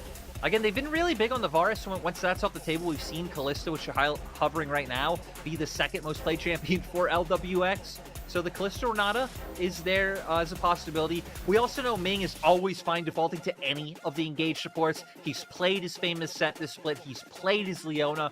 Both of them have dubs on the board. I think it goes to show that if Ming gets his hands on a comfort champion, it doesn't even really matter if it's out of meta. Like, he just knows how to pilot those so well. And any of those can work with Kalista. They really can. The Senna looks like it is going to be picked up again, so Renata would be available if RA choose to go for that. I'd be like, do you not want to just go Varus and Renata here just to deny it from LWX and Ming? I would have sort of expected it, but the Senna's locked in anyway. And I mean, well, the Senna worked out for them in the previous game. This time going with a Maokai, a bit more of a standard bot lane, but also kind of fulfills a similar role to why they locked in the Ornn in the first place. And it's even better, right? Because at this point in the draft, this is a pure flex. Like could go down to support, which we've seen, can still be used as a jungler. I always love when you get these flex picks coming out, especially on blue side, to make it harder for red side to look for those counters. But RNG with the expected answer back of the Renata, now when looking to bans, clearly saying, hey, we realize that you can put resources into this young jungler and help him come out and carry. So I like how much RNG are adapting from that first game, but it also makes you wonder if maybe they're putting too much stock into it as well. I do wonder, yeah. But at least they've got a bit more sort of ability to force the game in their favor. Like, the previous game felt like they didn't really have many tools to turn that one around in their favor. This time around, they've got a powerful bot lane. They should be able to fight for Prio on the top side, although I think Udyr pretty much wins Prio in just about every single matchup known to man. LeBlanc banned away as well from Vikla. There's a lot of mid lane bans in this one. Orianna's still open. Yeah, and I wonder what RNG will go for mid.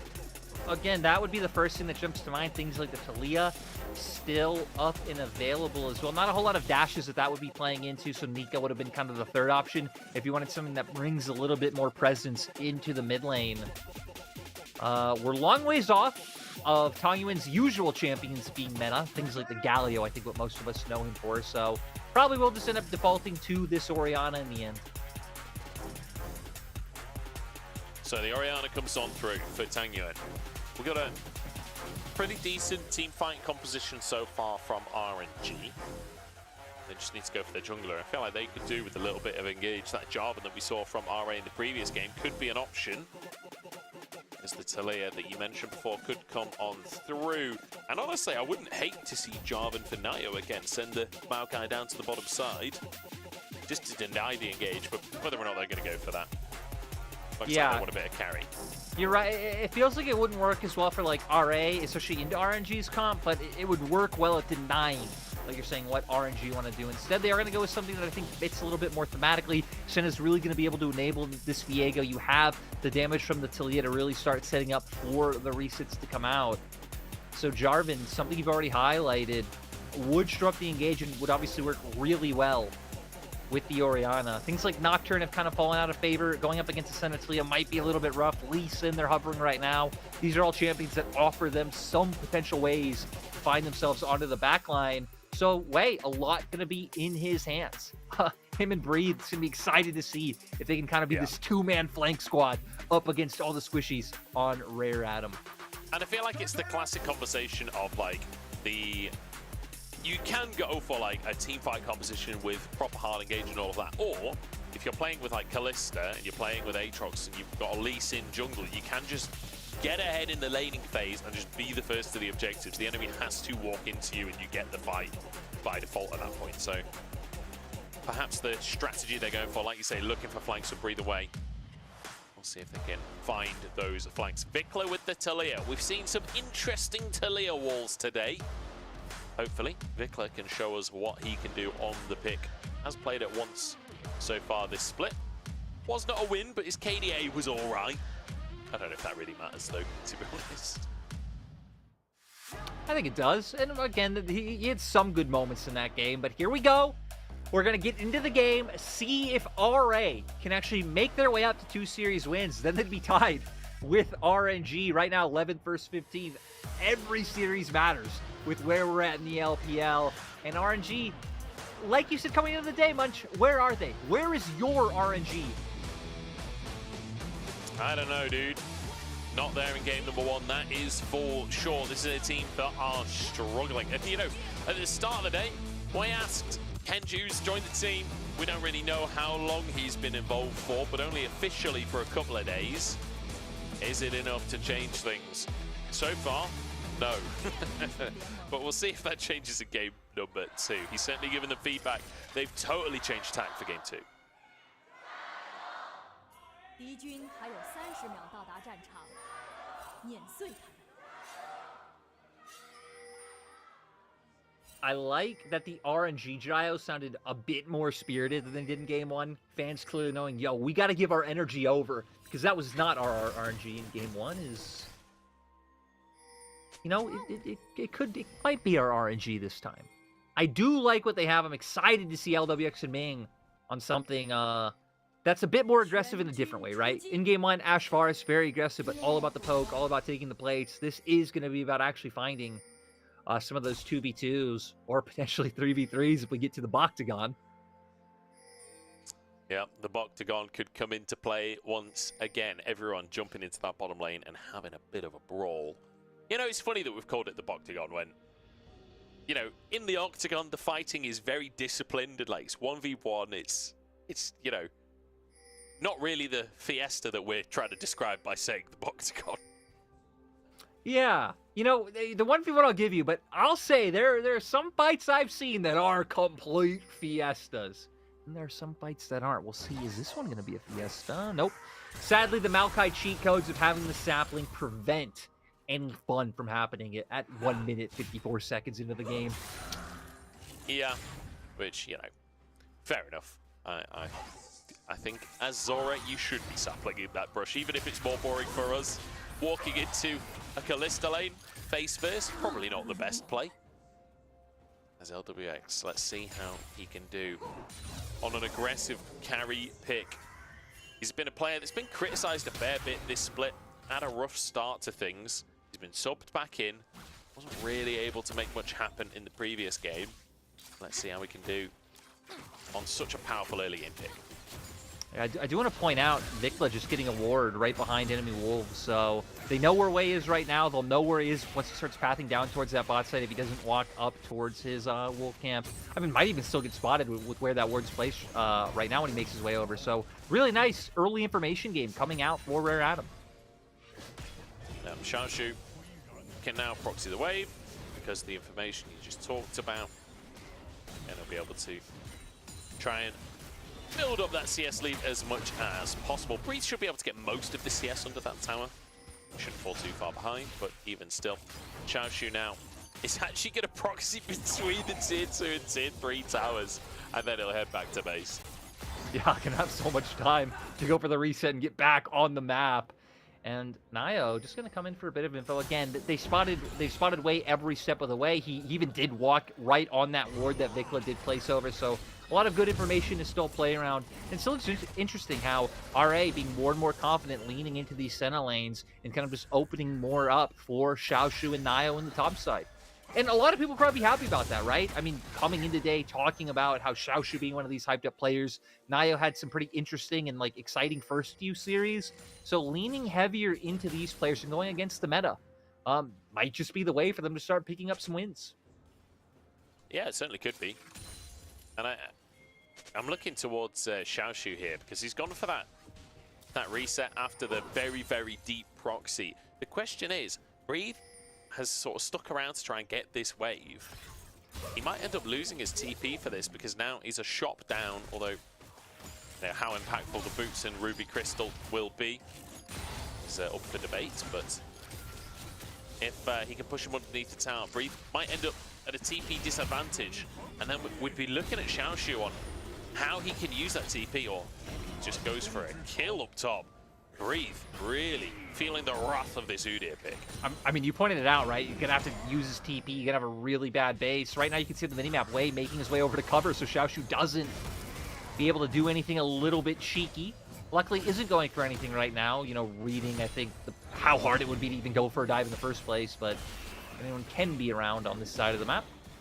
He's proxying with Wei right here, and he's out of minions under the tower. He could be in a really dodgy spot. This is Nio's close. Super respectful, but Xiaoshu has got Breathe so low, and Nio, as you say, moving in. Breathe still flash available, but he flashes towards the Viego. Stun comes on through, and that's first blood. Beautifully played by the RA top side. Wei kind of leaving Breathe out to dry there. Might go down himself. Seismic shove. Flash is available for him, but dashes over to Ming. Great bit of play on the top side here. Great roam from Vikla to make sure his team can get out safe. The other thing I like about this from RA is not only what it's doing for their own team, but Wei and Breathe have been the best players on RNG this split. Like, they've been the consistent side of the map. They've had good performances and been key players in RNG's wins. So it's, you know, really shutting down kind of the two playmakers on the side of RNG. And it feels tough, especially on picks like this Aatrox, where you do really want to sort of snowball. Ideally, you've got that lethality. You want to be able to push your advantages. Can't really do it in this Udyr matchup, particularly, especially when Viego is up on the top side. Sims moving up as well. His Wei will be spotted there. Sims just says thanks for the souls. 3 grubs taken by RNG. They get something on this top side as Breathe moves up to try and grab some waves again. The most telling thing to me is the fact that Wei just pretty much ignores this, does nothing to help, focuses on his own Krugs the whole time, which allows for Xiaoshu to just demolish Breathe in the 1v1. Nio joins in, finds the kill, but Wei, he had no sympathy. No, I think realizing that Nio was coming and it was a doomed play, I feel like maybe there's some kind of playability while you have the 2v1, but clearly Wei disagreed. Just At finishes least his trading Krugs. some damage back to put some threat there. You know, maybe Yeah. he has to back off. You two can walk up by your turret. You might end up losing some of your Krugs, but feels like it would have been at least a tolerable situation. He's just like, look, top is doomed. I'm taking Krugs, and I'm out of here. Yeah. You're on your own, breathe. Even more so now, right? Because now he has the tier 2 boots. So playing steel caps, gonna have more movement speed to work with, gonna have that armor. It's gonna be so hard for Breathe to actually get damage to really stick onto the Sudir. It's good for the Demolish procs as well, having that extra armor, being able to get even more plates for yourself. And this is the power of Udyr. You can find yourself such an incredibly strong lead. The question will be, how can Xiaoshu impact the rest of the map? And you know, we were talking about how Wei and Breathe have been the strongest part of the map for RNG. Well, it's kind of true for RA as well. Nio and Xiaoshu have both had some pretty stellar games for themselves, being able to build leads and take over games.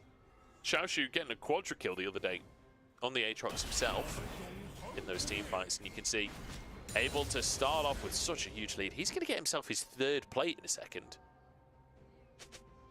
Yeah, and I mean, just constantly shadowing around, and it seems like RNG just not used to this from happening.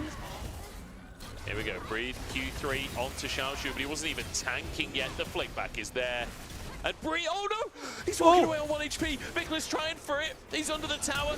And luckily the tower damage reset, but the kick comes in from Wei to answer. And Breathe, miraculously surviving for so long, ruins the play for RA. They thought they finished him off. Now trying to bait him this way. Did fall for it, has to flash out immediately once he notices the Viego there, but still, what a misstep. Is we finally pan back to bot lane, which feels crazy to say in 2024. Like, we are just now panning back to our 2v2.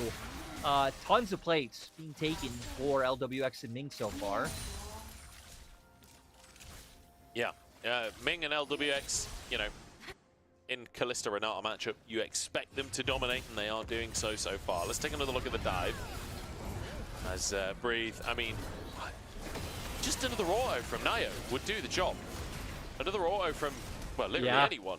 Yeah, just it seems like was ready to throw that Q. Maybe thought that Xiaoshu's auto was going to finish him off something. The slight miscalculation comes through and leads to Wei already making his way up, able to find the return kill. Breathe now having Hex Drinker, so a bit more survivability to deal with, especially when he's not only having to deal with the Udyr and, you know, the AP coming off of him, but also now that we're seeing that Vikla's going to be getting involved.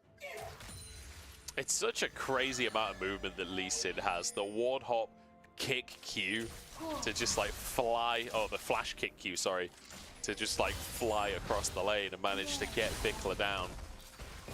Really good stuff from Wei to at least answer in kind. It cost him a summoner, but yeah, we're happy with that. At least they get something back. Breathe having a hard time, but RNG are up in gold, and now Zora is alone underneath the tower. Let's see how this dive is going to go. Twisted advances. Ming is currently tanking the tower. He's going to have to flash. No, he's not. Fate's Call comes into play, and they kick him out of tower range. Zora down, and everyone survives. TP from Vikla. This could be a redive. Vikla has to hold off the wave here just to be able to survive. Otherwise, he will be dived. Yeah, now we're going to see if RA can go for anything themselves, or, I mean, between Sen and Udyr, they might just be able to ignore the Aatrox and just, yeah, work on finishing the turret. Yeah, I mean, Breathe is autoing Xiaoshu there, but not doing a whole lot of anything. There's Vikla just going to look to deny some recalls. Damage on Ming. If he could have got a flick back, it might have knocked over the wall, but might get out of anything. I don't think so either. I think maybe even the damage just from the full combo might have been enough to finish him off. I do got to say, though, the TP was quite late. I don't know if Vikla didn't have it up just yet, or if he thought Zoro was going to be fine after kind of surviving the initial start of the play, because maybe that could have been turned around had the Taliyah been there a bit sooner with how much time Zoro was able to buy. I will say, when we go to Game 3 in this series, after RA go 2-0 up, I think RNG need to ban this Senna. This strategy of RA... Oh, wait, no, it's not a best of 5, damn. This strategy, though, of RA, just hard focusing the top side, having Prio in that lane, and just having the Senna, so you just kind of play weak side bot, it seems to be working out really well for them. This time they don't have the big lead that they had in the previous game, though. They won't be able to snowball quite in the way they did last time around. So LWX could be the saving grace for RNG. And kind of like you're, so I might need to pause on making any gameplay points because both teams starting to make their way around this dragon. We do have TP up for both top laners, so this could turn into a 5v5 at any time. But for now, it's RNG the ones maintaining control over the pit. Kind of like what you're saying before the game, right? Maybe just try and get them to walk in. Use that ult from me. Ooh, or not. Be more proactive. Zora could be in trouble. He's tanky, but I don't think he's tanky enough to deal with this Kalista end. And that'll be Zora down. Way! There's no need for that. It steals the kill with the Q. But either way, that's going to be a tower down to the bottom side. And we're early enough where it's still going to be placed. LWX can finish that one.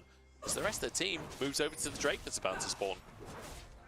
And I think just a bit of a wrong decision coming out from RA, leaving Zora down in bot side. You've already taken turret top. You know RNG are the ones kind of dedicating more. You already have control of mid. It feels like having Zora just give up that turret and meet up with the rest of his forces would have been the correct call for RA, but now trying to fight their way into the river. They're going for Wei here. Good stun from Nio, but rest of the team not there quite in time to follow up. Oh, the Q's on Assume. Wei had kick, had flash, but not willing to go for it for the time being. Drake spawning. And Zora is back in the play. He's joined the team once again. He is alive. There's Breathe and Xiaoshu sparring on the top side. Kick comes on through. There's the Railgun as well. Tang Yuan down. It's the face call there to save Ming as well. Wei being chased down next, and RA are just going from strength to strength. They're looking at another team fight. Winner Xiaoshu on the top side here, and they're dodging everything. RNG can't get the damage back, and this will be Drake for RA. No, even having to use, you know, some of their big team fighting tools defensively like we just saw with Ming's ultimate. So great job by RA on the pinch. Going to be able to confirm this one. Hell, they can even turn back to mid. Probably get a bit more damage down there too. I like how in the mini-map, Breathe and Wei were actually helping someone with Shell, and we're waiting for a bit of a trap play, but it didn't work out. But we're gonna see here, RA actually starting this one off, but it's Tang Yuan who gets forced forward by Zora, left on his lonesome, and just collapsed on.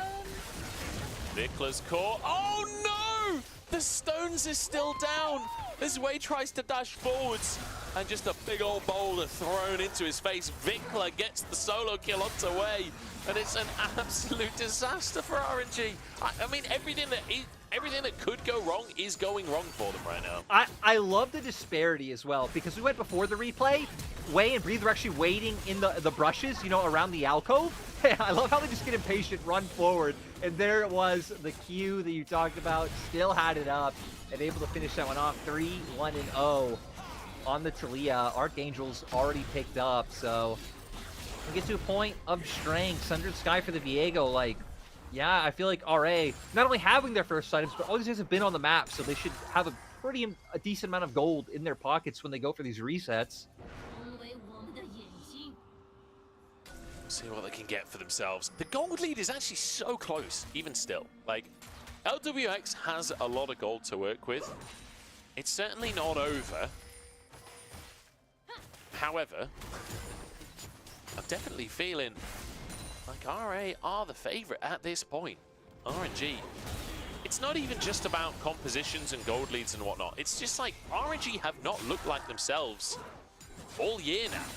And I was hoping today would be the difference. I was hoping, you know, they've had a bit of time now. We're after Chinese New Year, blah, blah, blah. But I don't know, it just feels the same. It just feels so lackluster from them.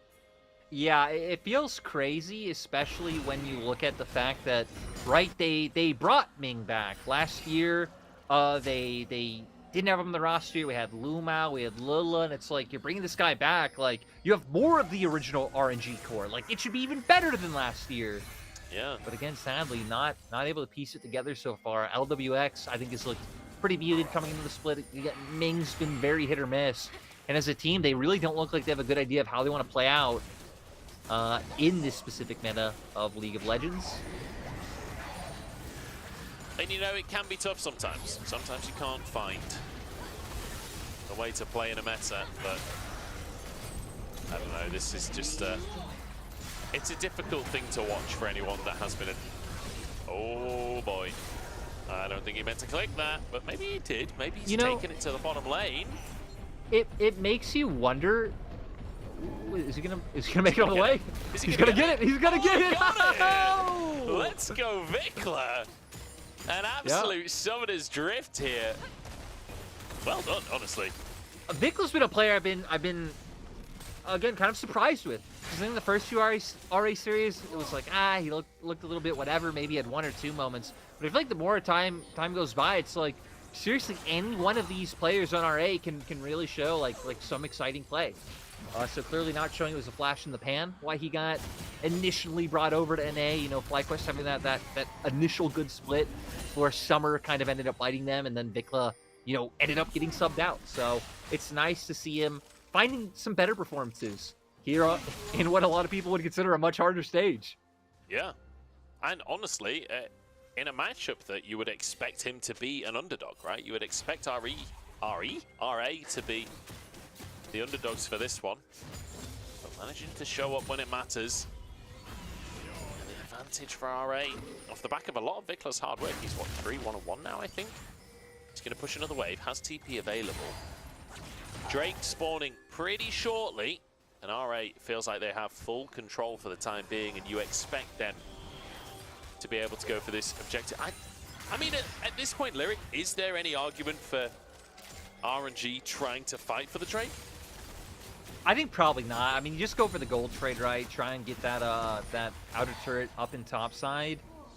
Like, again, you're facing Senna, you're facing Viego, you're facing these champions that are going to be annoying to deal with later on, but at the same time, you have an Orianna. Like, Kalista's still going to be able to do damage once we hit that 3-item mark, once we're towards the next dragon. Not this one coming up, you know, but the following one. So I feel like going for gold would be fine, but RG clearly positioning like they want to tussle. Yeah, they definitely want to fight this one. I think basically just saying, look, we've got Kalista.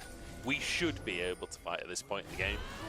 They definitely are against the scaling composition. Let's see if they can make it happen. Way alone on the bottom side of the play, but Vikla's gone too far forward, just as we praise him.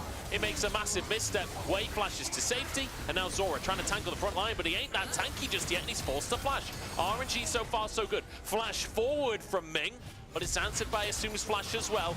And Breathe diving in as well, but they just can't quite close the gap. Wei does not have his ultimate available, and baits out some CC with a safeguard. Nicely done here. Xiaoshu rejoins the fray once more. This is the longest dragon scrap ever, and the knockup finally coming through. Xiaoshu down, and RNG find themselves a team fight. Yeah, RNG clearly in the right for wanting to go for the tussle. They should be able to pick up the dragon off this as well. I don't know if they're always going to be so lucky for a Taliyah to just fly right into them and get them a kill, but yeah, that was rather unfortunate timing of the compliments coming through from Vikla. Yeah. Well, we've cast a curse that one, haven't we? That's such a good game, and then just throws himself right into the... I mean, the handshake from Ming was great, but... Exactly, yeah. So we got to give some kudos to Ming. I still feel like the ult might have been a bit questionable regardless. Yeah. But Ming clearly setting it up. And then Xiaoshu gets split off from the rest, which allows RNG to try to run them down. But RNG don't really have a great way of actually keeping them from moving forward other than Ming landing a handshake for himself. So they're not able to really connect anything until Xiaoshu just runs in and gives it to them. Yeah. So, RNG do win a team fight, but it's sort of off the back of RA, one by one, running into Kalista damage, which, you know, is not an ideal way for RA to approach the fight. I think Vikla, the wall was fine. You just didn't have to ride it, you know? Just because you can doesn't mean you should.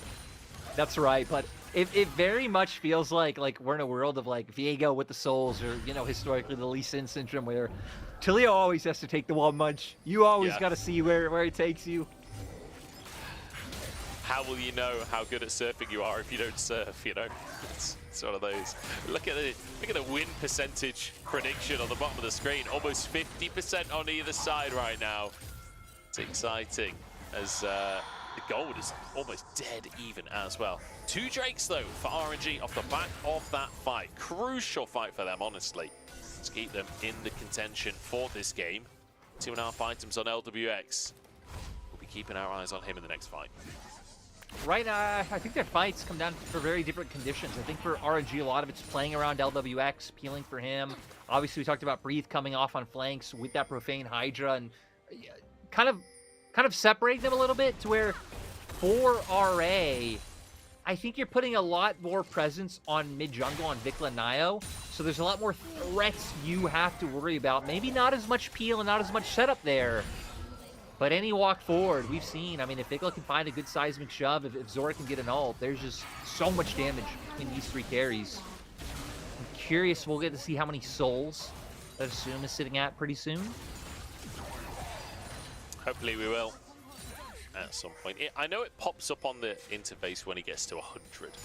That should be within the next sort of few minutes' time.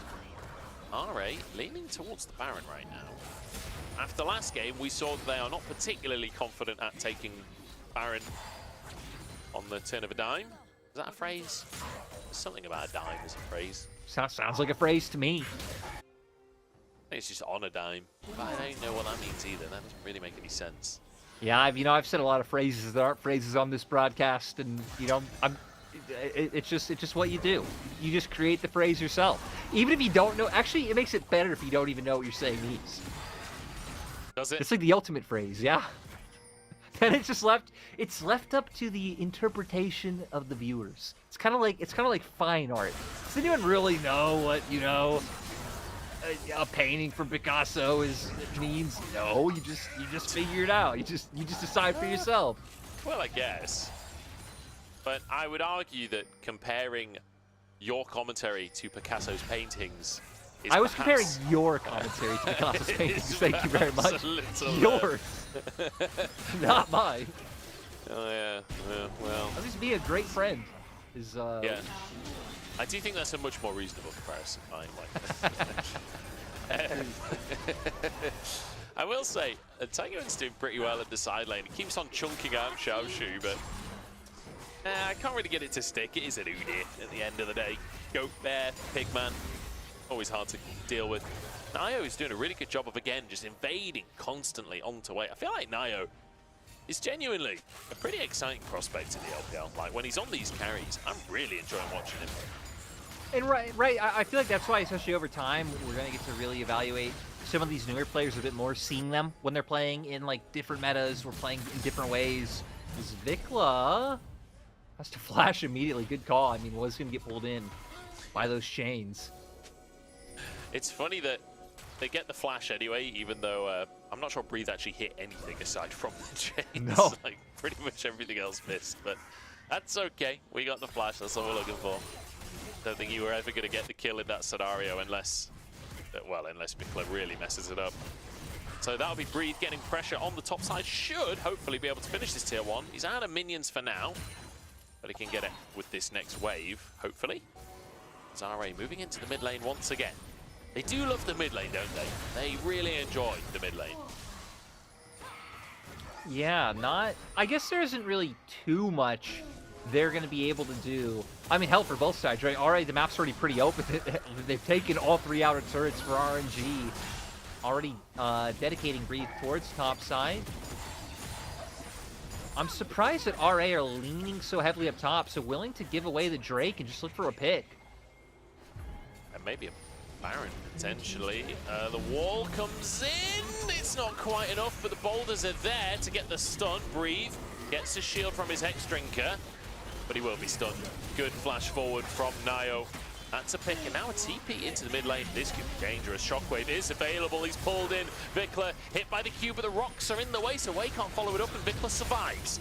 RA defend their mid tier 1, and now with Drake there, Zora is behind enemy lines. This is a massive flank. The Roots gonna come on through. LWX punted straight into the Udyr's arms. He will be taken down. Oh, the bailout comes on through. It's not quite enough. He gets 2 before he goes down, though. Huge turnaround, but RA still on top of the fight, flashing forwards to try and get onto Wei, and they take the Hex Gates on out of there, escaping with style.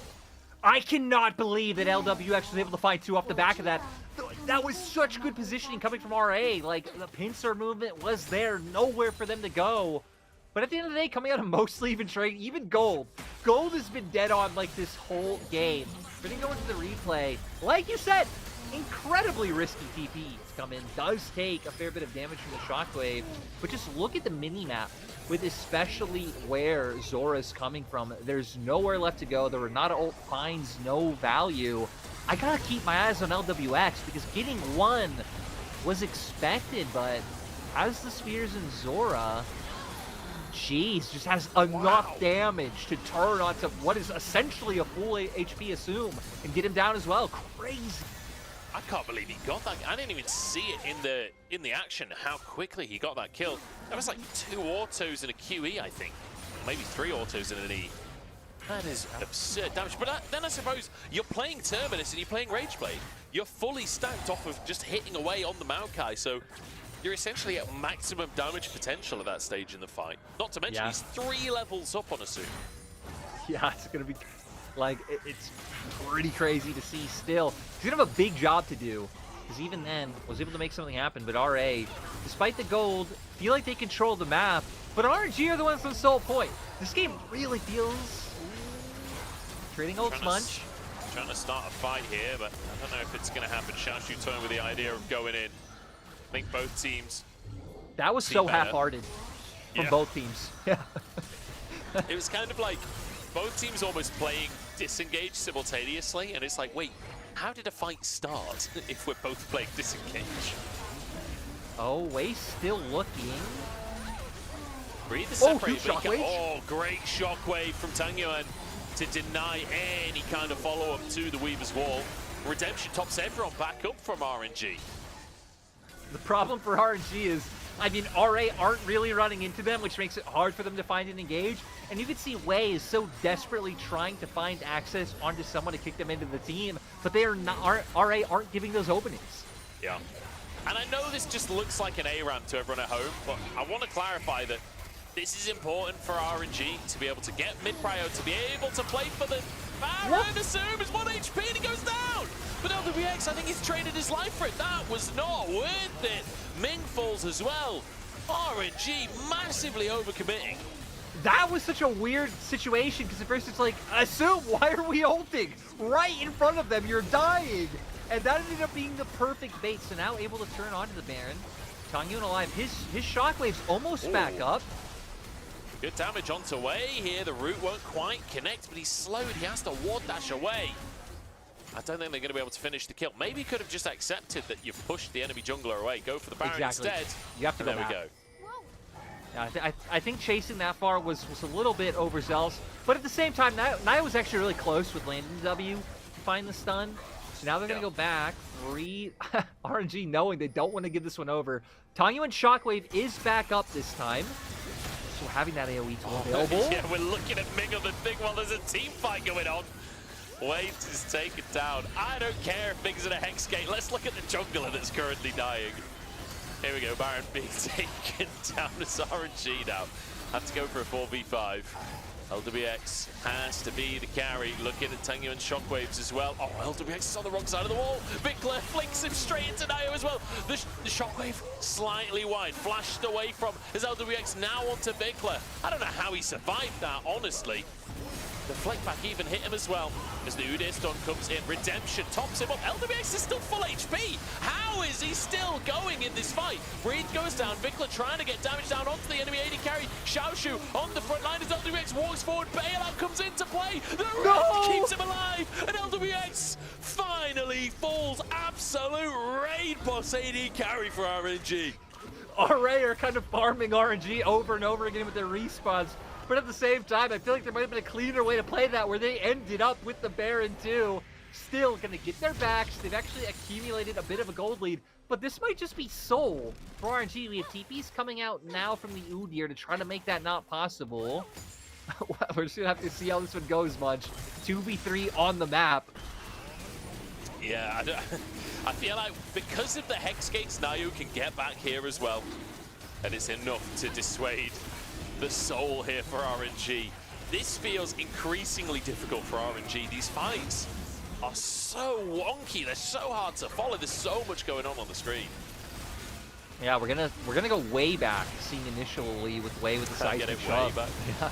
With the seismic shove coming through to find those first ones. And I like the play here. Just keep going back to the Baron, keep pulling them in. This is something we didn't see in game 1, something we wanted to see. This, though, I feel like the turn might have been a bit early. Great seismic shove, so I can actually understand why they followed up on it. But that wall, they could have used it, I think, to dissuade the Baron and actually just gotten the Baron to the side of RA. But they look for the fight. I like how decisive they were with it, but they also were kind of just giving away their own lives to go for it. I don't know how much we're going to keep watching this replay, Munch, because we already have more shenanigans. Wei is stuck. Okay, he's going to be able to queue over to the red buff. Nobody was nearby, and I guess he didn't have a ward for the safeguard. We're fighting for the red buff now. I didn't notice as well. Really good, worked ground. Really good Unraveled Earth from Vikla. Managed to get a stun on LWX towards the end of the fight. Separated him from the team, and that's what forced him to try and go for the all-in with the bailout. The fact that he was able to get a kill in return is still kind of mental. LWX trying his damnedest to win this game. Yeah, Tangyuan, though, is really close to being able to pick up his death cap. Hell, might have it right now. We see the reset coming through. That could be a meaningful bit of damage for these shockwaves as Wei really is playing on a knife's edge. I think moving over to the side of RA, we're kind of hoping to see Assume be able to get a few more items under his belt, too. I mean, already should be at a pretty good point this far into the game. I mean, again, we haven't seen the Souls in a while, but definitely should be above 100 at this point in the game. Yeah, he should be. Curious to see where he'd be at. Maybe around like the 125 mark by now. Which would be good. That is another one of the spikes. As Xiaoshu is sort of caught. He is playing Udyr, but that health bar is depleting. The Ren comes through. And Xiaoshu, an uncharacteristic late game mistake from him. And in goes Wei. Great flash kick onto Assume. He's down. And after all of this, RA, they just completely blunder it. This team just does not look comfortable playing around the Baron whatsoever, even in the fights they were winning earlier. Again, it felt like they could have just taken the Baron. RNG now, with the picks they found, are going to be the ones benefiting, picking that one up, and now should be able to start getting some presence going. Maybe even have it and maintain push by the time the next Drake's up so they can get that soul. And we're getting the replay. Uncharacteristic mistake from Xiaoshu, not reading that the other members of RNG would be here, but they weren't showing anywhere else on the map, Xiaoshu. Where else could they be? Because Munch, that just opened up the perfect angle for RNG to chase them down and get the fight. And it's one of those things where I feel like, I mean, great kick from Wei, nicely done, but I feel like as Xiaoshu, I don't have a problem with Udyr being positioned there. However, you need to then use your passive to have the CC immunity and get out of the play. Like, Udyrs can escape those plays, but not if you don't use your CC immunity.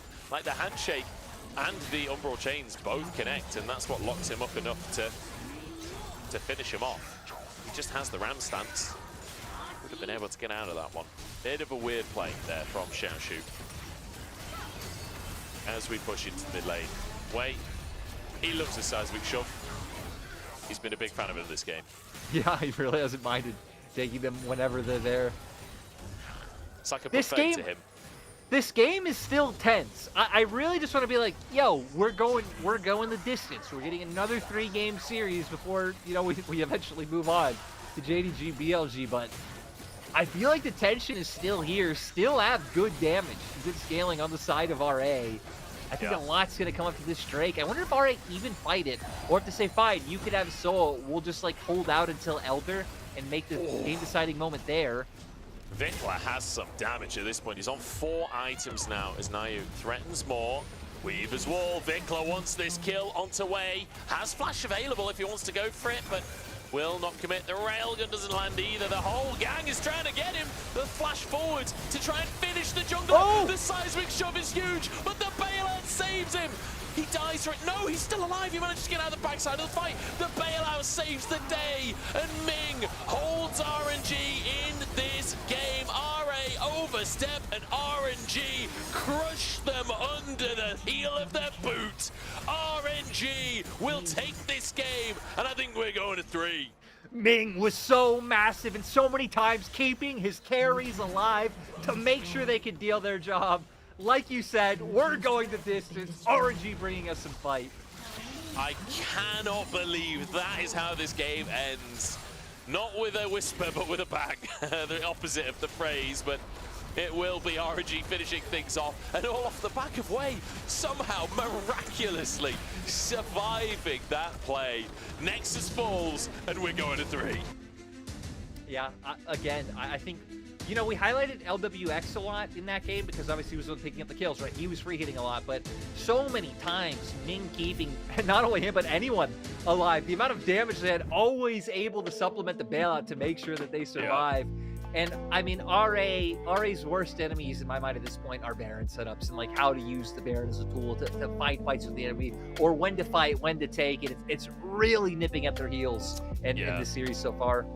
It feels like they're struggling on that regard. I just want a quick PSA before we go to break. Do not go on Twitter. If you're staying with us on the main stream, we're going to be watching JDG versus BLG later. Do not get the results spoiled for yourself because it is happening simultaneously.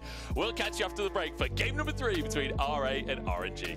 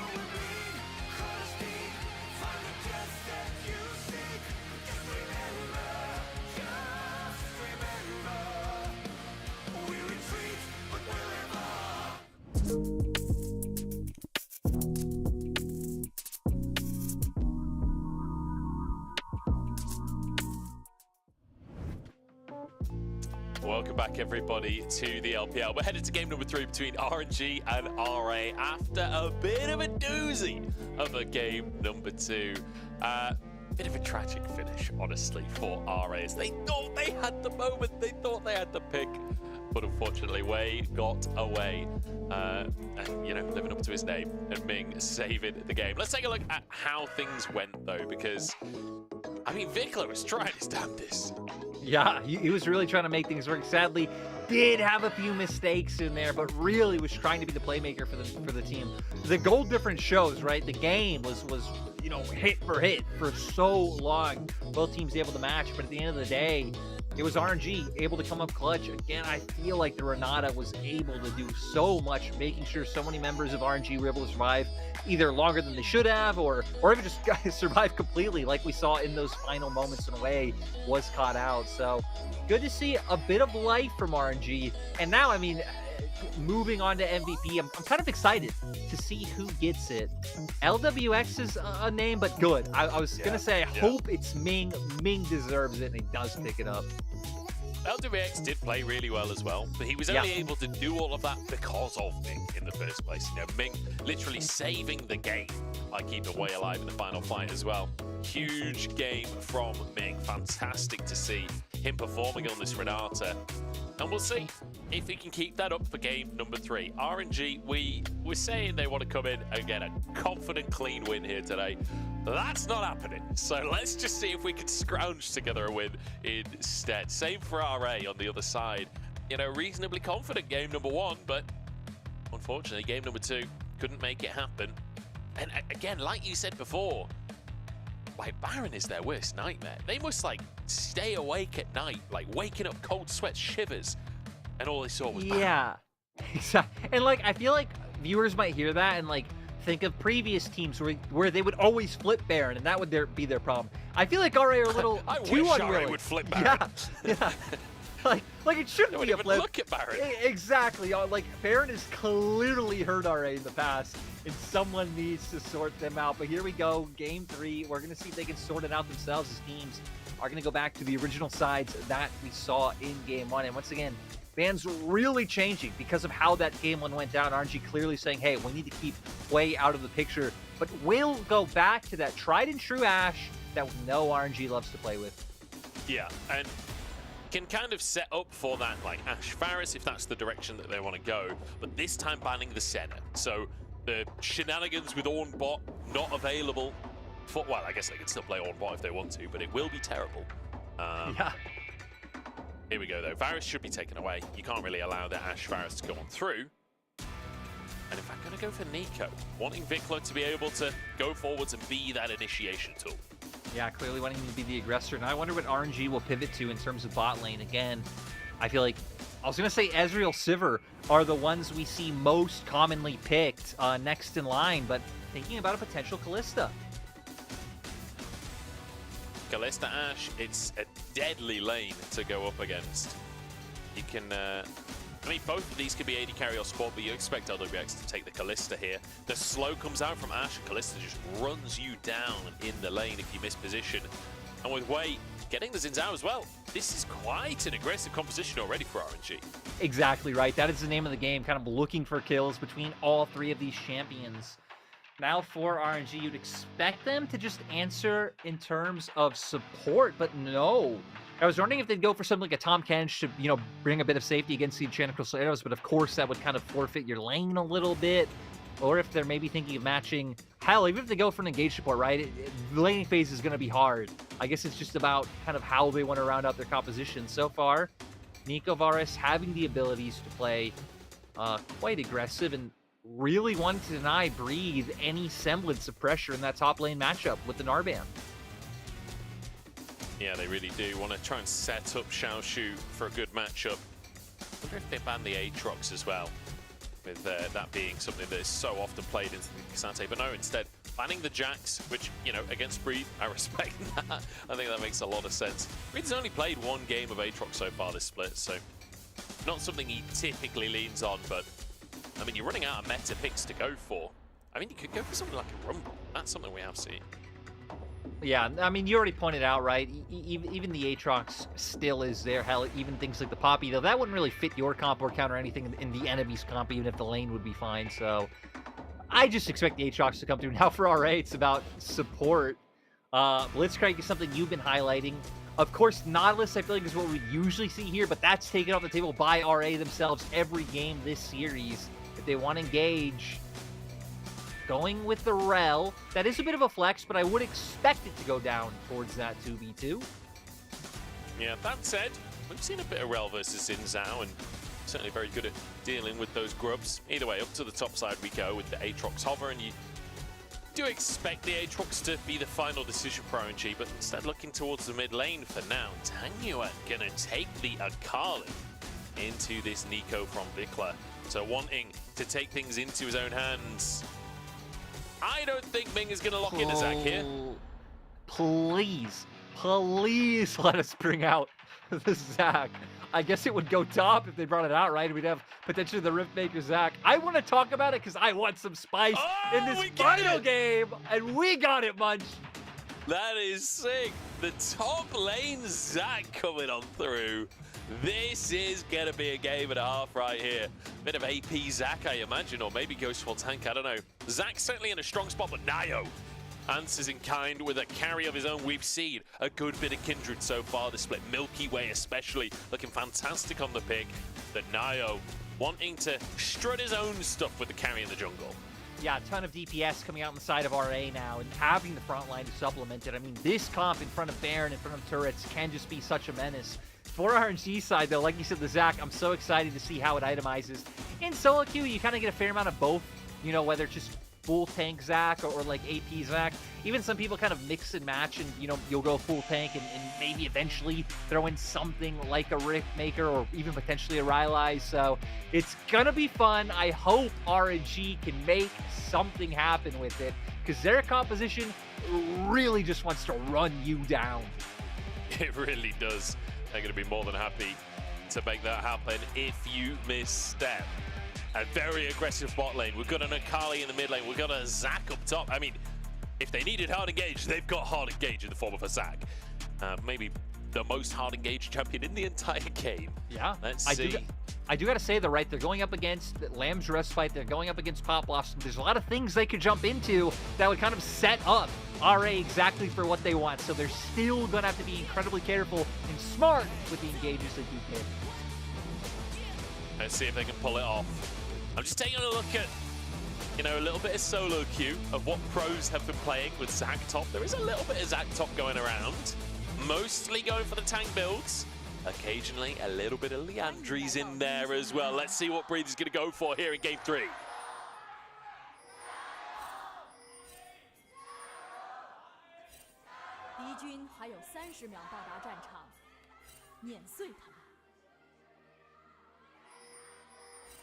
Again, this one's going to be such a fun one. Is Zora hoping he could pinch someone, but with Kindred on one side, with Zac on the other. And funnily enough, that sounds like it would be a jungle matchup with the way I just said that. And it's not. Just having them on opposing sides of the Rift.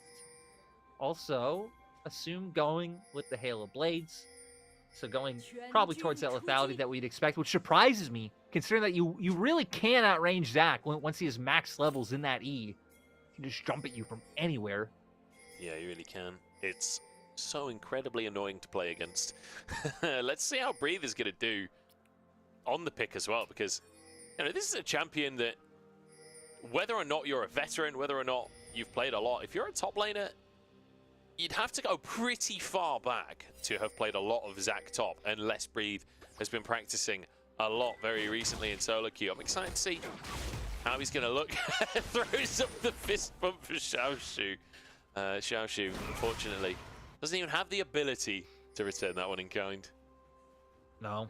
And, you know, even though we're excited for Zac, I don't expect to see too much happen early on. Zac usually does start with, you know, maxing W, and then you go into your E when you're in the top lane. So not even really high impact in team fights, even until way later into the game. So a lot of our action definitely just going to be about this 2v2 down in bot. We can see Wei pathing down towards it. Wow. 2014, the last top lane Zac. Crazy. When I was talking about Zac a second ago, I nearly said I want to say the last time was like 2014, and it actually was. I shouldn't have second guessed myself. I would look like a genius. 3,612 days. Great, and again, it kind of makes you wonder how long he's been cooking it up. I have seen people like Hoya playing it in solo queue. I mean, obviously a player we saw play earlier in the day. So gonna have his chance to find his impact. But again, everything starts here in this bot lane 2v2. I wonder if Whale even try and find presence down here if the 2v2 can start getting heavy trades and potentially zone them off turret. I guess it's just one of these matchups where, kind of similar to Udyr, you just have such incredible pushing power, the ability to harass while you do it, and that much sustain. You can just stay in lane forever, keep on pushing, keep on putting that pressure down in the top side. I'm excited to see what Breathe builds, how he uses this pick. But let's take a look at the junglers for a minute here. As Wei path down towards this bottom side, towards the Ashe Kalista lane. He's got just hammering away at the turret down there. In the meantime, Nayo went up to the top side. So we're going to have a trade of crabs on opposite sides. Now we can see the mid lane matchup also going quite horrendous. I mean, you expect these in Akali, not even taking fleet footwork, so not going to have the same sustain that, you know, a lot of Akalis do, going for the Conqueror to be able to dish out more damage later on in the game. So Wei will be able to get this crab. Unfortunately, for Nayo, this is the crab with the Kindred mark. So Wei will be able to deny that, at least for the time being. And just hover, just make sure no shenanigans are occurring. I don't think anything is going to come of it for the time being as reset comes on through. And they'll just keep on pushing these waves. So as you said, like, we're probably going to be waiting a few minutes until too much action kicks off. As I say, that trade's at the top side. Breathe has so much sustain with his little bloblets. Able to survive this fight, like you said. Ooh. Oh, Tangyuan goes down! The pop from that Q, able to finish him off. Huge for RA. I mean, what is there to say? He landed his ear and just bops the game. Vikla wasn't even really a part of that play. He just whacked his abilities out and walked away. Tangyuan just dies in his shroud. Oh, it's tough to watch. As Breathe just winning out these trades against the K'Sante. It's looking like a good matchup so far. Yeah, definitely holding down the fort.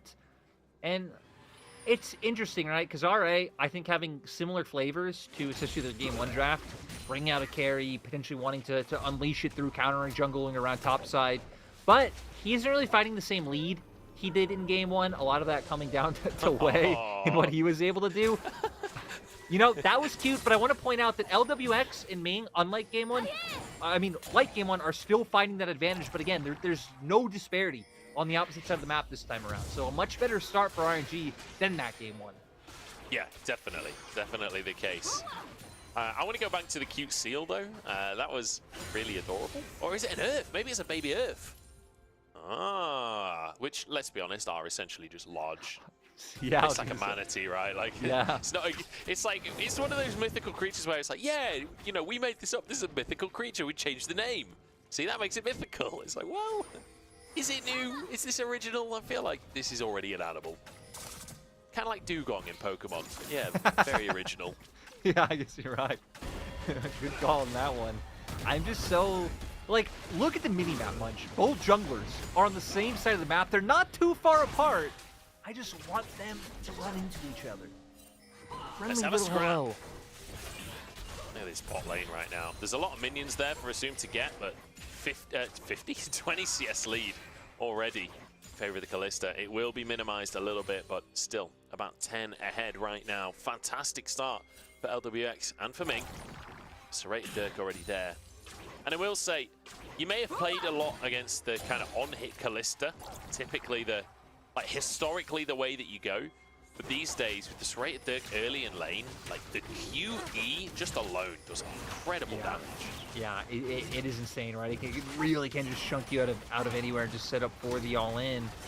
But RA should be able to get this dragon. We can see on the mini-map that RNG's bot lane and jungle are kind of positioning over, but Tangyuan clearly saying, hey, I'm not in a position to fight. I need to go for my reset. Doesn't have TP and does do so. So now we're going to be looking up towards those grubs. That's also where the Kindred mark is around the crab. So if RA can get that, That would be huge. It seems like maybe not realizing that Wei's sticking around the spot lane so long and that he might already be on his way up towards that side. Still, Vikla just throwing out as much damage as he can. Doing a good job in this mid lane. He's 10 CS up. Obviously, got the solo kill earlier against Tang Yuan. Doing a good job to outspace all of these abilities. Just dodging everything Tang Yuan throws at him. And just returning autos every single time. Getting that Aerie to proc. Getting that extra damage down. Fantastic bit of laning coming out from Vikla. Yeah, doing a great job. And I mean, playing against Tang Yuan, not really someone we think of as an Akali player. Is Breeze probably still just going to be fine. Yeah, not someone we know as an Akali player, right? I feel like for everyone, when you think of Tang Yuan, you think of Galio. But actually sitting 2-0 on the Akali so far this split. 12.5 KDA, not too shabby in the least. Now, this is entirely anecdotal. I have no evidence, but I feel like Galio players and Akali players are a similar breed. Like, somehow, Galio players also play Akali, and vice versa. I feel like they just... What about Teacher Mo? Well, Akali wasn't reworked, okay? It's a different era. Different kind of Akali. I also know what you mean. That's true. I think one that would jump to mind very easily would be someone like Angel, where you do think of him for like the TF, the Galio, the Talia, but then you also think of the Akali. Yeah. Maybe a bit of Yagao in there as well as... Oh no, Tang Yuan, he's jumped straight into... Oh god, it's a disaster. Vikla solo kills him twice in a row. This is... I mean, it couldn't be going much worse in the mid lane, could it? No, and right, he was the one looking for the aggression there, knowing that Wei wasn't too far behind. But this is also why I said RNG have a lot of tools to go in. But RA have some tools that they're happy with you going in. If you just give Vikla the free Pop Blossom, he loves that. Nio, like we said, the Lamb's Respite that's going to be coming to play later on, not going to dissuade us. We're going to go into the replay here. Gets caught by the Tango Barbs into the Q, and the bit of damage from the explosion there, too. I just really overreacting to the amount of damage he'd have and being able to take Vikla down. Not expecting, I guess, for whatever reason, the ult to lock him down and him be able to finish him off, but really just a misread from Tang Yuan. Yeah. It's the fact that he, like, Qs the minions as well. I'm not sure that Tang Yuan was trying to all in there. I think he was just, like, trying to put pressure so that he could guarantee the wave. But sort of accidentally all in. Maybe I'm just misreading that, but... I mean, even if we say his intention wasn't to all in, it's like, I don't know in what world he thinks he can... necessarily make it better. I don't know what world he thinks he can just go up to the Nico there when the ult's still available, so... Already have a lot of, like, now have this Nico that's getting big, but, I mean, we're still waiting to see them translate it into anything. RNG picked up 2 of the grubs so far. RA are the team that's gotten first dragon, but no significant gold lead going in either direction. It's not often that you see a game like this, is it, where there is just a huge gap in a lane. You know, like...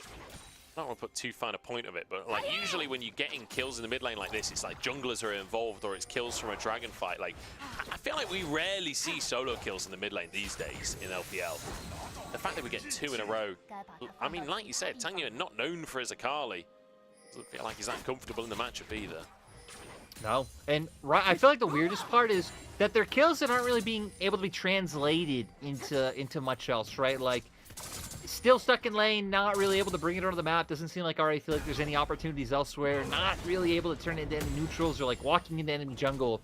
So it does kind of just end up being the individual lead for Vikla. Does just get the rocket belt, so going to have an easier time at finding access onto LWX and Ming. If you know, we start getting to the point where we're going to be grouping for these team fights. I wonder if RNG or if RA will even look to contest this Drake. They do.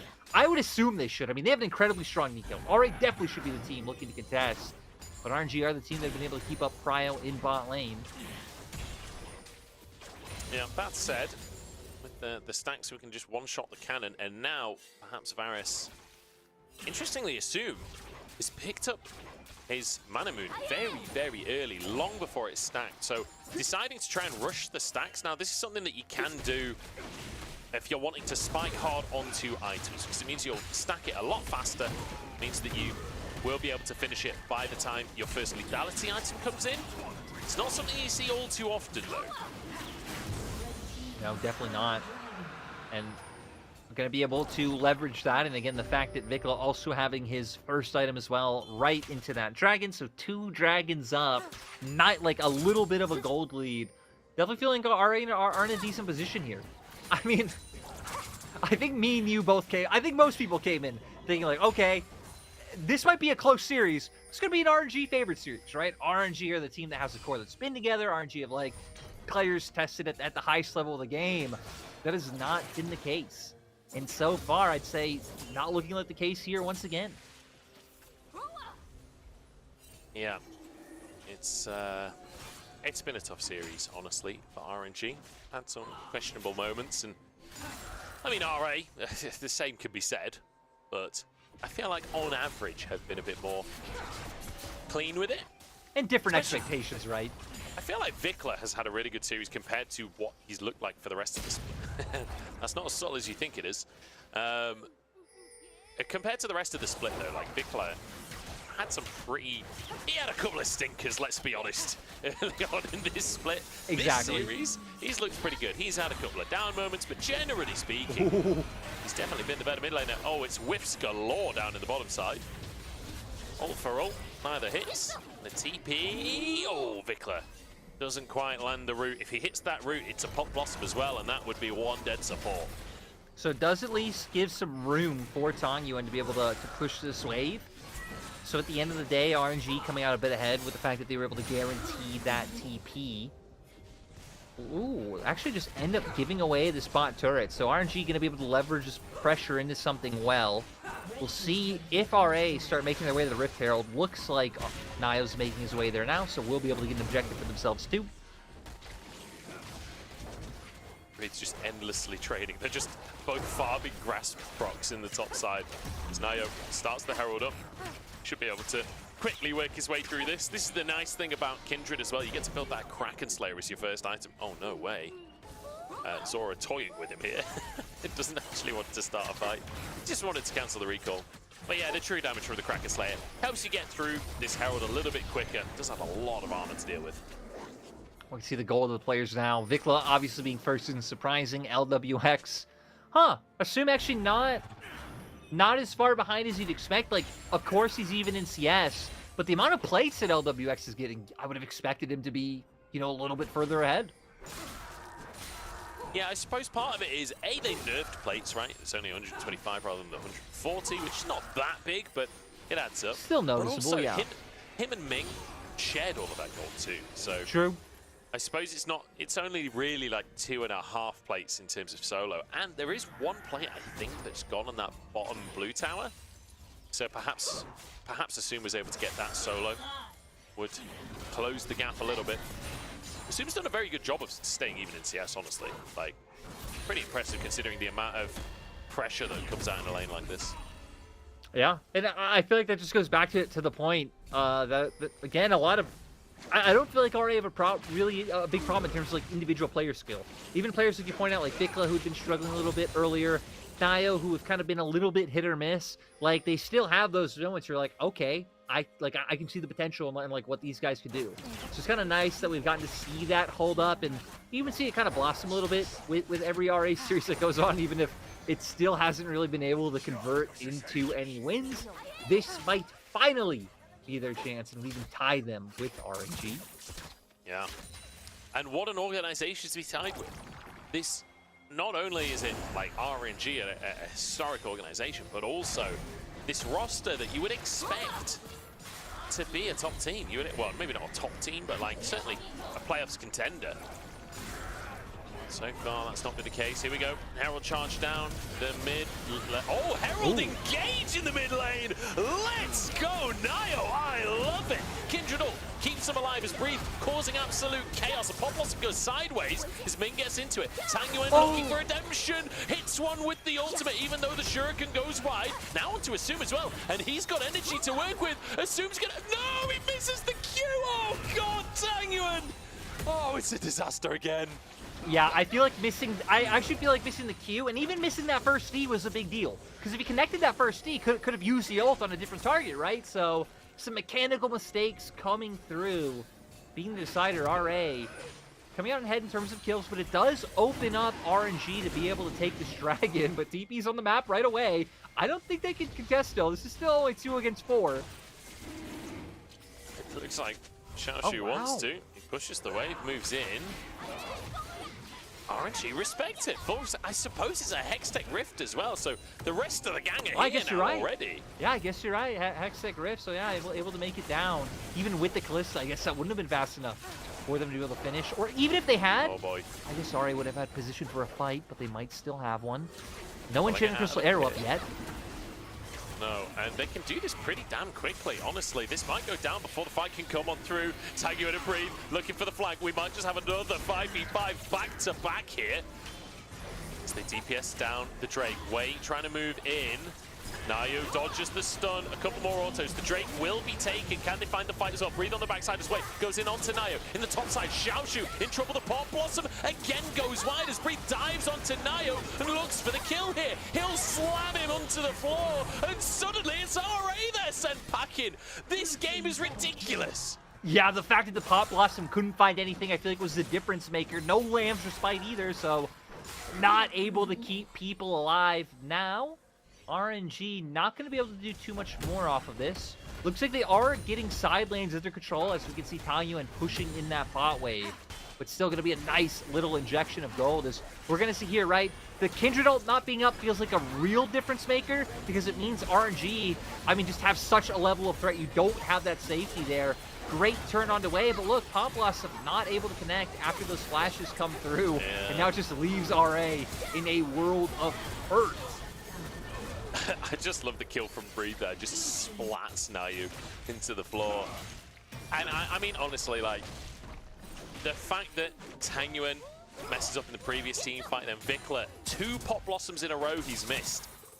This jungle matchup, this mid lane matchup, really, it's not looked particularly good for either player. Vikla getting 2 solo kills in lane, but if you're not hitting the Pop Blossoms, it doesn't matter. True. It really feels like the Pop Blossom and Kindred ult are like 2 of the things that make this comp work against what RNG has drafted. Without those, I mean, RNG really should just have a field day of like being able to find access to the backline with the amount of dive that they have. It certainly feels that way. And I mean, that's what we just saw. Yeah. And, I mean, this is Breathe with only 2 items. It's only going to get worse. He's got Anathemas as well, which, in case Vikla ever wanted to do any damage to him, he will be denied. So now, Spill Pure, okay, see you later, Nayo. That's Baron for RNG if they want it. They've got a Kalista. Yeah, they're going to be able to look for this. They even have great turn potential with the Zac if they just want to try to use it to find a fight. You know, I want to get hyped about this game, Lyric, but I feel like every single play is the other team just really messing it up. Like, I feel like almost every kill in this game has been a mistake by the opponent rather than... Oh, hang on. Here we go. Breathe dives into the middle of everyone and is pulled it again! What? You just said it! You just said it, Punch! What is happening? Oh, God. I'm losing my mind. You know the worst part, too, is like there's like really even no tension. There's no build-up. You're like, let's cut to like what's going on over here, guys. Shenanigans. He's like, let's cut to Breathe, and he's like, full send. Let's cut to Nayo, full send. I don't know. It reminds me. It kind of reminds me of the edit you did with the Xiaohu flash over the Raptor wall. If you remember that, it's like every play is like that in this game. As we're gonna see here, thinking they caught Ming out, so you know we can understand it more now that we actually get to see the full play, having both members there, but running face first into an Enchanted Crystal Arrow, not the way you want to see it go down. Yeah, I feel like at this point I'm watching this game in the way that I would watch, like, You've Been Framed, if you've ever watched that TV show. I don't know if they have that in America, but it's like, you know, home videos that are a bit ridiculous, that are a bit daft. Yeah. And I feel like that's the vibe of this game right now. That is the way that it's looking. It's down to who can make the less ridiculous plays. I mean, we're already like we're going long. We're 5.5 hours into the broadcast so far. God. Going, really getting like the maximum bang for our buck. Not only in terms of games, but even just like the pace at which they're going. I mean, there has been a decent bit of action, right? I mean, both teams finding kills, looking to brawl. but neither team has ever been able to turn it into anything that significant. RA are sitting on soul points, so that's definitely not something to scoff at, but it feels like RNG probably at a point where their comp's really going to come online quite strong. I think a lot is going to come up to those ultimates. Nicla not having great usage so far. He's really going to have to turn it around, especially now that he has that Rabadon's Death Cap. Yeah, we need to see these Pop Blossoms landing. It is as simple as that. Dark Seal in his pocket as well. Only one stack on it for now. As Tangyuan had a bit of a better performance in the previous fight. He's got a few stacks for himself. She has a bounty somehow. Not entirely sure how, to be honest, because on my screen, it looks like he's pretty far behind, but there we go. They try and move it. RA want to contest this. Drake spawning as Tangyuan, looking for a deep flank here. If RNG retreat down the river, they might be able to set Tangyuan up for this flank. LWX starts stacking up those reds. Yeah, Xiaoshu, though, I think has to be aware. Might be looking for a flank of his own, but they have to know Tangyuan's not showing anywhere. They have to be considering the possible flank. It should just be the Drake take, and there we go. The Rent gets it, is in, goes with the Magnet Storm, denies the engage, though. He self-countered picked himself. That didn't make any sense as Tangyuan goes into the back line alongside him. And the ultimate comes on through. Ming is about to die as well on the bottom side of the fight. It's absolute chaos as RNG, I think, are being taken apart, but Tangyuan saves the play on the top side. And now they move back in. 3v3. It's an absolute scrap as they dive on in. Vikla has to carry here. Tangyuan still alive. The mid laner versus the mid laner with a Rel and a Zac bashing about as well. Sora, the last man standing, and this time the abilities hit, and Tangyuan gets a bit of redemption. I feel like the difference maker there, Munch, was not the mid laner versus mid laner. It was having the Zac over the Rel, Bree just pummeling him down. Vikla not able to do anything. We keep having these close fights, but the most important thing is the fact that RNG were able to get the Drake for themselves. We're going to see how everything ends up going down here, because things look so promising for RA when the fight started off. You mentioned it, Magnet Storm countering with the Zac being able to dive in. Vikla is finally going to find the Pop Blossom that we've been asking him to find. Gets it straight on to LWX. But look at the opposite side of the fight. Tangyuan kind of weaving in and out with that ult. Able to finish off Assume and just chase down the other carries on RA. And then, like you said, once we get to this point, it really feels like the difference maker is kind of the supporting cast around both mid laners. Because Brave, dealing a ton of damage, could just slap this Nico away. Just punching him over and over again. Flies on in, but it's too little too late. Tangyuan's already done the damage. And now 5, 3, or 4. This time I get why he's got a bounty. This time I understand it. Tangyuan getting himself back into this game. 10 stacks on the Dark Seal. 2 items finished with a needlessly large rod as well in his back pocket. It's feeling pretty good for RNG right now. But again, the gold, only 1,000 in their favor. This series is unexpected in how close this really was going to be. It feels like the difference maker at this point is just the Sakali, though. They have too many threats that they have to consider locking down, right? Zac's mobile, Kallista's mobile, Akali's mobile, that will see them use these tools. Magnet Storm on the Zac, you know, maybe Pop Blossom's used on the Kallista, but then Akali's left to roam free. And it feels like that wouldn't matter, like, pending on how it changed, right? Like, maybe you lock Akali down, but then LWX is left loose. So there's just so many different things that RA are left to worry about in these fights. It has to be so annoying. Yeah, there's so many threats. Assume doesn't stand a chance. But it's Nio that I've been surprised is really struggling to operate in these fights. Yeah. It's 0-4 so far. This is the first time we get to see him play Kindred on the professional stage. And unfortunately, not really working out for the time being. This composition from RNG making it really difficult, but also a couple of mistakes when it comes to positioning, like getting caught out, being in the wrong place. I mean, we saw the one where he sort of just walked in from the jungle. Breathe is in big trouble, pulled over the wall, turns into Bloblets, and Xiaoshu can easily finish those off, or can he? Yes, he can. Solo kill for Xiaoshu. And this is why you're always excited to watch Xiaoshu. He just knows how to find these opportunities. Now going to get a turret off the back of it as well and relieve so much pressure around the rest of the map.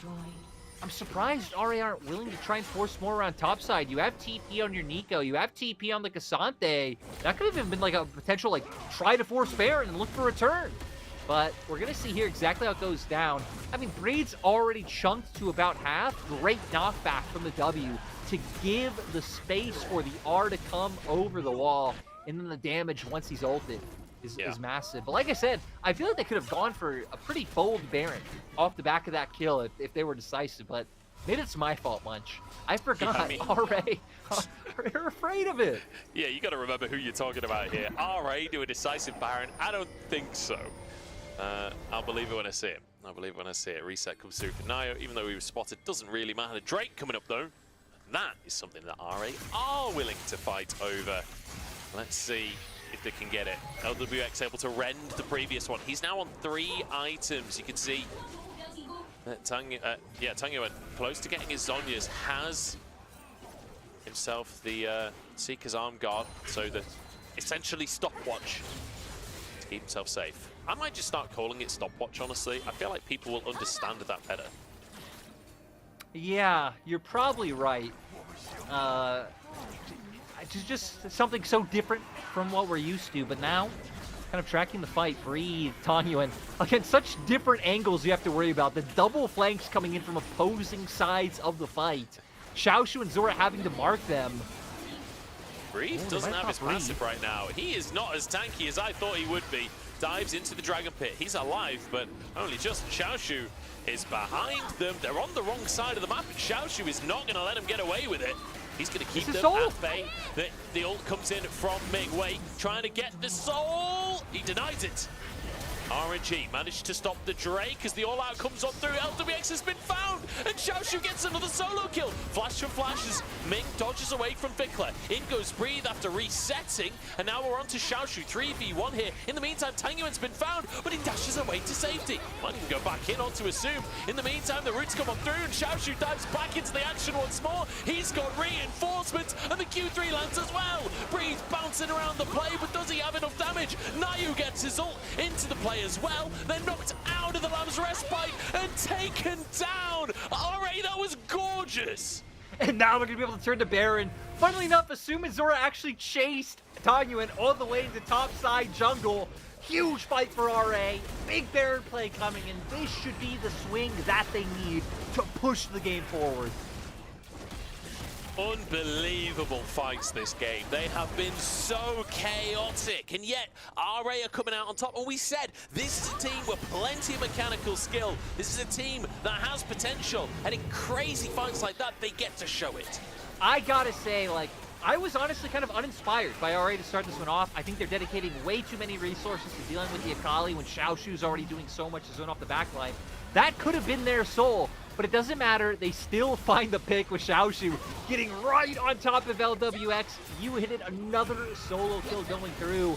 This is where I was a bit surprised to see RNG willing to keep going. I understand that the fight is split. We are jumping on to this huge Cassante. He has backup available, and you don't actually have a whole lot of damage here with your Kalista dead and your Akali being run off to the opposite side of Summoner's Rift.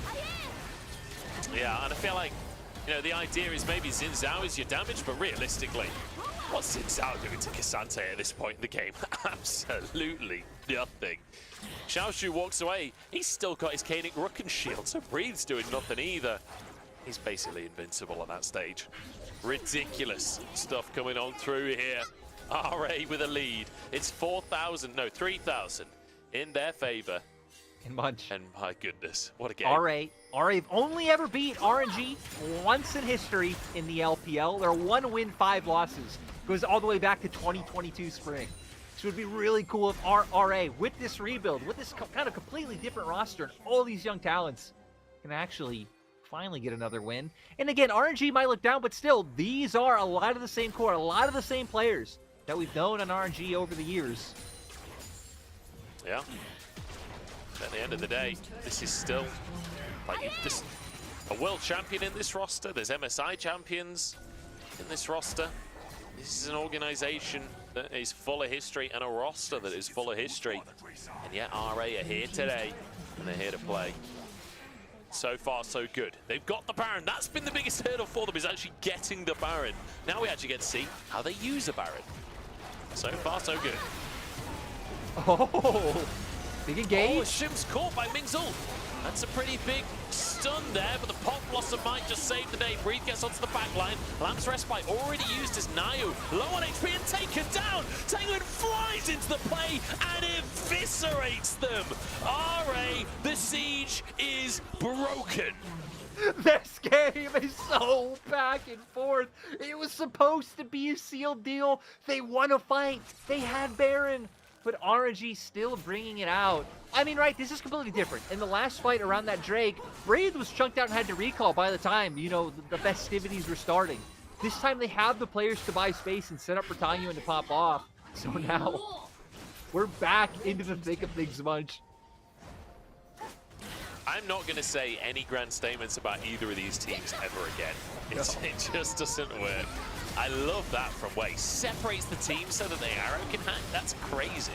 Yeah, and the whole time, right, because of the arrow as well, it means Varus isn't putting off any damage, and knockups are coming through, Nayo's force slow, and everything just set up for that ult to come, for him to be able to finish him off. It was just such great execution from RNG. There really wasn't even anything RA could have done once the Zac and the Rel came in. Kenju looks stressed, to say the very least. A little cheer at the end of the play, but they know that this is not going super smoothly right now. I'm curious to see the rest of the split from RNG now that they have picked up Kenju once again. Oh no, the Baron earns 56 gold. I think that's worse than a negative Baron play. Just like pocket change that you got from the purple word. Yeah, it's the worst. And I really cannot believe we're up to 6 Drakes. We're really like getting the full amount out of this game that we can get. I feel like we had to. This is the way it had to go, you know. Like, if it's gonna go the distance, we're going the distance in the game as well. Yeah, I agree, right? I don't only want 9 games. I want 9 hours of broadcast riders. Yeah. Kind of to bring us back and take stock of items real quick, because it's something we actually haven't done in a while.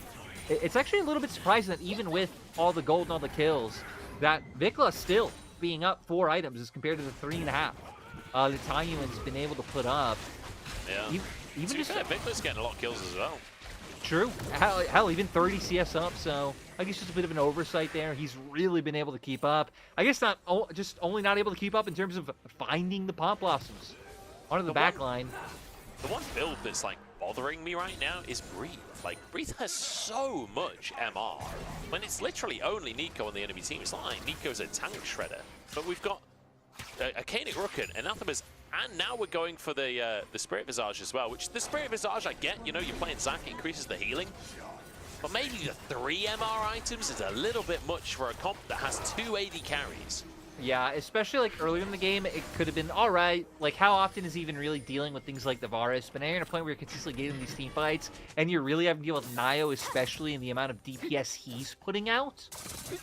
So I agree with you wholeheartedly. Definitely going to need some more armor in there. I mean, we've seen multiple times, right, that if he is getting focused down, he is quite squishy. He isn't this like super tanky, unkillable threat for the Kindred whatsoever.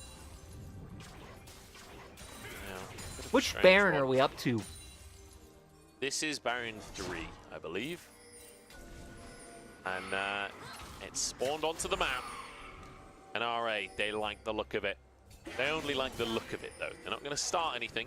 Never be starting the Baron. Just be looking respectfully from a distance. Here we go. Arrow goes in. Nayo dives straight into it. And immediately Breathe can follow up. Good defense from Zora to protect his jungler. Lamb's Respite on cooldown.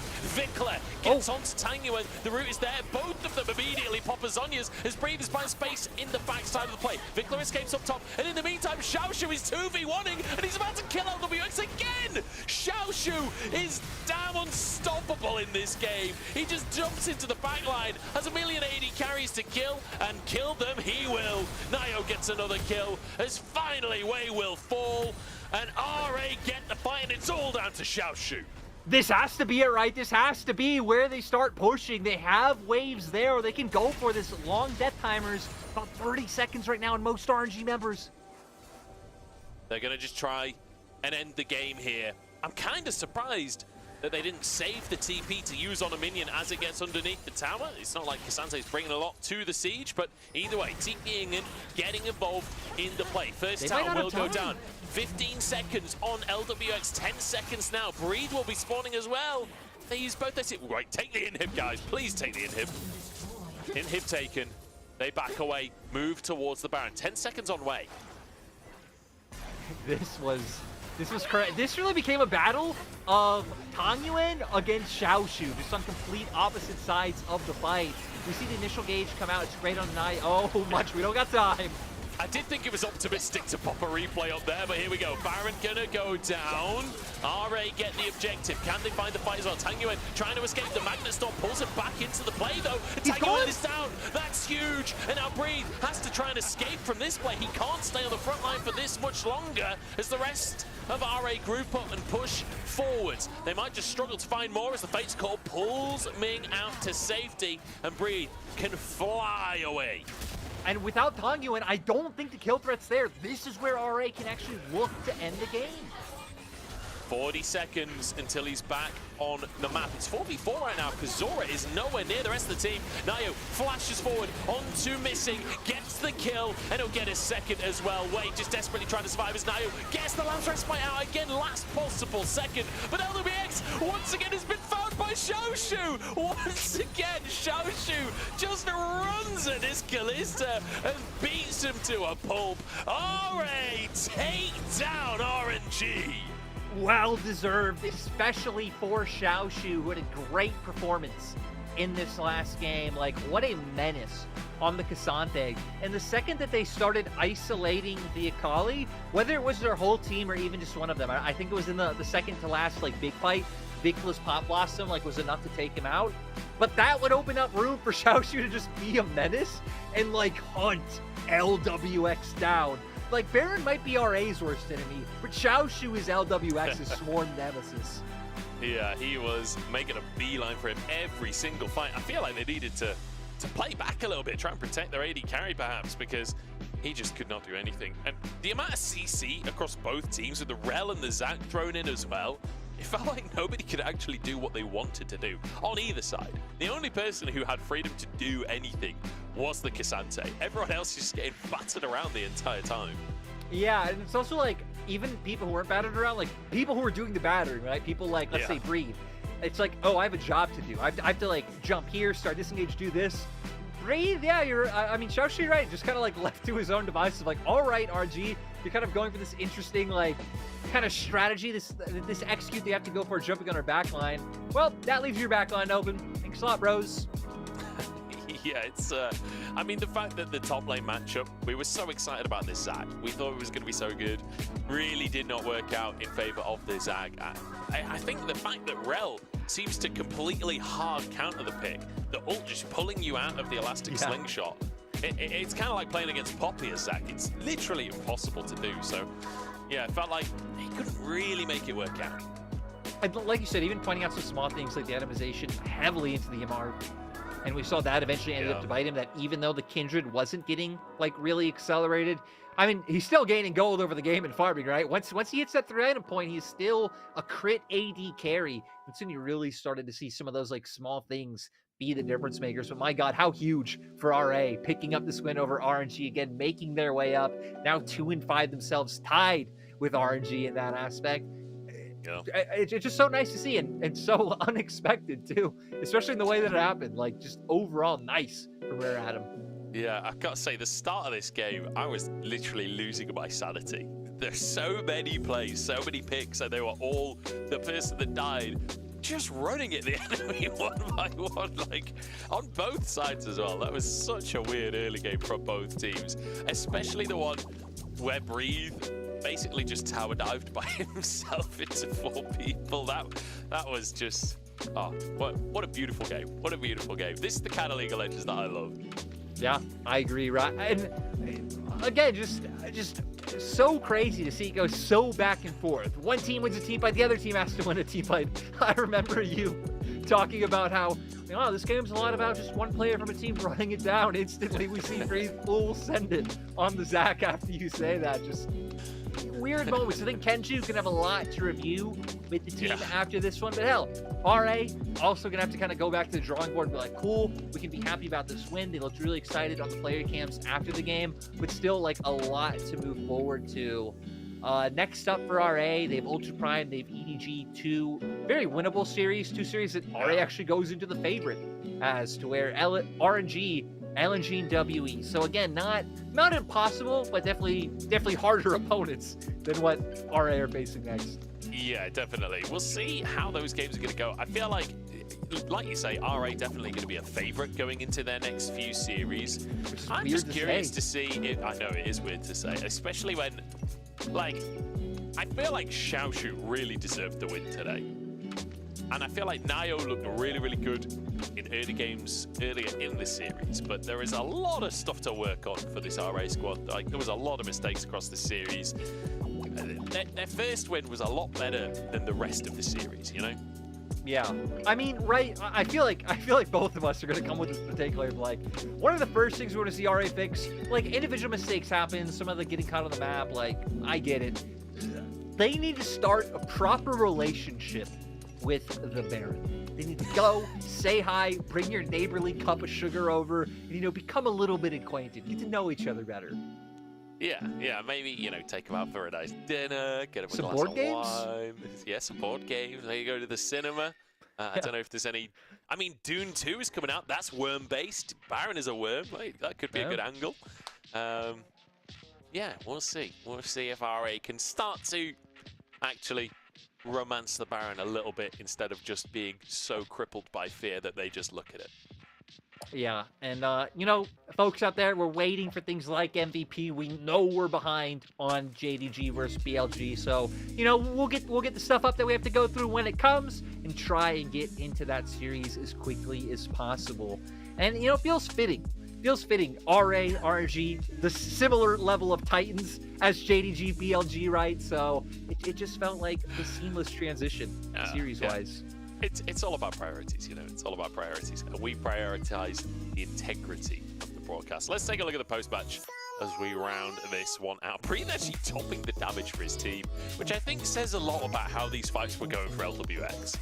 Yeah, I mean, he never got to do anything, but actually just both top laners. This just really showing that like both team fights were just like, Godzilla destroying one city, King Kong destroying the other, and whose destruction could come out better. What was definitely Xiaoshu being the actual monster here, but I am a bit surprised. Like, Akali, of course, on a champion, he's always going to have high damage numbers, and he was, like, finishing off a lot of kills, but I still expected his damage to be a little bit higher because, my God, some of those perfect executions were just, like, pretty much one-shotting people with the point we were at in the game.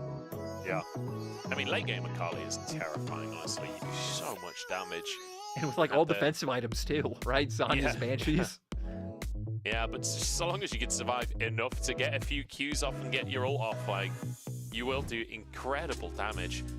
Yeah, very, very messy fights, very scrappy fights. But honestly, I feel like that's kind of what RA wanted. Xiaoshu having enough time to fully 1v3 RNG was the win condition at the end of the day. Just send the K'Sante in, let him win the team fight, and then the rest of the guys move in to sweep up kills, I feel like that's the standard strategy these days. This series is also interesting because it's going to make me question going forward again. More teams. Are we going to see more teams maybe lean up, like playing around jungle, using Prio top-sided, and using how RA won in game one as a strategy? Hell, you talked about it for EDG the other day, of like trying to play around top more because their only wins have been with like side lane pressure with Ala. I really feel like the more time we're seeing pass through the split, the more we're kind of zoning out of being like, hey, actually the game doesn't just have to be played around endlessly chain diving bot like BLG did in that first series because of the way the map was changed. There's other ways to win the game still. Play to your team's strengths. Which is good to know. It's good to know. And I will say, I was excited at how many weird picks we've seen across the course of today. I'm a little bit nervous that this Zac will never be touched again because of how bad it looked in this game. But I swear, if you itemized better and you weren't playing against Rel, I swear the Zac is playable. Like, I feel like there was real potential, especially the early trades there. Like, I feel like that's a pick that could come out again, but I fear that that will be the last we see of it after all of this. Even if just the coordination was a bit better on RG's part, they could have won this game, right? I mean, it was incredibly close. So I agree. I'm going to be a bit sad if we don't see Zach once again. But we do have the MVP coming up right now. Oh my goodness, what a surprise. Who could have seen the this man coming? himself. Who could have seen this coming? Xiaoshu gets it after literally just solo killing LWX 7 times across the cave or something. I just love the way that every single fight he just ran at LWX and Ming, and they were both like, like, what else can they do, you know? They're gonna have to add a new section to our stats page where it's like solo kills and then like just solo kills versus LWX, because that is gonna pump up Xiaoshu's number by quite a bit from this series. I'm going to be honest, Xiaoshu's numbers in terms of the normal solo kills are getting pretty good at this point. Managed to get another one in this series. Like, he's been feeling pretty damn good recently. So, Xiaoshu, another fantastic series for him. He's going to be MVP. We're going to jump into a break. And then what we've all been waiting for, JDG versus BLG. It's Knight versus Yagao, only the switcheroo has occurred. We'll get to that right after this.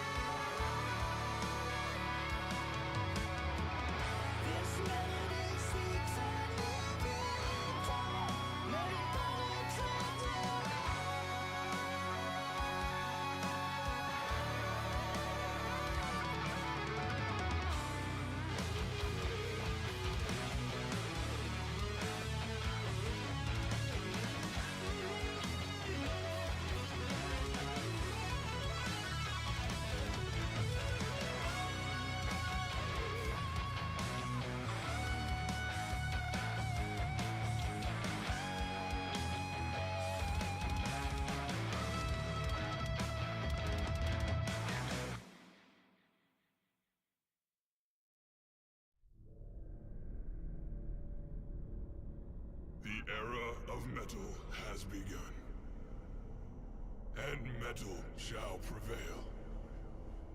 For we know what they have done. 5 legends of our realm who sought to follow the path of their dark musings. But they did not know what they had summoned. Pentakill. To these creatures, there is but one thing.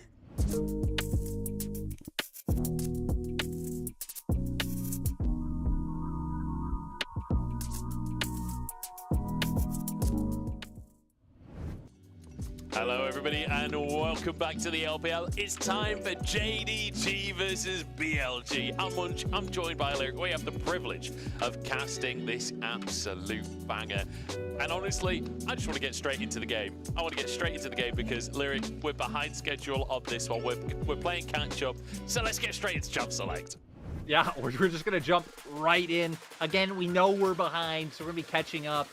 And already interesting so far with Elk bringing out the Caitlyn. We know it's something that he is able to play. Going to bring a lot of destructive presence, especially down to that bot side. And that is a bot lane matchup we've been so excited for, Munch. Elkinon versus Ruler and Missing. Like, you just can't get anything better than this.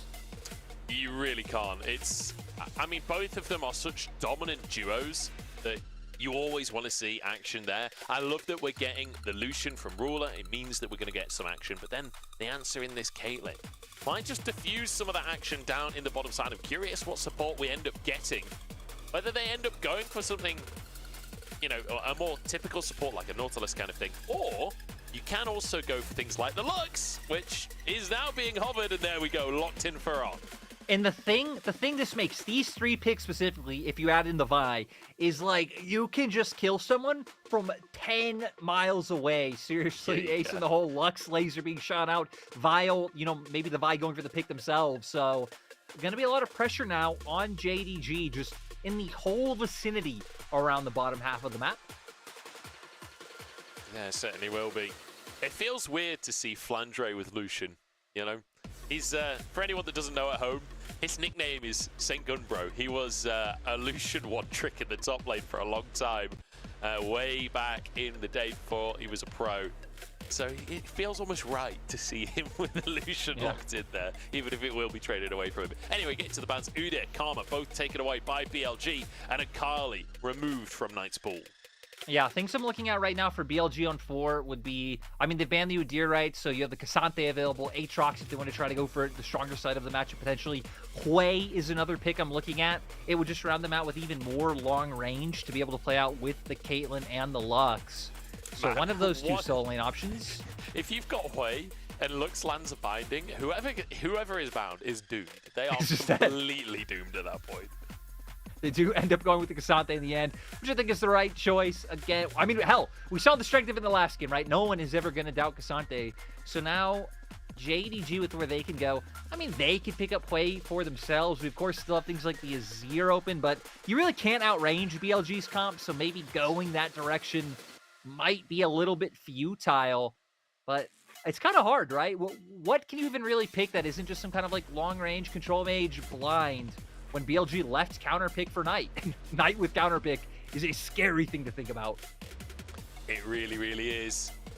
See what Flandre's going to go for in the top side as well. Hovering the Yone, which I don't know if Flandre will go for the Yone. It doesn't strike me as a really Flandre champion, whereas the Aatrox, he's played 5 games of that so far this split. Okay, ADTF comes in. I'm assuming it's AD. That'll be going up to the top side to take on this Cassante.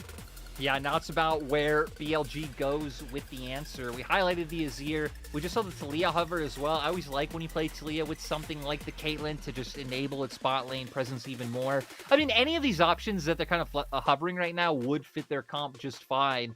But now that we've got the holistic drafts, I'm with you, Munch. We get to see the ADTF come out. We know it's been a menace in solo queue.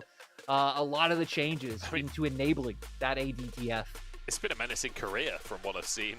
We've seen a fair bit of it over in LCK. It's been sort of avoided in LPL so far, but we finally get it locked in, and Flandre will bring it to the table. Bin, see what he can do to deal with this pick. It's an exciting draft. New mid laner in Hui. We've got the ADTF. We've got Caitlyn Lux bot lane as well coming out from BLG. They want to snowball. They want to control the pace of this game. But Lyric, it's JDG versus BLG again. It's the first time we get to see it this year. We got to see it about 22 times last year, and it was JD every single damn time. Well, they swapped mid laners as if just for entertainment value on our part. JDG lost the top laner as well and brought in Flandre. Now we see the matchup once more, and we get to see who won the offseason. Exactly right. A 9-series win streak for JDG over BLG. 8 of those were last year, which goes to your point. One of them goes even as far back as when Yagao was on JDG the first time around. So that's how long this streak has gone. Knight, though, does have the upper hand over Yagao. So this series is completely different from anything we saw in 2023. It certainly is. Different rosters. Let's see how it happens as we head on to Summoner's Rift to kick off JDG versus BLG.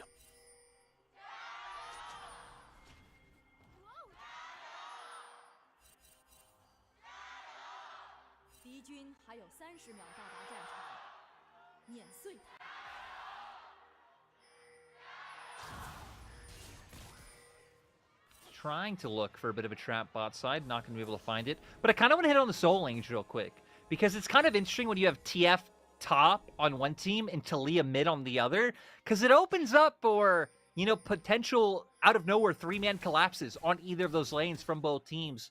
What I will say that goes against JDG, though, is TF obviously in that top lane. It is a much longer lane. It would be very easy for Vi, for Taliyah, Knight and Shun going up and punishing, more so than I feel like it works in reverse, since Knight should always be relatively close to his turret farming. So, yeah, I'd kind of put Flandre in the slightly more in danger camp, but I think a lot's going to come down to BLG actually playing to that side of the map. And you have a Caitlyn Lux, so you're not necessarily incentivized to do so. Yeah, it's one of those matchups where in that top side, getting Flandre's flash is so incredibly valuable. If anyone can get up there, if Shun can go for an early gank and try and force the flash out from Flandre, it will set up Knight to be able to make those kinds of plays. Already, Elkanon, massive priority in the bottom side. Not surprising at all. You fully expect Caitlyn and Lux to control this lane, at very least until Lucian has abilities to try and close the gap and get some damage down. Yeah, then a lot's going to come down to, right, on an Elk being able to land the poke, whittle him down, so we can't just look for those dashes and all ends. If Ruler's never full HP, you're not going to be able to get on top of Elkanon safely.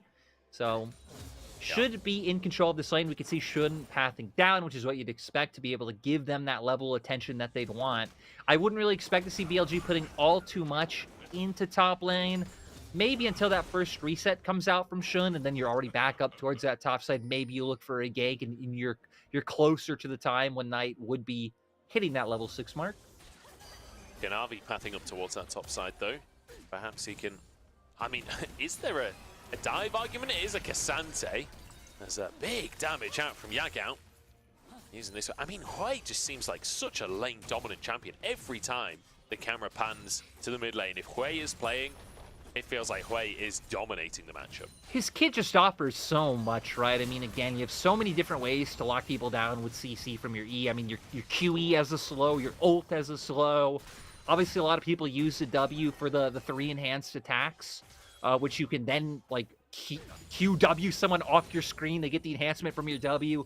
There's just so many, like, different play patterns for Hui that really lets him operate in just about any situation. And the fact that Elkanon as well know that Kanavi pathed up towards that top side. You can see there was a ward at the Raptors. It's given away that information. Means they can play as aggressive as they want. It's even harder for Ruler, because even when you get this poke damage off on the Lucian, fleet footwork there for Elk on the Caitlyn, you're going to slowly but surely just sustain that back up, keep the range advantage going. They are doing a good job to trade effectively, though. However, pretty low on CS right now on the side of Ruler. Looking for this all in, but the binding hits won't be able to find their way in. Like you're saying, doing a decent job. All mana from Ruler is gone, so we'll see how much more he can do, but Elk is so incredibly low. He is. Heal available for On. He still has barrier as well. I think he's baiting. I think he's trying to get them to go for the all-in. It's not going to happen for now. They're going to go for a reset here. Oh, the damage coming out from On already, chunking people. Let's see if they're going to have to go for the disadvantageous space. Looks like Elk is just going to end up sticking around in the end. I mean, shouldn't be too much threat from Ruler missing. You know, once we hit the level 6 mark, won't be able to stick around like this because you have to worry about things like the culling, chunking you out from under turret, but not going to have to worry about anything like that thus far. And I feel like theoretically... Oh, flash forced. Yagao was winning out that mid lane, but Knight gets his opportunity. Flash off of an immobile control mage in the mid lane. Shun could find some angles to get into the mid lane now. As he moves down towards his bottom side, Kanavi has started the Drake. He's already used the smite on the Drake as well. Elk is baiting. He's got his barrier available. He wants Ruler to go aggressive, and go aggressive he does. Shun doesn't go for the way in, though. Decides they don't want the fight in the end. No, gonna back off, so not only kind of able to turn around this bot lane, still down a bit of CS, which is what we'd expect from those first few waves, but now in a position where they can contest the wave, gonna open up for Kanavi to be able to take this Drake. We've had Prio in topside because we have the ranged matchup from the TF. You had Prio in mid up until recently, so just overall really good early lane states for JDG, which is giving them the small gold lead. I mean, I guess a lot of it's going to come from Flandre as well, right? Especially with the new passive in terms of critting, making it so you can earn even more gold. Yep. Flandre actually using the Ghost there, maybe thinking there was more of a chance on Bin than there was, but it's a Ghost for Ghost, and Kanavi gets the Drake down bot side, moves up to the top side. Flandre actually used his ult as well in one of those trades. I'm assuming Bin was in a brush, and Flandre just wanted to keep his distance and keep getting those autos in. He's built almost a 20 CS gold lead. 20 CS lead in that top side right now. Fantastic performance coming out from him so far. And a bit unexpected, because I think one area where people have not criticized JDG, but identified JDG as a team is that they haven't been one of these like super dominant in the early game, like BLG top esports teams, right? Been a bit slower, been a bit more calculated, playing around a lot of team fights. So it's nice to see them get off to such a good start when they draft War, right? They obviously having planned to use this ADTF in topside. Yeah. Kanavi so far has been having a great season as well, so he's a great player to try and play around to get a lead. He's been doing so with these neutrals. Oh boy. This Caitlyn looks to start to come online. The second you're hit by a binding, you're just chunked immediately. And, you know, fair play to Ruler and Missing. They did a really good job to weather the first few levels and trade more evenly, and even forced Elkanon out of the lane, got Prio for the Drake. But this lane does not get any easier for now. Kanavi's moving in, but Shun is here as well. Level 6 acquired for both junglers. This could get really interesting down on the bottom side of the map. Kanavi moves onto the warden immediately. Elk and On have to flee for their lives. Heal going to be used for the movement speed, but Kanavi flashes to knock them back. On flashes, Elk flashes as well. Missing follows in suit, but the football just ain't enough. And it will be a play diffused. Shun moves in, but decides not to go for it. That's the second time he's visited bot and just kind of looked. Great job by Kanavi, though, to be able to get those summoners with the flash knockback. Maybe an overkill for Missing flashing forward and throwing out the Q himself. I don't know what world that would have been able to continue the play, but the hype was clearly still there, and now it's going to be a lot more dangerous for Elk and On to be able to push up as freely as they've had. We'll see if Shun's going to spend more time around the spot side to enable it, or if they're finally going to start looking top. Oh, all out comes from Bin. He keeps on missing these Qs, though. Unable to get the Q3 stacked up. And it means that he just has to walk away. I feel like there was maybe an opportunity if he could have hit those Qs while Ghost was down, but unfortunately couldn't make it happen. And we'll just try and push this wave on in. I think when his ult's up, that's pretty much the only time he ever gets Prio in this lane, as the gold card comes out as well. And Flandre looking for a bit more, as here we go, combo in the mid lane. No flash for Yagao, and he's taken down immediately. Kanavi trying to walk away. Ult came out from Flandre as well there. Bin barely surviving on the top side. Yeah, gonna have to go for the back. Luckily, his TP is gonna be coming up in a second. Actually sticking around. Knight has Weaver's Wall. Flandre's probably just dead. He has flash available, but I don't think you even get much chance to use your flash here, to be honest. Bin doesn't even get an assist. That's unfortunate for him, but not the end of the world. You got the kill, and that's what matters. 2 kills for Knight. This is also why stats are misleading, because now that's going to count as a solo kill for Knight when, you know, does it really deserve to be? I don't know, but he still made his way up top to secure the kill. So despite the early game, dominance is too strong of a word, but control that JDG have been shown, BLG just answering back with kills. You highlighted on the combo, instant lockdown with the ult, which sets up for the seismic shove into the Qs to follow by Knight. And then Flandre wanting to get this next wave in ends up being his downfall. Knight just honestly kind of being given a free kill since he didn't use that Weaver's Wall earlier. Honestly, pretty greedy from Flandre there to stay when you're so low, when your mid lane has just died and you're against a Taliyah. I'm not sure what else he expected, but great play from Knight. 2-0 already. What a start for BLG. And Knight saying hello to his old squad, saying hello to his replacement in Yagao, setting it up, pulling the flash out from his opposing member earlier on, and it pays dividends now. But JDG back onto the map immediately, and they're looking for 6 grubs.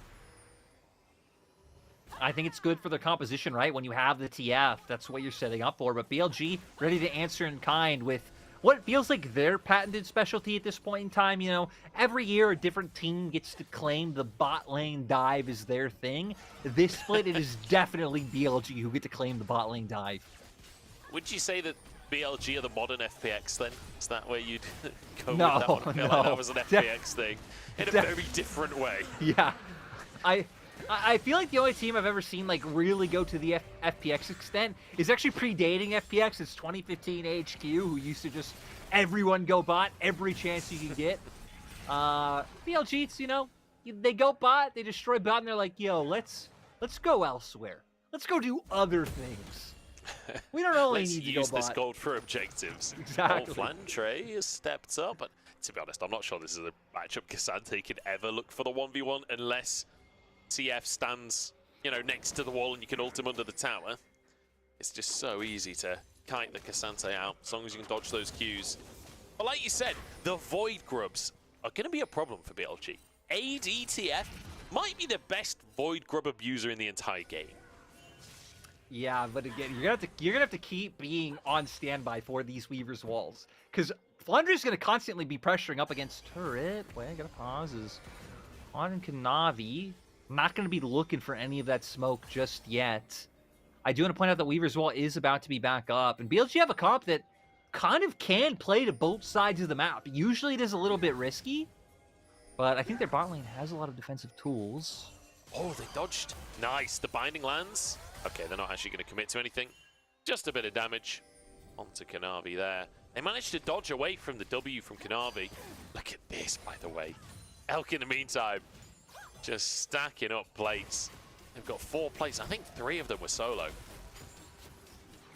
Yeah, I think I'm pretty sure at least 2 of them were. The third, not positive, but still just wanting to hang around this area, which is allowing for the Caitlyn Lux to play so aggressively. It's kind of fending off Kanavi from being able to make his way into his jungle with his red buff spawning soon, and even going to open up for a Scuttle Crab for Xun.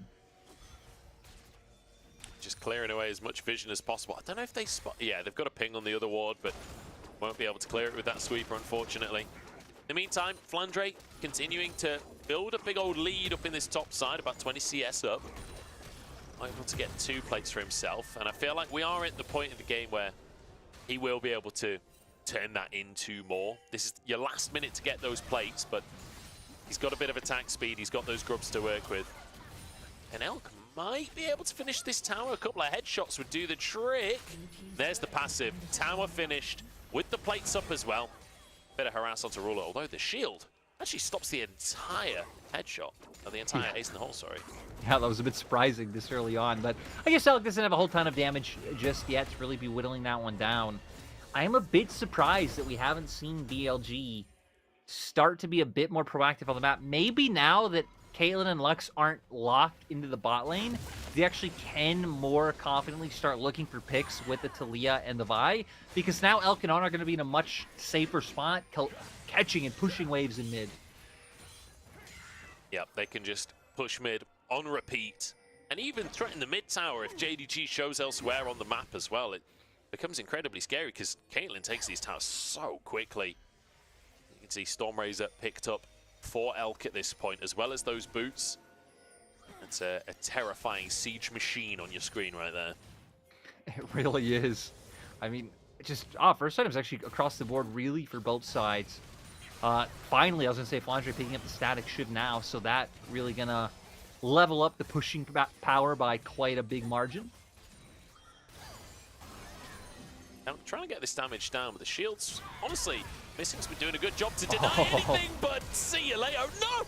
Almost survived there for a second as Elk manages to get away with the net. The barrier's still in play. Can he survive this one? No! Too much damage. It's Kanavi to finish it in the end on chase down, but it's not enough. Kanavi falls 2 for 1 in favor of BLG. Yeah, and hell, Elk wouldn't have even gone down if Ruler would have died a little bit faster and the flash didn't have to come through. Kind of panicking, hoping that he could finish that one off. Did go down in the end. Does open up for the Rift Herald. Dragon isn't going to be too far behind. Well, you said you wanted to see more proactivity for BLG. Instant kill there coming out. Shun flashes into the play, sets up for the kill onto Ruler. Even though JDG could extend the play and trade onto Elk, unfortunately not able to do it cleanly. And Knight now, another assist to his name. Shun picking up some gold himself. It's looking pretty good right now for BLG as Knight even gets some pressure on the top side and has Shun just up there with him. Herald in pocket. They're going to be able to finish tier 1. Yeah, JDG in kind of waiting in the wings, but I was going to say they could actually get pinched on. I don't know how much a Lux flank would have done. So a lot smarter for On to be meeting up with them, but still going to prevent any action from really coming on through. It's a bit peculiar to see both teams rotating up towards top when Dragon just came through on the board. But we're going to get a replay here of exactly what went down, and you hit the nail on the head, right? Great control over this brush towards top side. Missing walking up. Shun Q flash, just beautiful. And again, a bit unfortunate for Ruler. Flashes to follow, not expecting the burn to be able to finish him off in the end, and allows for the return kill to come through with Kanavi. I'm not even sure what that final bit of burst was from On, honestly. I wonder if there was an auto traveling in the air and it was Lux passive that went off to... Because it didn't look like a burn rate. It looked like a proc of damage, but not sure. Not sure. Either way, kill goes over. And Elk ends up, unfortunately, losing his own life for it. But yeah, Drake started up. JDG should be able to get this one. Looks uncontested inside of BLG as they send Knight back up to the top side and get some kind of answer at very least. Bit of gold into Knight's pocket. Not that he's not already had a bit of gold in his pocket, to be honest. Knight has got incredibly far ahead of the curve in this game. Yeah, I mean, his Seraph's already just, I mean, fully completed, right? Having that one online, get him the lifeline passive there to give him a little bit more safety to play with. And I really like what BLG are doing here, trying to like pinch around the mid lane turret, make it so no one from JDG can look for any angles, and great Weaver's Wall from preventing anyone from following through. This is like a case study on how to play Caitlyn Talia, right? You use it to set up for these towers. Trap couldn't quite get in range of Kanavi, so they can't find a pick there. That's all 3 tier 1s taken now. Really, really great map play from BLG to just pick off these objectives. 2,500 gold lead. On, aggressed upon by Kanavi. Here comes Flandre as well as On gets out with his life. Ruler immediately just dived on and one-shot. There's nothing he can do in that one. And Kanavi taken over the wall and taken down. Bin finds another one for himself. It's BLG, just dominate. And this is pretty much like prime BLG, how you want to see them, right? Shun and Knight on things that can be proactive, that can create plays. Elk and On things that are very strong in lane, and you're kind of playing around their positioning, especially Elk, when you can just leave him to his own devices to put out DPS. Like, this comp really just screams BLG to me, and they're really working wonders with it. As you said, I mean, just immediately able to pounce on JDG after they're the ones looking for the engage on. You cannot stop the Vi from being able to get to the back line, and there is that tried and true combo once again. And it really seems like, especially people like Yagao, like Flandre, struggling to find any way to impact these fights. Yeah. I wonder if Flandre is sort of baited his team a little bit there because the ult went off straight away. And it makes it look like, you know, TF is about to arrive and it's all going to kick off. But actually, he didn't TP in for a good little while. He had to move into the river. He wasn't in range to start with. He was all the way in the bot side. So wasn't really a part of the play in any significant way. I wonder if JDG maybe were expecting him to arrive a little earlier than he did. Either way, it's a play for BLG. It's a 3,000 gold lead. And they continue to push the advantage here. Push in all 3 lanes at this point. As they look towards the top side to start taking some jungle camps as well. And right, as Bin's getting more resistances, it's only going to be harder for Flandre to put any meaningful damage on him, which is going to allow him to push up and also kind of dissuade that TF pressure. Just a lot of things going against JDG right now, despite the interesting pick that they were willing to show here in the LPL. Still, second item now picked up for Ruler. There's one man you want to see get items under his belt. It's him. The Rapid Fire Cannon going to try and help match some of the range being put out by the opposing squad. I feel like JDG really want like a scrappy, close quarter, like messy, spread out, like skirmishy fight, you know? And I don't think BLG are ever going to give that to them unless Flandre TP's behind or something. Like, realistically, BLG want the exact opposite. They want to be as far away as possible and just space JDG. And I feel like it's hard for JDG to stop that happening with the composition that they've got.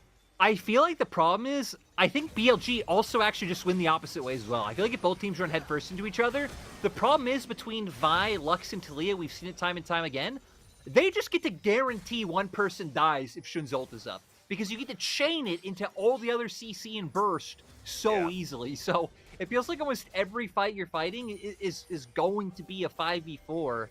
We still really have yet to see what this TF has brought to this game other than the lane prio that he had.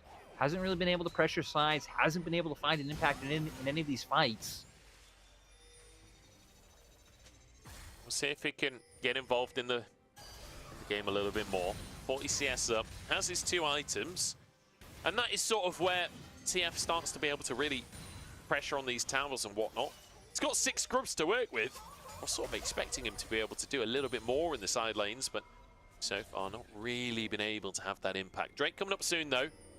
It's 2 for 1 on Drake so far, but I feel like this is probably going to be BLG all over it. You know, kind of going back to your last point, though, about Spicy's not pressuring more, it kind of, like, the longer the game sits and the more we look at the drafts, right, it feels so hard. Because you have to worry about a Vi who can point-and-click CC you pushing sides, which, you know, Knight doesn't really have to worry about the exact same thing on the opposite side.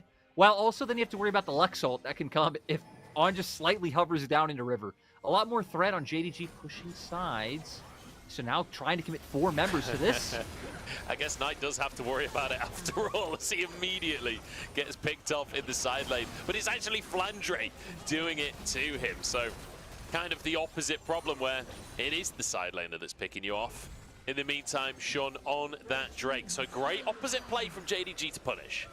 Yeah, I mean, I guess Knight does have to worry about the pickoff coming through when JDG commit all 5 members up towards top side. Did open up, like you said, for the Drake to go through for BLG. And now we're going to start getting into the window where these teams are playing more proactively around Baron.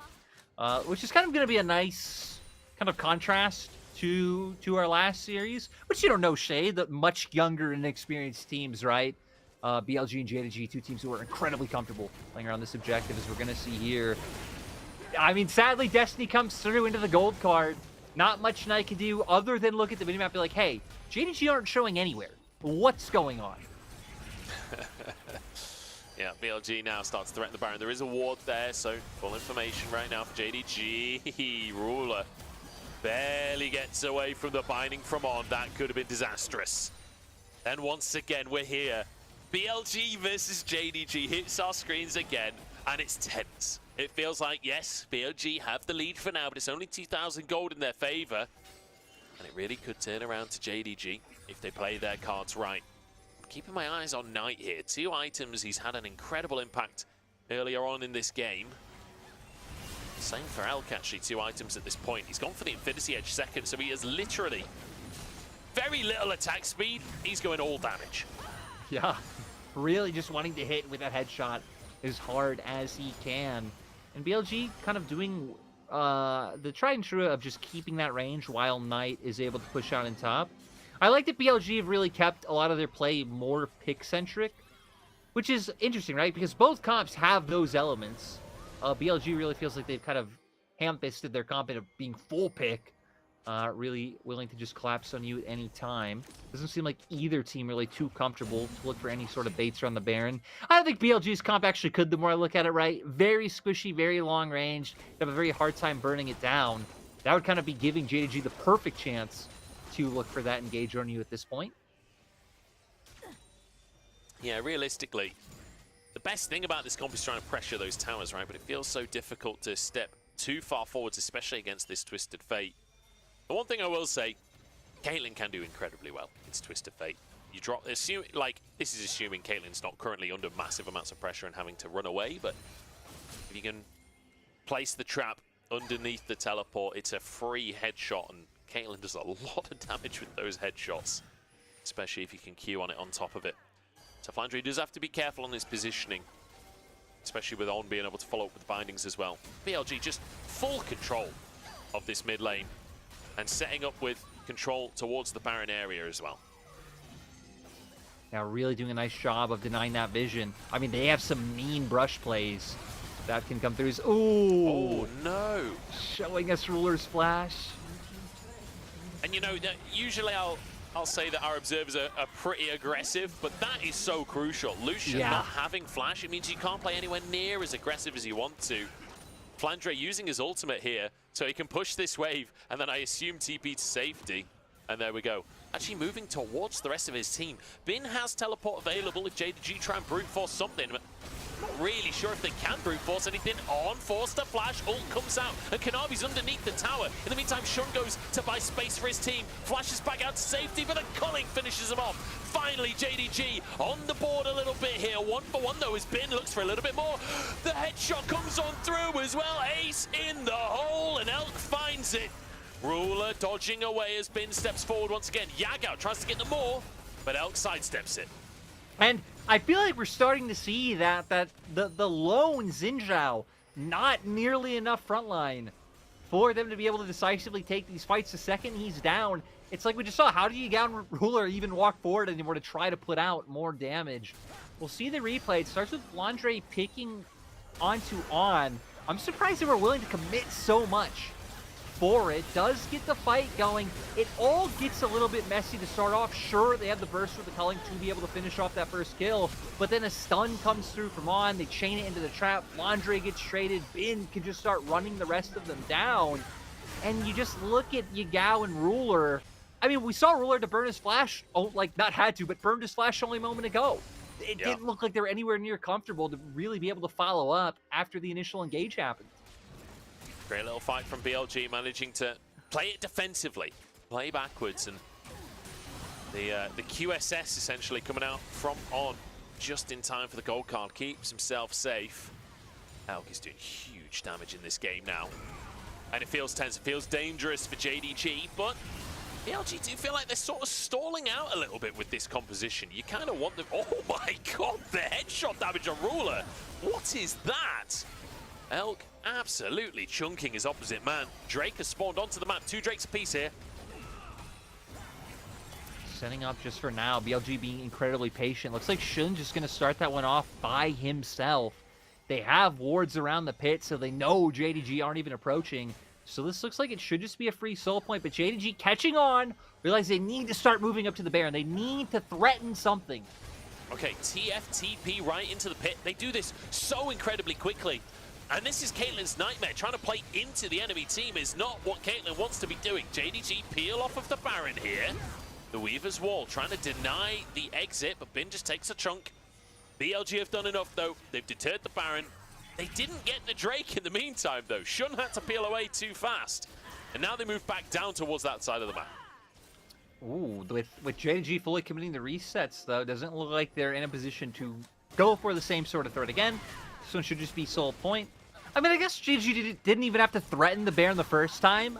As I said, I realized, wait, no, this isn't soul. This is just soul point. So, yeah, still nice by JDG to do it, because even if you don't have to, right, you have the option available. best case scenario would have been BLG would have just, for whatever reason, turned their brains off and then let you have Baron. So I don't expect BLG to do it, but there are certainly teams in the league who would. Yeah. I mean, it's good practice, isn't it, to threaten the opposite play in case your opponent doesn't respect it. Missing, stepping out of the brush for a second there, trying to look juicy, trying to bait them in. They're not going to fall for it. It's BLG, a very controlled game here.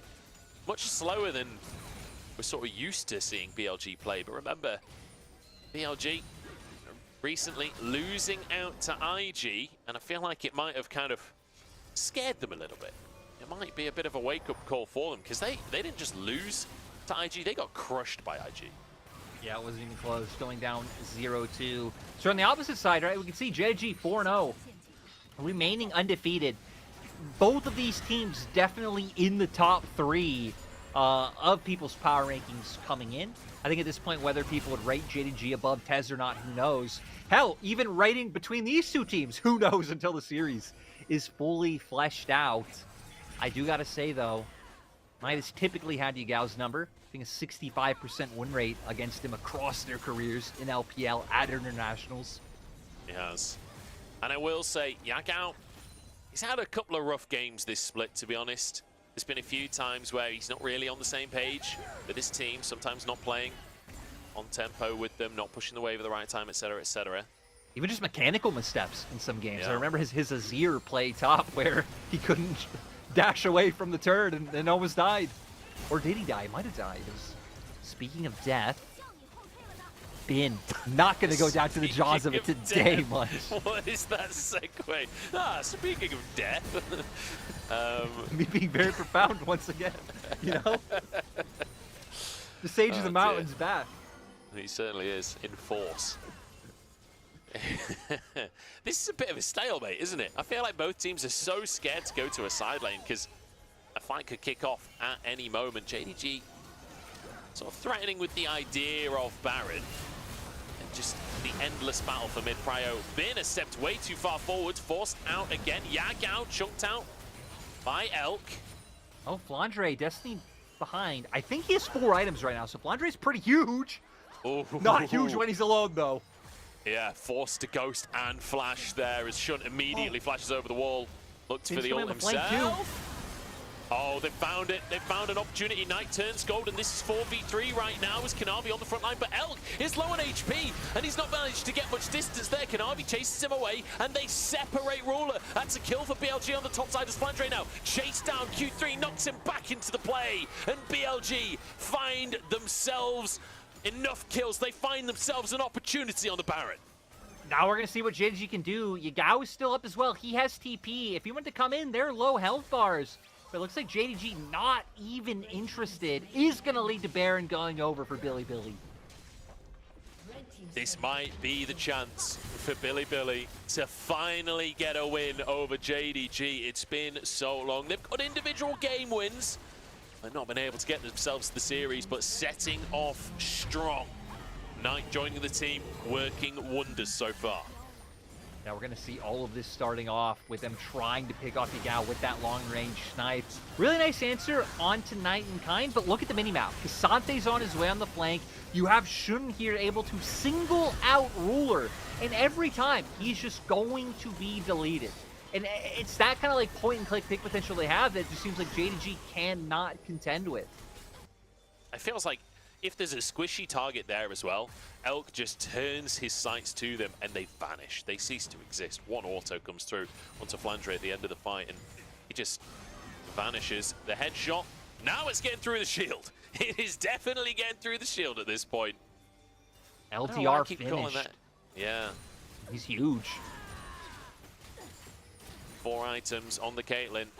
It's definitely scary. We're past the mid-game lull that everyone always talks about with Caitlyn. We are very much at late game crit AD carry that outranges everything else in the game. And JDG trying to just fend them off, but it doesn't look like they're doing any damage. And look how built Flandre is. Like, Flandre is a huge lead in terms of CS because he's been just permanently keeping those sides, but not able to do too much. I guess in the last fight, he did kind of single himself out, which ended up biting him in the end. We haven't really gotten to see him DPS, but it seems like the lack of frontline, just having to rely on only Kanavi, is making it really hard for JDG to find any type of fights that they want. Tough situation for JDG though. This is just going to be sold by BLG, and 3 mountains in a mountain soul on Cassante. And an Ocean Drake just to top it all off as well. A bit of regen in there. Yeah, it's a tough situation for JDG, and I don't disagree with them conceding, honestly, because I'm not sure it's a fight that you can win. But after conceding that, can you ever win any future fights is the question. It's feeling like BLG have everything that they need to finish this game out. Still 30 seconds on the Baron, so this tier 2 will not last long. No, they're going to be able to keep this going, and I don't even know if JDG really have any options to engage. BLG actually being the ones. They've got Yagao. Oh! They've got Yagao. His flash is available, forced to use it. In the meantime, Q3 manages to land, and they just CC Kanavi up. He barely gets his ult off in time. Bin barely surviving though. Dashes out to safety. 1-for-1, jungler for jungler. It's a close one though for BLG, and here comes Flandre looking for the TP behind them. Where did he go? To the mid lane. Oh, he's... Flandre's just playing a different game right now. He just saw 4 minions. Yeah, I was going to say, might pivot top, but with the Baron buff, not going to be able to do that. I cannot believe Kanavi survived for so long. I genuinely want to know how he didn't get popped earlier, with just how much damage being thrown to him. You see Yagao going to be forced to flash, but it's this Q3 into the seismic shove that ends up setting the pick possibility there. A lot of the damage comes through, but ulti's popped. And yeah, so I think he got knocked back away, and that pushed him out of Elk's range. So then that last headshot is blocked by the ultimate after a bunch of healing comes through from missing. Yeah. So and just even, about managing to survive. Even Knight, I think, was also right outside of it on that opposite side of the wall. So bought enough time. Honestly, kind of lucky. Bought enough time for JG to survive. Then again, I'm actually a bit surprised BLG didn't hold on to the Weaver's Wall for the set of inhibitor turrets, and it felt like maybe could have made a more decisive play there. I mean, they still got Yagao's flash just from the initial wall, right? So even if they just backed off from there, would have been huge. But still, 4K gold lead Mountain, so I don't think BLG are sweating over anything right now. No, they are certainly not. Full Look at build the size of Flandre, the though. Mountain Soul shield as well. Like, Elk has got a good 500-600 HP shield right there. It's going to be tough for the side of JDG to contest this at this point. Baron coming up in a minute and a half, and BLG, they just maintain control. Keep pushing these waves in. Could even go and get those side lanes pushed in as well, but perhaps a little afraid of what TF can bring to the table, so deciding that they've just got to ARAM it for now. Don't want to separate, don't want to give an opportunity over to Flandre.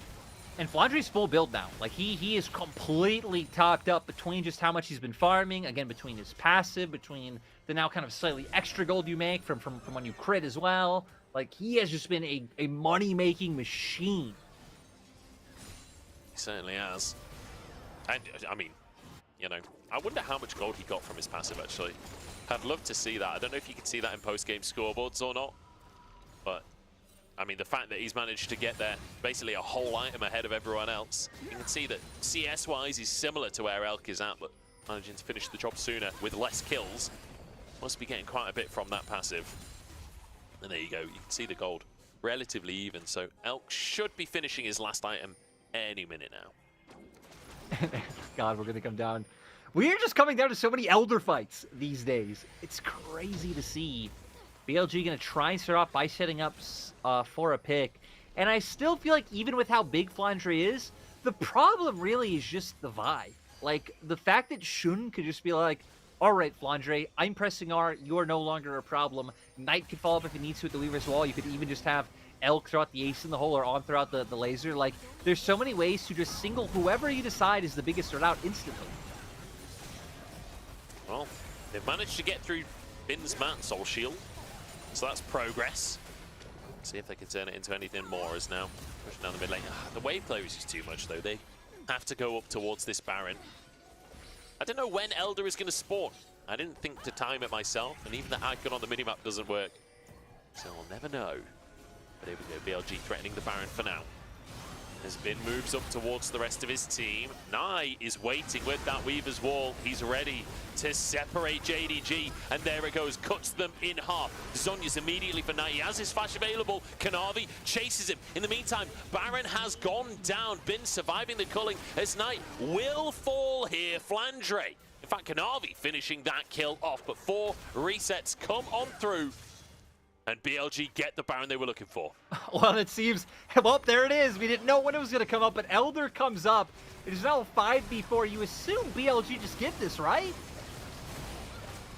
You assume JDG do, yeah. They're going to try. The root comes out as well.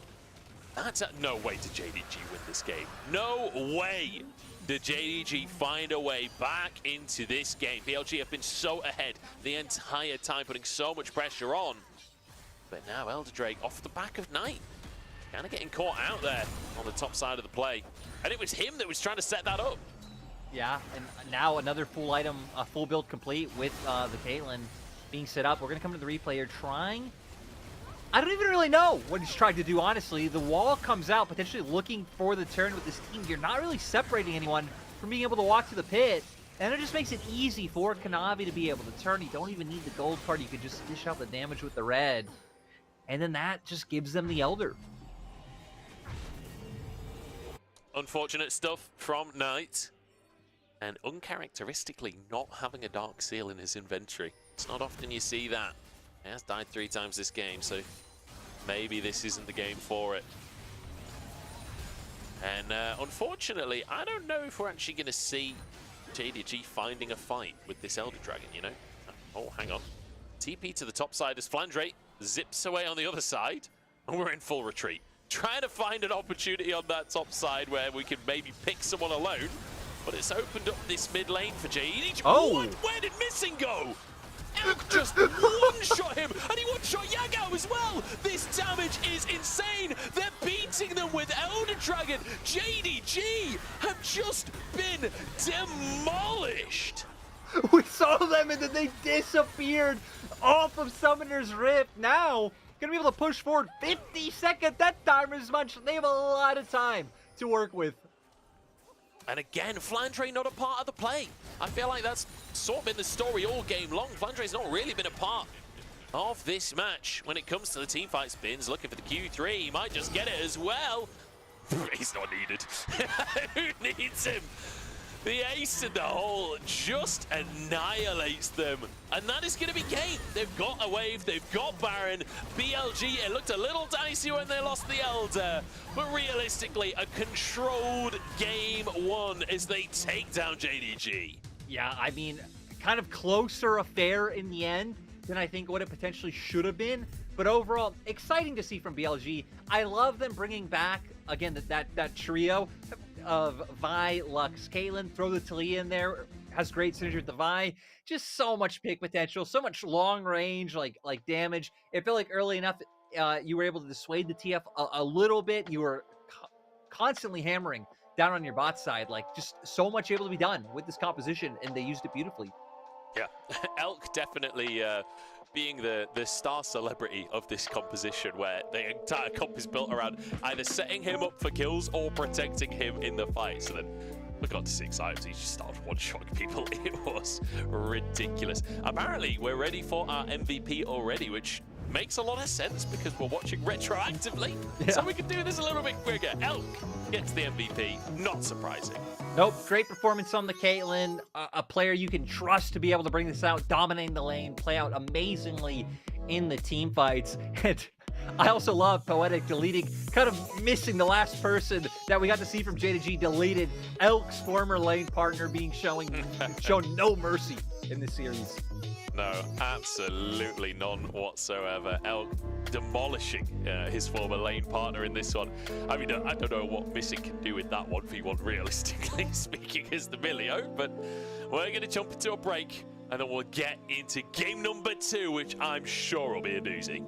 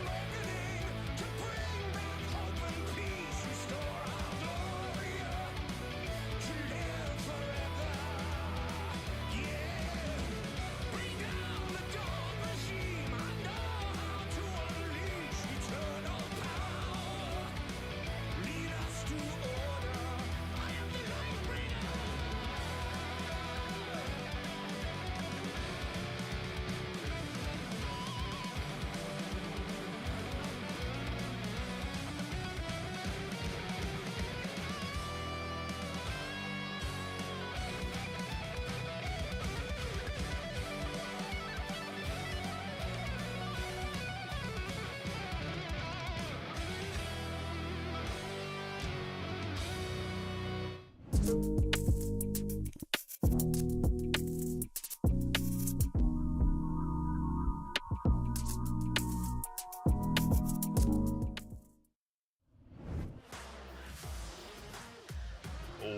back, everybody. We are skipping the whole intro. We're skipping all of that nonsense, and we're getting straight into this game. As you can see, the picks have come on through, and we got a very similar draft to what we saw in the previous game. This time around, we've got a Rell in the jungle for Kanavi, and Yagao gets the Taliyah. Yeah, and this time around, JDG also bringing 3 members down to this bot side to try to confront BLG. But to go over drafts, assuming no shenaniganry comes through, Munch. Maybe that's too big of an assumption. I'd describe this as shenaniganery that's happening on our screen right now. Missing does walk away with his life. No summoners come out in the end. Look at this artillery composition from BLG with the Hwei mid lane as well. Even more long-range damage. Exactly. So, talking about the draft real quick, I feel like the functions have changed kind of differently because BLG lost some of the pick potential with the fact that they don't have Taliyah anymore. And, right, we were talking about some of the ways that JDG can be punished with Knight's Taliyah. Now having Taliyah plus Twisted Fate, they have so many opportunities to isolate you, to create numbers advantages, to play sides. There's a lot more tools at their disposal to pull BLG around the map. So I do think that this could be a slightly harder game for BLG, but at the same time, like, now on top of the ace in the hole, the Luxel, you also have the QW coming from Hwei as well. So even more potential for you to be like, wait, where did I go for JDG? The one big thing as well is BLG actually banning the Xin Zhao this time means that this long-range composition will be able to hit. There's none of the Crescent Guard nonsense that we saw in one of the previous fights, down in the bottom side in the last game. And it is going to be the Nami as well for the side of JDG. In fact, Milio not even banned, just deciding to go for the Nami this time. Yeah, it does give them, I think, more opportunities to follow up on fights, right? I mean, Flandre, you have so many different ways to, like, get onto BLG to set up for Kanavi, and then missing to keep things going with that tidal wave. So let's see how they are able to do. Looking at the map state right now, having pressure in 2 lanes for BLG. I mean, Hwei, we're expecting to see it getting probably on a lot of these matchups. Spot lane as well. Nice. Just trying to get away. Remember, Yagao was able to get a lot of damage down to start this matchup, but then it was Knight that was able to get the flash out from Yagao early on in the reverse of this matchup. This time Yagao on the Taliyah. We'll see if it's a similar sort of story, as Knight is so far winning out the health match. Shun and Kanavi just stand still and look at each other. Yagao trying to escape. Oh, Knight nearly finding a solo kill. Knight winning both sides of the early game matchup, but can't dawdle on that because we got the Bactagon going on Munch's Kanavi. Gonna learn the pains of being locked in that cage. Yeah, Shun trying to force the issue here. Smite available. The bubble comes in. It is going to be a Smite fight for the Gromp. In fact, the Gromp fully resets in the end. Oh, not quite fully. Kanavi manages to stop it. And Shun will just have to settle for the Scuttle Crab as consolation prize. Yeah, big difference maker there being the fact that Yagao got forced back first means that he reset first and TP'd onto the map. So BLG knowing they have to back off because he can be on his way down. I'd expect for Shun to just go towards his camps and not towards that top side scuttle, seeing how much prio that Flandre has once again. Flick back onto Knight here. Is able to trade reasonably well. The shield actually coming out. A bit more damage to follow. So Yagao doing a little bit better in the matchup now that he's been able to head back to base and rejoin the action. Shun moving back into this bottom side once again as we could potentially have a dive. Elk looking for a second plate already. Ruler chunked heavily. Feel like with the Nami here, slightly less sustained but slightly more damage for Ruler. Yeah, looks like not going to commit to this in the end. If they would have, I mean, JDG don't have any TPs to work with on any of their other soul laners. See if they can get the dive going. Root goes wide, and Kanavi is behind Elk, forcing the flash on alone here, and Shun messes up his Q. He's surely going to go down. Flash is available, but where are you going to flash to? Shun's going to fall, and they gift it over to Ruler. First blood for the Lucian. Huge. Also, Lufra missing with the bubble. Again, punishing his former dual laner and Elk there, making the flash have to come through. That could have been 2 kills going over to JDG. Could have been a great little start for JDG. Good to see them getting an advantage in Bin. Trying to find this 1v1 up top once again. Looking for those Qs. Unfortunately, can't quite finish the job. Needed to be able to hit those and get the Q3. I'm gonna get the replay here again. Keep your eye on missing. Great bubble. Forced out from Elk and then Shun. Q ends up going a little bit haywire, which sets up for the turn. Even if he landed it, probably would have been possible for them to take Shun down here. And not only the kill, but the red buff there for Ruler. All right, Shun moves up, goes for these grubs, gets 2 of them, but Kanavi's here, and with no smite, Shun is just going to sack it off and allow Kanavi to get the other one. So 2 for 1 on the grubs. Shun moves back in for the Scuttle Crab as his laners return to the map once again. Yagao level 6, and you talked about the pick potential of Flandre and Yagao on the TF and the Taliyah. BLG have got to be quivering in their boots at this level 6 mark. Yeah, seriously, like, out of nowhere, there could be 5 members somewhere. Even plays that I don't feel like we as commonly see now. If you think back, where it'd be like, mid laner, you know, goes and gank spot, and then top laner can cover mid. Things like that. Very easy for JDG's comp, too. Really can just cover the whole map with what they've picked up. I do like that BLG were able to get 2 of those grubs away, though, because it means, you know, we talked about the silence that JDG can have. At least not a big of a worry about that army of mites being there to assist. Yeah, won't be able to siege quite as effectively, although they didn't really get much chance to use those mites in the previous game. Yeah, like, I was a little disappointed in Flandre's TF in the previous game. Didn't seem to get that much value, and now he's been found in the top side once again. All out comes on through. Flash available. Shun uses his flash here, but every flash on the entire map. Wait a second, Flandre actually gets away. The ghost in play. I can't believe he's walked out of that one. Gets out of there. I think the difference makers, I don't think Shun's Q hit, right? Q flash gets in range, but doesn't connect. I'm sure we'll get a replay of that one too, but even just having the ult could have, you know, that would have secured the kill, but in the end, Flandre escapes. Will lose out on CS. Doesn't have TP, doesn't have the ult to get back to lane. Kanavi will at least answer with the Drake in return. Something down on the bottom side there. Drake taking they could Flandre. go for this again. He has ult this now. time Shun 6. This time Shun has a lot more power behind him. Bin pretending to just be proxy farming.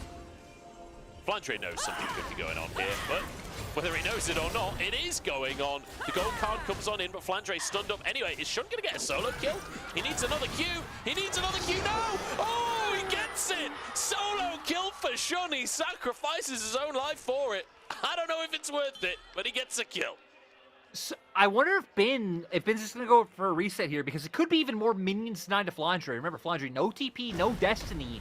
So I think in the end, incredibly worth for BLG to go to 1-for-1 there, because you're just letting Bin get even further ahead and try and get to that point where Flandre won't be a nuisance to him, and he can just ignore him in this 1v1. Yeah, no ult for Flandre, so he's going to have to do the walk of shame back. This was... Again, I get it. At the end of the day, it does go in favor of BLG, but it's just sad. 2 attempts to try to kill Flandre with no losses, and the best they have to go for is a 1-for-1 with this dive. Yeah, the gold card's so valuable, just denying Shun's ability to keep the chase on. So fair play to Flandre. At least he gets a kill out of it, honestly. Kind of denies some of the lead that Bin's building up for himself in terms of the CS. The problem he's going to have is the XP advantage that Bin's got off the back of these plays. So look at the item as Shun well. will be happy overall. Already picked up the Iceborne Gauntlet, so he is feeling completely fine with how things have gotten. I mean, if you would screenshot this and show the fact that the Cassante is the one who's taking 2 plates, I think a lot of people would be surprised. Yeah. Yeah, not the way you'd anticipate this matchup going. A wave pushing towards Bin as well, so that CS advantage should grow slightly still. Kanavi has been found. Shun is wide on the queue. He's had a couple of rough queues so far this game, and Knight takes a chunk from Yagao as well. And everything diffuses once more. Knight is in trouble. He needs to get out of dodge here. And he flashes into the Dragon Pit. That's not where you want to be. The rest of BLG moves in to try and protect their mid laner, but they've sacrificed their own lives to do so. Kanavi low on HP, but there's just no damage here from BLG. They finally finish him off, but On will go down, and Knight has nowhere to go. We return to the flashless mid laner. JDG take it all. Yeah, JDG coming out ahead in the exchange. Still losing some members, and as we can see, Flandre ended up going down in the 1v1. I mean, that's why those previous plays towards topside were worth it. Now having that Iceborne Gauntlet, now what he's able to do in the 1v1. We're going to see exactly what went down here. Uses that W to get in range, lock him down right into the Q3. He's just able to chase him down and get that all out. Flandre, okay, trying to get some DPS off himself, which keeps him there a little bit longer than maybe he should have. Maybe would have still gone down in the end since he didn't have his flash up, so just trying to get a bit of a return trade there. Are they just going to go for Flandre? Oh my god, they are. Flandre, you're in all kinds of trouble. Look at the long-range damage coming out. He's 1 HP. The Q has to come up through. Oh, beautiful. Knight puts down the shock blast. That means that Shun guarantees wherever Flandre's going to be. Fantastic stuff. And now TP down bot from Bin to protect the tower. Great bit of macro out from BLG. Yeah, exactly right. Now going to have 5 mice for themselves, assuming they finish off all 3, which is really going to do a lot for a Caitlyn. But has Bin managed to get through this. I mean, he's full enough, so even if trading came through, probably no play can come out. But Kanavi is heading down. I don't know if they can dive him, honestly. I'm kind of scared of Bin at this point. You're all doing physical damage, and Bin's already got Iceborne Gauntlet. Looks like he's just going to go try and fight Kanavi a little bit. Doesn't want to risk the potential of the dive. I guess it makes sense. Through. Now we can see Yagao moving down, remembering the Weaver's Wall of Destiny, all these things that are always going to be there, but Flandre is not even getting to play the game in this game, too. I love that the game plan is literally just hard camp Flandre. He's able to get some of these crooks himself, but Shun's able to just deny so much here. Knight pushing another wave in. Flandre will survive. As On now, the crash down comes on in, dodges away from the knockup, but the Magnet Storm just keeps him in place, and it means Yagao gets him for free. Elk managed to get his E away, puts his trap down during the E. It's a quite precise timing, well played. Gets out with his life. GG doing a lot to be able to kind of equalize the bleeding that's happened in topside with how much Ruler's getting for free down here in bot. JDG also going to be able to use this to make their way to the second trade. So overall doing a nice job keeping competitive despite some of the flashier plays that we've seen from BLG side. I mean, look at Ruler and Yagao, 2-0-1, 3-0-1. Both of them getting massive, especially Ruler with the Storm Razor on top of the Zeal. I feel a little bit like BLG have been brute forcing it quite a lot, to the point where I don't know if necessarily a lot of these players have been worth the amount that they're investing to, like, JDG seem to have got stuff elsewhere on the map to even things up, and BLG are just throwing absolutely everything at Flandre. But Flandre, while he's behind in CS, like, he's still going to build items, he'll still be a threat to the side lane, and he'll still be able to set up picks later on. Yeah, I see what you mean, but at the same time, it's also like, had some of the individual missteps not come through, right? Like Knight flashing the Dragon, and then all the BLG being like, yo, we got to protect Knight. It feels like if those didn't come through, maybe it'd be a different situation, but with those mishaps, it's allowed JDG to win out. It feels like slightly harder than BLG maybe has with this top side, even if they are up in gold. Just because, again, looking at Ruler's items, even, making it close to his next one, the rapid fire, that he's going to be really hard to deal with. Yeah, he certainly is. Ruler. And not only is he incredibly ahead this game, in a way that he wasn't able to be last game, he's also got an army this time, so even more damage when he does get in range, when he does get a few of those autos off. He's going to absolutely one-shot people. Elk's going to have to be careful on his positioning. Knight too. Like we said last year, this kind of new rivalry that really defined LPL in 2023 was completely won by J2G. 8 series won against BLG last year. Different rosters now. We've traded mid laners. It is a different story, but still, you know, the people sitting behind the scenes for BLG are begging them to find a win. They're desperate for the win here. And do you know, it's funny, isn't it, to see this be the rivalry when BLG, before last year, had never even made a finals. This roster, you know, pieces picked up from all over. A couple of members from Suning, Shun coming over from IG. Yagao previously on JDG joined over and now has rejoined JDG. Knight being taken from their rivals. Feels like a roster that, you know, I'm never really sure quite how this roster happened. It didn't seem like a roster when BLG first put it together of like, this is going to be a world-dominating roster. But last year just worked out beautifully for them, and now they're a contender. Now they're a name. Now people know who BLG are. Yeah, and I mean, hell, now most people have them as favorites of winning the split. I think for very clear reasons from what we've seen from their gameplay so far. I do gotta say, if JDG win and keep the streak up, it would be kind of fitting that, like, the very first series of that streak started with Yagao, then it swaps all to Knight beating Yagao himself, but then it continues with the reverse, so it would just feel like there'd be harmony there. And maybe a sleepless night for Knight. Yeah. If he ends up losing this one, losing both sides of the matchup, never going to be. Oh, I guess he won the other side of the matchup. What am I talking about? He won the side of the matchup all year long. Yeah. If BLG wins, it'll be a sleepless night for Yagao. That's for sure. Losing both sides of the matchup. But then historically, Knight sort of has had the best of this mid lane matchup. 43 wins to 23 losses. And again, that's not counting like Demacia Cup or NEST. Knight trying to find an opportunity, forces the flash. The Maw comes in, the spiraling despair was headed towards Flandre, so good respect to use that summoner preemptively. And now we're at a point, right, where BLG, it's all about setting up these sieges in mid with the Caitlyn and the Lux. Seems they're kind of fine just waiting for neutrals to come. I'm surprised how far forward Knight is willing to play, because in a time like this where, like, Yagao's not showing on the map, theoretically, he can just gank top and then need that TP to go back to catch the wave pot, right? You have plays like that available because of the composition that JDG has drafted. I just saw a really cheeky little trade from Ruler there. He dashes forward, throws his W out, gets the move speed, dashes away. Elk is like, well, he didn't get any of his damage down. Oh my days! There you go, there's the damage. But then he queues over the minion when Elk moves forward to return the auto attack to get a little bit of poke. Not much, but it looked flashy. That's what I'm all about. Yeah.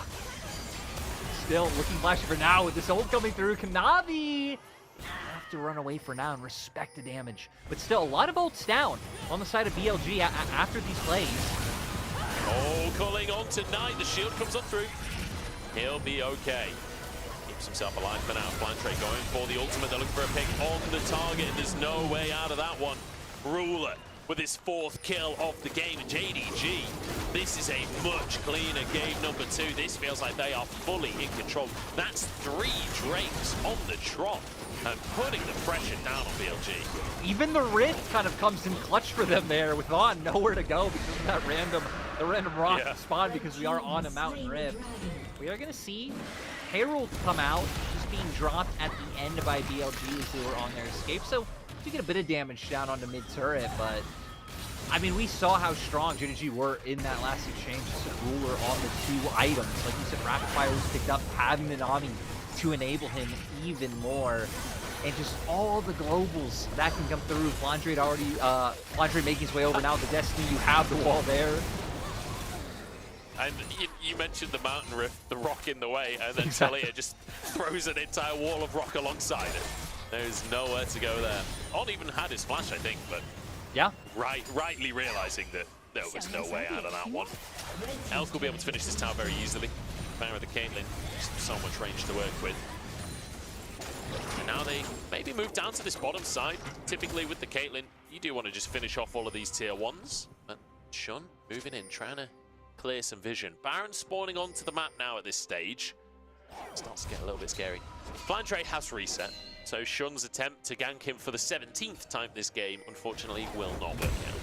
I'm still just really surprised that we're not seeing JDG try to answer some of these plays while Yagao has TP. Because that's kind of the time that, like I said, you are allowed to answer because he always can go back. But Flandre... Oof. Okay, binding lands, laser lands in. They go absolutely everything at the kitchen sink. Thrown at Flandre. The poor dude just wants to play a game of League of Legends, man. Let him play. I was going to say, I hope no one out there is blaming Flandre for this game because what?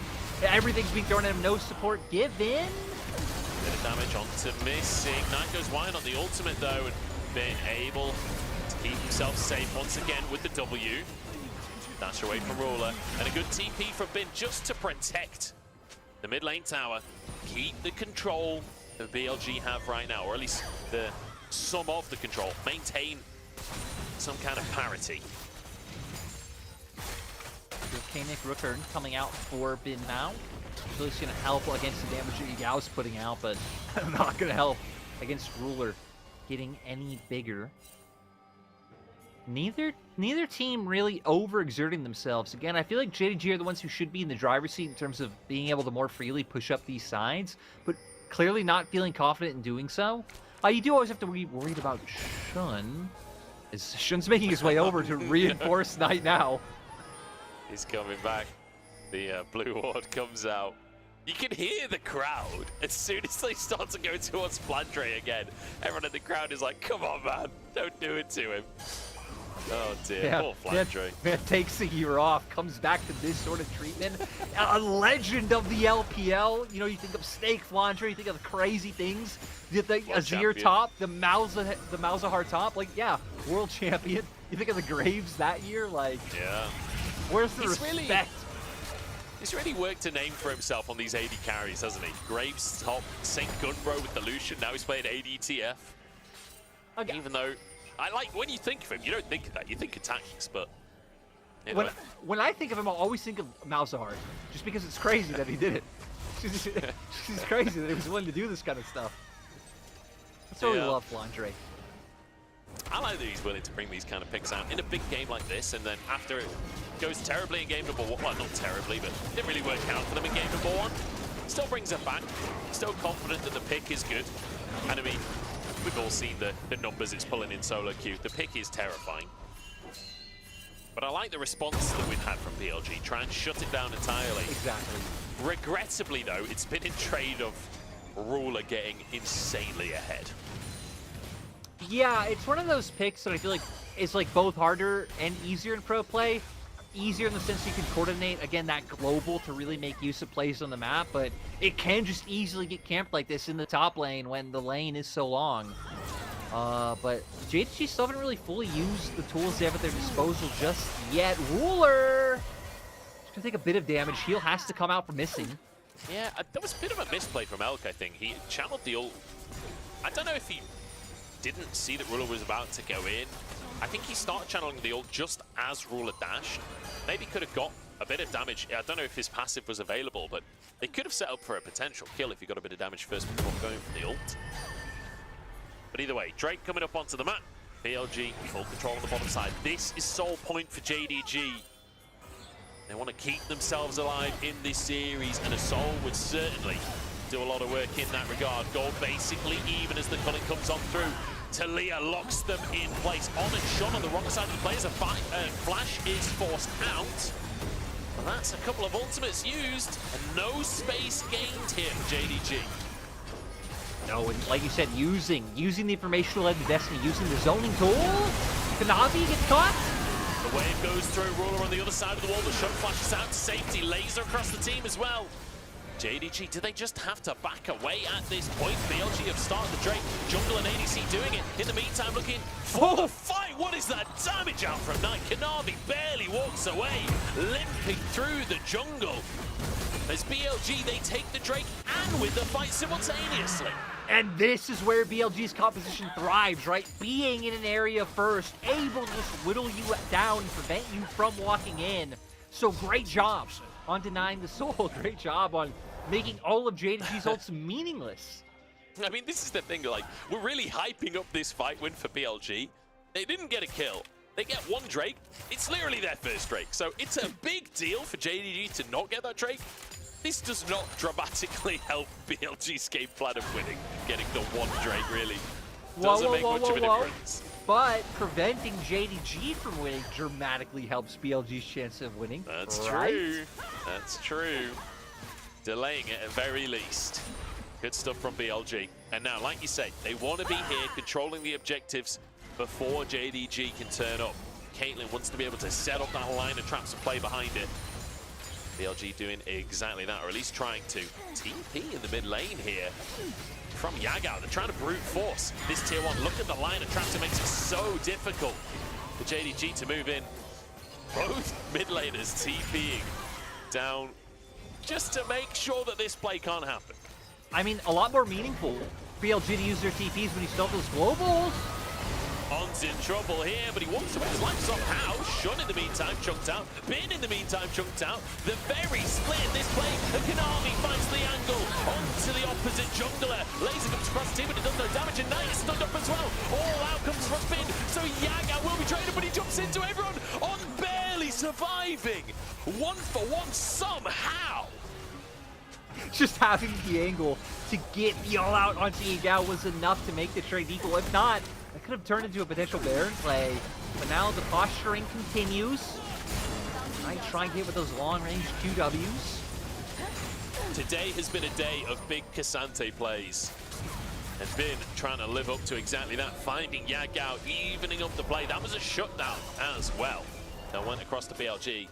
And this felt like such a messy start. I thought BLG were doomed on this one. Ruler kind of messed up the culling.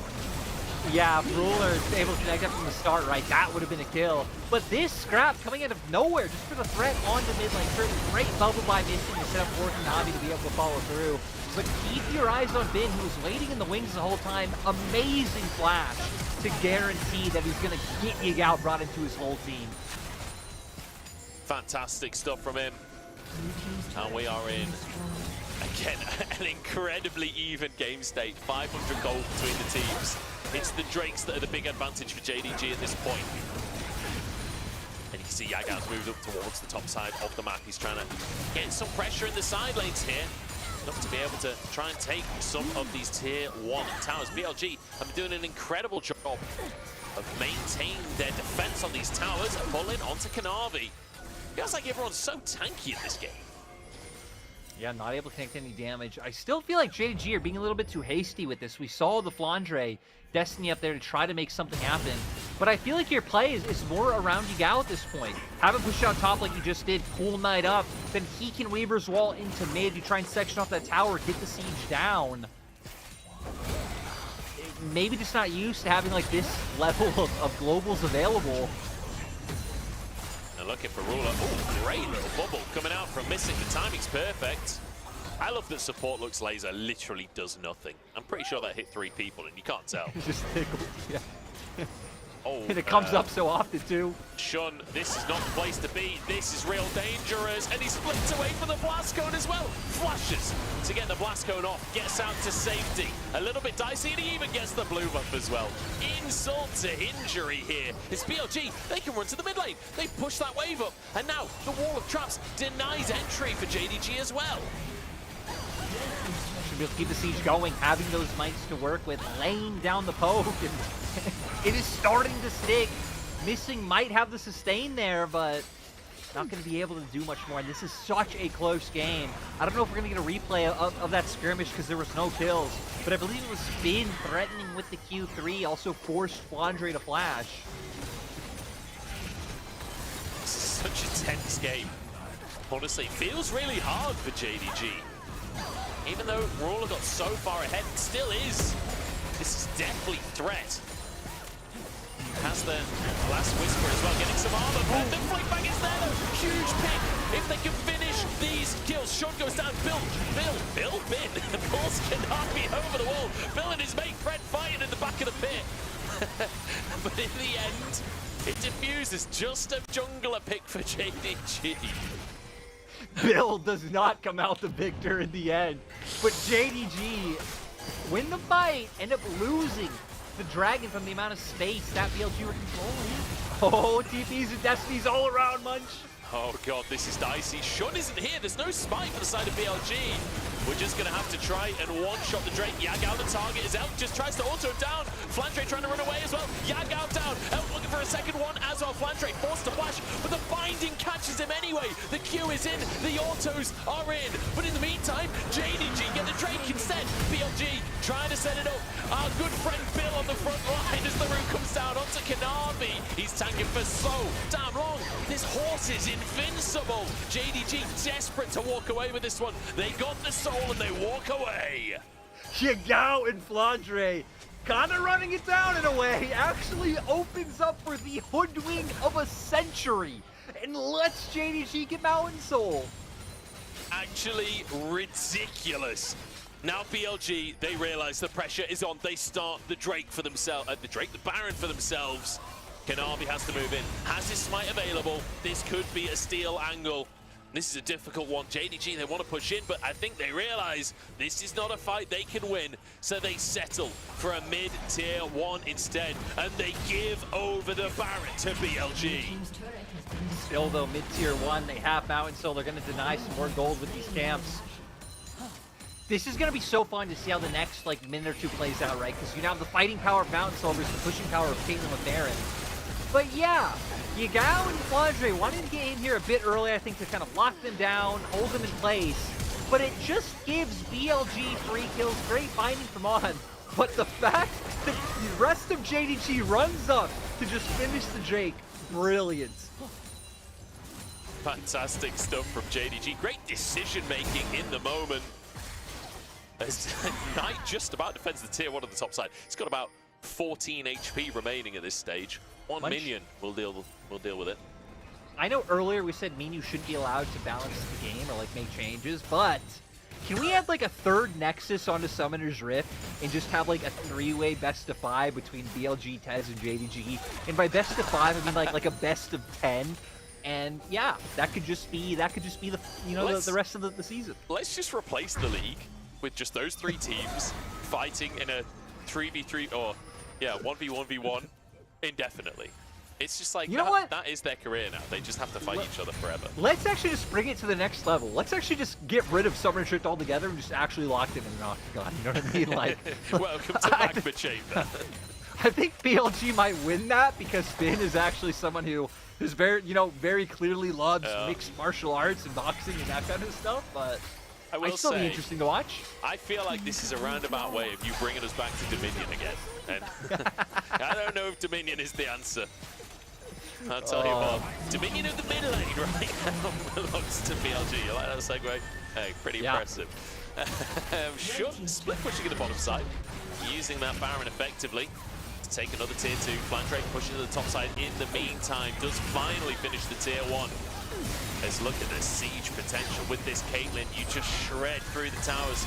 As soon as Elk can step forwards, another quarter of that tower's HP vanishes. But Flandre is going to do so much work as an ADTF and split pushing. He might be able to match this push if no one goes to quell his push. Yeah, Finn is toying with the idea of resetting. Didn't actually go for it. As soon as the ultimate from Flandre ended, he stopped channeling his recall. There goes the tower. BLG needs to be cautious. Flandre still on the top side of the map right now. This might be an inhib that they lose. He didn't commit to pushing for the inhib because he thought Finn was going to recall. But he was baited and outsmarted. Inhib down. BLG find another advantage. It felt a little dicey at times, but they've done it. Right, it feels like that trade could have gone even if Finn would have completely gone back and showed on the wave and used Flandre to go for the Destiny. A little bit hesitant. I think also a little bit scared, which is why that Destiny came out so early. Maybe just to make sure that no one was already starting to move over. So now, slight favor to BLG, but JDG, you're going to have the soul going forward. The Baron, not there now. You don't have that same pushing power, and JDG might be feeling a lot more willing to look for a scrap. I feel like this is going to end in one massive fight.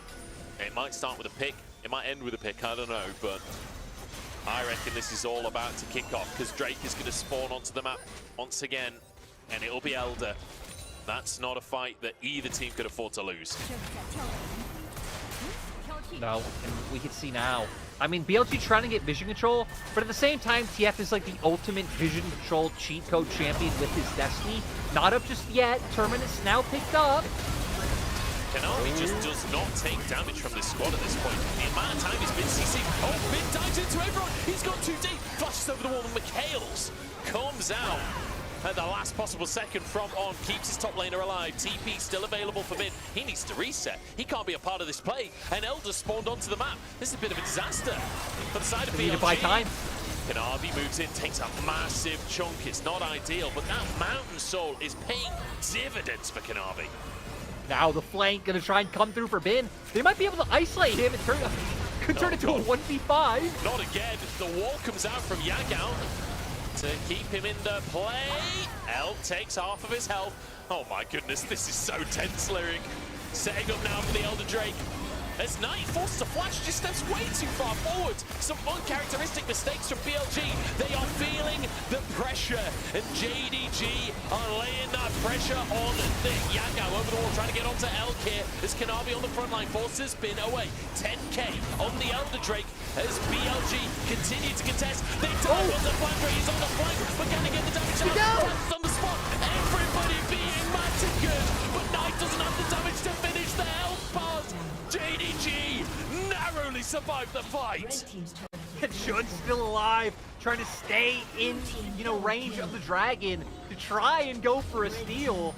But ooh, Genji FC at the back because of the large wave of minions in mid lane. Because of that inhibitor that got taken earlier. And not to mention, Shun was the survivor on the side of BLG, which means they can't just go for the Elder because he has a chance of stealing it. Absolute chaos in the river. Yeah, and I mean, I love how decisive JDG are going to be here. They actually bring Flandrine, which is kind of crazy to me, but they're using him as bait for Yagao. That seismic shove was game-changing. It guarantees that JDG win this fight. And look at the bottom left hand of our screen, Munch. We're already moving into the Elder. El caught out by the seismic shove and the gold card. Fantastic bit of play coming out from JDG. The spiraling despair nearly one-shot the whole team, but now it was just a fraction of damage away. Elder down to 4k. The wall in the way. Shun can't even get in and gets caught anyway. Forced to flash now. The knockup comes out from the wave. They're not going to chase for anything, but Elder picked up here by JDG. I mean, now with Elder, with Mountain, with all the tools at their disposal, you'd expect JDG to be able to look to close this one out, but going to be hindered by the supers pushing in through mid, trying to get control over their waves right now and try to start this Baron. BLG, I mean, you really can't contest, can you? Elder and Mountain Soul? There's no way that you can fight against the Elder. This could be the end of the game. Honestly, they've still got 2 minutes on the Elder Dragon. If they go for a Baron push with this in play, they can take quite a few towers here. Minute and a half to work with off of the reset. And I think it makes sense, right? Go for the reset right away so you can use Flandre to get bot lane in order because you already pushed top. The rest of you go mid to start dealing with those the rest of those supers that should be finishing quite soon. And now, like you said, they should just be able to start looking towards moving the game forward. But JDG still being gotta buy the book. Get red buff first, regroup in mid, and now they can start looking for the play.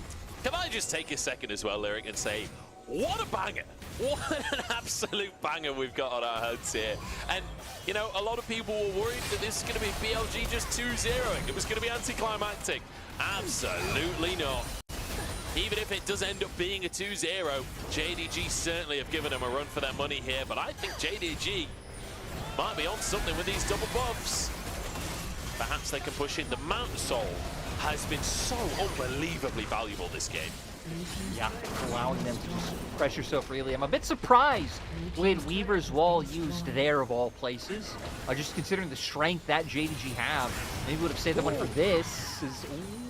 Calling from Rural and nearly kills Elkoff, but the wave was defeated in the mid lane. Knight desperately trying to clear these minions, but that'll be bot tower opened up. 20 seconds still on Elder Dragon, so they can get themselves the bot side inhibitor. They try to move into the mid lane. Bin is desperately trying to hold the wave, but he won't be able to keep it held for long.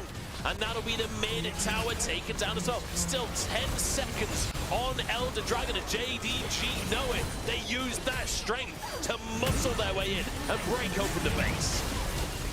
Now, the standoff continues. They do have a wave coming soon top, so it looks like Flandre is going to be making his way there now. The whole team, okay, just waiting, ready for BLG to look to the engage. And now they've broken through his shield. After about 10 seconds of combat, Kanavi is so difficult to deal with. I feel like pretty much Elk is the only one that does any damage to Kanavi at all at this point. The Baron's still in play for another 30 seconds. A tidal wave used, missing. I thought he was caught out there, but somehow surviving a long time. Kanavi pulled underneath the tower here. Damage out from Knight. Spiraling Despair on the front line here. Has been desperately trying to get away himself. He's pulled back into the fray, 1-for-1, tank for tank. And now the 4v4 continues. Still though, look at how much it's taking for them to even like scratch JDG. Hell, we saw Lux and Caitlyn Ultimate used on missing, and it only got him to half HP. That guy was looking for a Weaver's Wall there. He's going to push this wave in mid. Throws the Weaver's Wall out. Just trying to threaten, but won't actually go for anything here. Trying to stop them being able to defend against the Super Minions, I think. The Nexus Tower almost goes down. Down to what, like a quarter of his HP. I just want to quickly mention something here. We've got open inhibitors, and we have an ADTF in the game. This could end very anticlimactically with a Flandre backdoor. Yeah, Flandre anytime is something that they have to worry about. We're going to go for the replay here. Look, Lux Laser initially into the ace of the hole, only half of his HP taken. They do end up taking down Kanavi finally, once some of that CC from Knight comes in place, but look how much it takes. Every ult used except the Vi ult in that exchange. Just about getting him. Had been nearly getting away, but I'm not sure if it was a seismic shove or a magnet storm, but pulled back into the fray regardless and taken down in the end. The Baron earned 5,500 gold. What a ridiculous stat. That is an incredible Baron power play from JDG. And will they be able to use these supers? They are funneling a lot of gold in towards BLG. Basically, everyone's going to get 6 items off of the back of this if BLG survives. Everyone's pretty much on 6 items at this point. We're getting into the super late game here, Lyric, and it's exciting. Yeah, we are. I mean, we're at a point where one team fight should be the difference maker, but neither team opening themselves up to, you know, maybe like one person being picked off every now and then, but the strength to hold down the fort is really strong. Now we're fighting over the smallest things. Yeah, this game is going to be decided over a red buff as Kanavi goes for it. Spiraling Despair. Oh, the blast cone doesn't work. I think that was the bugged one. He wasn't stood in the middle, was he? I'm not quite sure, but yeah, not going completely over. But like you said, this could end at any moment when you have Flandre here. Destiny was used to get to the side of the map. Only 2 turrets remaining for the side of BLG. And Elder is coming back onto the map. 3 seconds. And there it is, Smolder's mum back in the scene. And BLG, Elk finally full build now too. So gonna have the damage to be able to answer, hopefully. They're still dealing with supers in the base right now. Knight has TP, but they're gonna be too late. Elder is already probably going to, I can't even see the health bar, but you just know it's going down. 8K is Shun desperate to get into the play, but he can't dash over the rocks. 4K on Elder. They forced BLG away. 2 Elders back to back for JDG. The culling sets up so much damage. The flash has to come out from on just to survive the play. BLG keep themselves alive, but with another Elder gone, and it'll lead to another Baron. Another Elder, another Baron. They just take everything. It's just crazy. Like, again, coming in, I'll admit it, I thought, hey, BLG probably gonna crush JDG today. But I am a big believer in JDG in best of five. This wasn't a best of five, but still, I would not have believed how close that this would be between these two teams right now in a regular season game. LPL just never seems to work out like that, but this time, today really delivering. Just feels like destiny, doesn't it, when it comes to JDG versus BLG. And my God, what a game it has been. 10,000 gold lead, Baron and Elder, open inhibs in every lane. This should be JDG finishing the game. No two ways about it. If BLG comes back at this point, it is a miracle on their part. Gonna chunk onto on coming out from Ruler. One inhib down. They move down to the bottom side as well. They take the inhib so quickly as well. Has been. Yes, a knockback onto Kanavi. They can't even break the shields, man. JDG are just invincible. Yeah, they really can't even land a scratch on them. Now gonna be able to finish off this last inhibitor and start looking to finish this game. It's looking like just a matter of time for BLG to go down. And it feels like there's no way for BLG to actually start a fight properly. If Shun goes in, he'll just be one shot and stunned by the Taliyah rocks. The same story if Finn goes in as well. He's just not tanky enough. There we go, he's got to try. All out comes on through, but Elder shuts him down. Had to try something rather than just bleeding out to these Baron minions. Here we go, Shun down onto Flandre, but the rest of the team are just ending the game. Ruler's on the Nexus, Kanavi buying space, but Ruler wants more kills. Ruler wants to fight them. Ruler wants revenge for game one. We're going to 3. Yeah, JDG, BLG delivering a close one.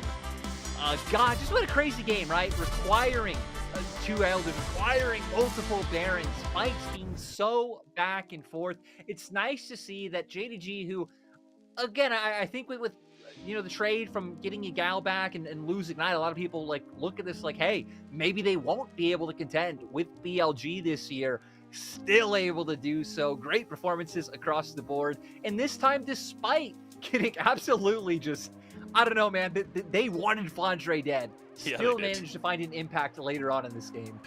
Yeah, the TP is just so powerful. Let's take a look at the results of that game, our MVP, our post-game, all of that good stuff. We can take a little flick through. It was Ruler that gets the MVP. To be fair, doing so much damage during all of those plays. The culling's pretty fantastic, generally speaking. Putting a lot of pressure on using this Lucian. Yeah, overall, just superb, right? He was kind of left to his own devices. As we said, BLG were playing a lot up towards that top side. And this man took advantage, taking multiple plays, enabling his team to start stacking these Drakes early on, which opened up for the Soul to be the win con. And I mean, you point out multiple times of him just going for these aggressive dashes forward to enable JDG to win. Yeah, especially, like you say, with the Elder, threatening the one-shot, threatening the burst that would take someone down. Absolutely fantastic stuff from Ruler. We're going to jump into a quick break. We'll be back with Game 3 of this absolute banger. Can BLG finally face their demons? We'll find out after this.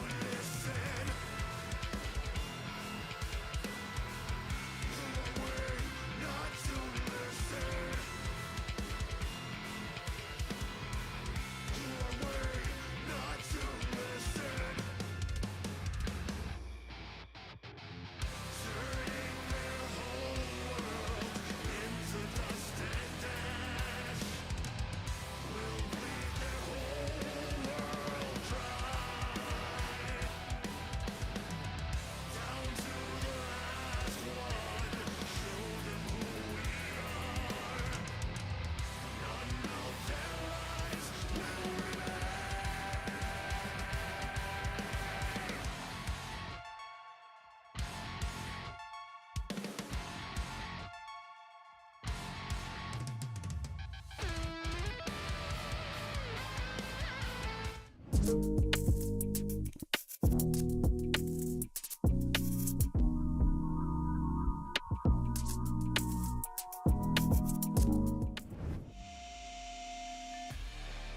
audience. It's me, your conscience, speaking to you. And I'm here to tell you that we're going into Game 3 between BLG and JDG. Just kidding, I'm not your conscience, I'm Munchables. I'm joined by Lyric as we head into Game 3 of this absolute banger. 欢迎来到英雄联盟。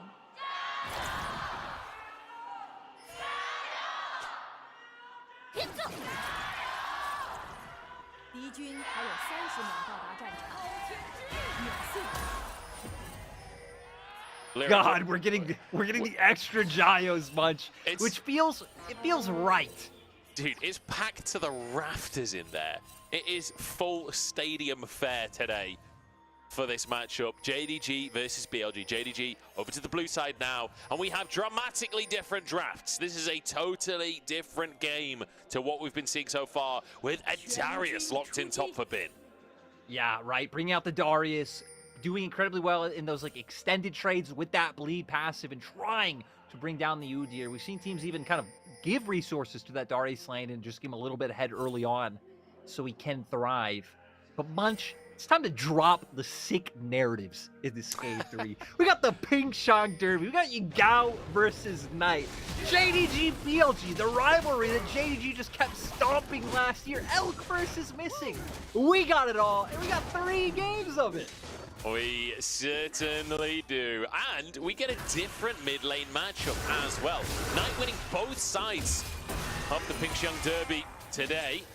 As Bin, flashing onto Flandre. He wants to get himself first blood. The bleed, is it enough? I don't think it's enough. But Bin has complete control of this lane now. Yeah, flashing in, utilizing that lethal tempo as well to get as much damage down as possible. And I love it. Most teams usually kind of temper down in the Game 3, you know, get a bit more reserved because the whole series is on the line. But both these teams, especially being so high up in the standings, clearly showing that they are not going to fear anything. Yeah, Ruler going for such a high skill cap champion in the bottom side as well to answer what's been happening in this series. Kai'Sa, something that we really have just not seen at all this split. Feels like Kai'Sa fell off the face of the planet recently. Ruler bringing it back out for some action here. Aggressive junglers as well as Shunt and Kanavi both meet in the top river. Are we going to have a 1v1 between the junglers? No. Moving up to the top side has Bin and Flandre going at it once again. The junglers racing to impact the 1v1. It turns into a 2v2. Do we have a fight on our hands? Bin low on HP. If Kanavi could land the Q, I don't think he'll get the chance this time. Ooh, does connect in the end. He's going to follow up a little bit, especially with the amount of pressure that's going to be put on Bin with this wave coming into his turret. I don't think JDG should be able to do much off of this. Kanavi's trying to go forward. Shun gets the knockup, apprehend, hits onto Kanavi. They're not tanking the tower. Well played by JDG just to survive that one. Kanavi not even having to flash on Shun. Oh no, he stepped too far forwards. The Q goes wide. Stun lands, flash over the wall. And there we go, advantage for JDG. This has been so back and forth. At first it looked bad for JDG. It's like, Kanavi, I can see why you're wrapping around with the way the health is with... Ooh, wait, what's going on? The right-hand corner of our screens. Actually forcing Missing to flash. And I like that we get this replay now, because it lets us... maybe it doesn't let us do anything much. This game especially looks like we got to be on our toes. And I'm here for it. Like you said, usually Game 3, things slow down. Not for BLG and JDG. This isn't Game 3. This is Game 400 in the last 2 years. And they're here to go again. Navi just hoping that Bin gives the angle, but look at the top lane squad. Reinforcements. On's on the way as well. Stun coming in from Flandre towards Bin. Dodges away from the Sonic Wave. On looks for a way to get into this lane. Bin needs to try and bait it, but I think they've called the fact that On is missing. Shun's moving over as well. Are they going to go for a dive here? Kanavi's got to be cautious, and there we go. On spotted at this point, but I don't think they care. 2v3. They're going to go for the dive. In fact, ignore the tower. They just go for the guy on the other side of the tower. Bin tanking, steps away. The bleed is there. It's It's going to be 2 kills as Sean takes the tower shot so low. Flandre dies to the bleed, and BLG double kill the dive. The early roam up top side by On, setting so much in motion. 2 kills, denying some CS. A massive 2-0-0 Darius. And especially when Bin is the one piloting it, it is terrifying.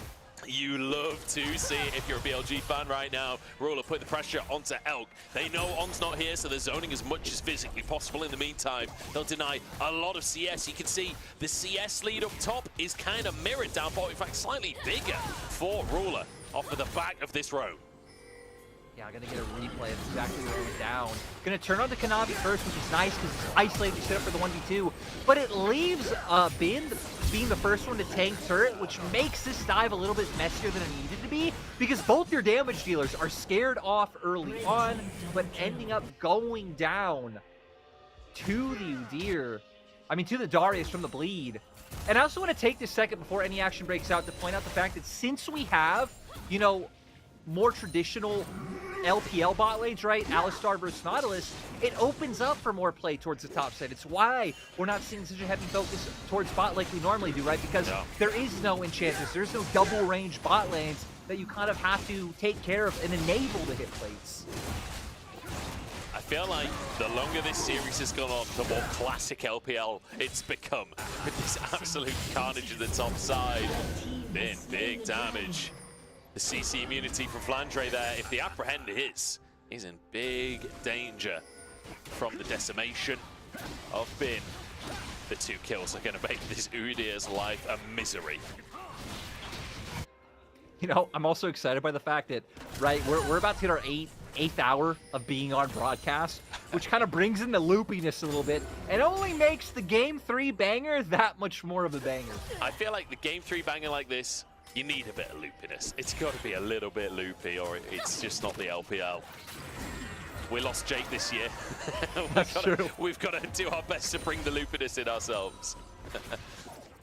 Right now, Knight throwing the pie at the windowsill to Yagao. That didn't make sense, but it didn't make sense the first time Hysteric said it, however many years ago that was. Oh dear, I miss that guy. He's not dead or anything, he's just not on the LPL. Not that I actually ever got to work with him, you know. We're both play-by-plays. Actually, yes, you did. Actually, yes, you did, which is kind of funny. So, Yagao forced to flash Knight once again. Just able to come out ahead in the 1v1. Sure, On being there was what ended up forcing the flash, but Knight just decimating so far in the laning phase in this series. Yeah, he's been absolutely phenomenal. On has been everywhere this game as well. Like, On is having a fantastic performance on the Nautilus. You can see why this was a priority for BLG. I just want to mention, in the draft as well, we didn't get to see the draft on this stream, but there were 7 AD carry bans that came through. That's why we're in a Tristana versus Kai'Sa matchup. That's how we've got into this situation. And Flandre is just annihilated. The stacks on Kanavi as well. The true damage is there. Bin is tearing them apart. Triple kill for Bin as he puts them in the dumpster. 5-0-0 on the Darius. 8 minutes into the game. This is an absolute massacre. JDG fans are in tatters to start this one off. Hell, Ruler and Missing are like looking to the right or left and being like, guys, what is going on? Like, we want to be able to play this game. And Elk, Knight, and On, they are laughing all the way to the bank with this one. I guess On's been a part of it, but Knight and Elk absolutely chilling, feet fully up on the desk at this point. Take another look at the pro view here from Bin. Yeah, the apprehend comes through right into the W and then the Q. I mean, he's just so big at this point. Able to keep following up with all those stacks of bleed. Beautiful flash into the outer rim of the Q as well. Get the maximum value out of that. I love the laugh. I love the laughter on Bin's face. Usually such a stoic person, and even the happiest of moments for his team. You could see him like mashing the keyboard early on in the play as well. He was so keen for that one, and rightly so. 5-0. This is BLG versus JDG. Game number 3, and Bin is 5-0. Every single kill in the game has gone into his pocket, and he's got to kill for every other minute. This is a monumental performance. I mean, he's so close to his Triforce. He could be the first person with this completed item, having one of the more expensive items in the game, just with this lead. Now having the red buff there too. There's just really nothing JDG could do. And you're at a point where you can no longer defend Flandre, right? If any 2v2 or 3v3 breaks out topside, I mean, BLG will just win by these stats they have alone. So you're only going to win that fight if you yourself start bringing up Missing or Yagao have the numbers. Or you try to just invest forward bot side. But at this point, there is no way Ruler and Missing can win harder than Bin. No, they definitely can't. This is going to feel like an incredibly difficult game to play out. And not to mention the fact that, like, Ruler's an incredibly short-range AD carry. Late game, when Bin hits Ghost and just runs at Ruler, it's going to be difficult for Ruler to survive. He's going to need all of the help he can get from his team to survive the onslaught. And if everyone's focused on Bin, it means Elk and Knight have freedom to take over. You know the worst part? It's not only the Ghost, like just the speed up coming in from Knight, like yeah, just different ways to be able to get him onto the backline. Ruler now, anytime BLG are going to be grouped up as 5, even if he finds an opportunity where like maybe him or Kanavi, whoever can jump onto Elk, what does that even matter? You're going to be jumping into the waiting hands of a Darius. It feels kind of bad that we're only 11 minutes into this game, and honestly, the gist is kind of like, hey, BLG now should not be able to lose this game, right? Like that just is the way it is. League of Legends, no matter if the game is less snowbally than it was, let's say like 10 years ago, is still incredibly snowbally. So JDG a little bit going to be relying on some creativity, and a lot going to be relying on some actual mistakes to come out from BLG as well. Well, if there's a team that you want creativity from, JDG certainly up there. TP from Knight, he's just finished Malignant. Big item, spike and a hook from On is beautiful to see. Missing, uses his ultimate to keep himself alive, and it's a double TP from JDG. 5 men strong. They stack up to try and contest this straight, but Bin is on the way. The raid boss moves down the river, and JDG quivering in their boots, both butt cheeks clenched at this point, as they know that Bin will have no mercy. Another hook, another hit.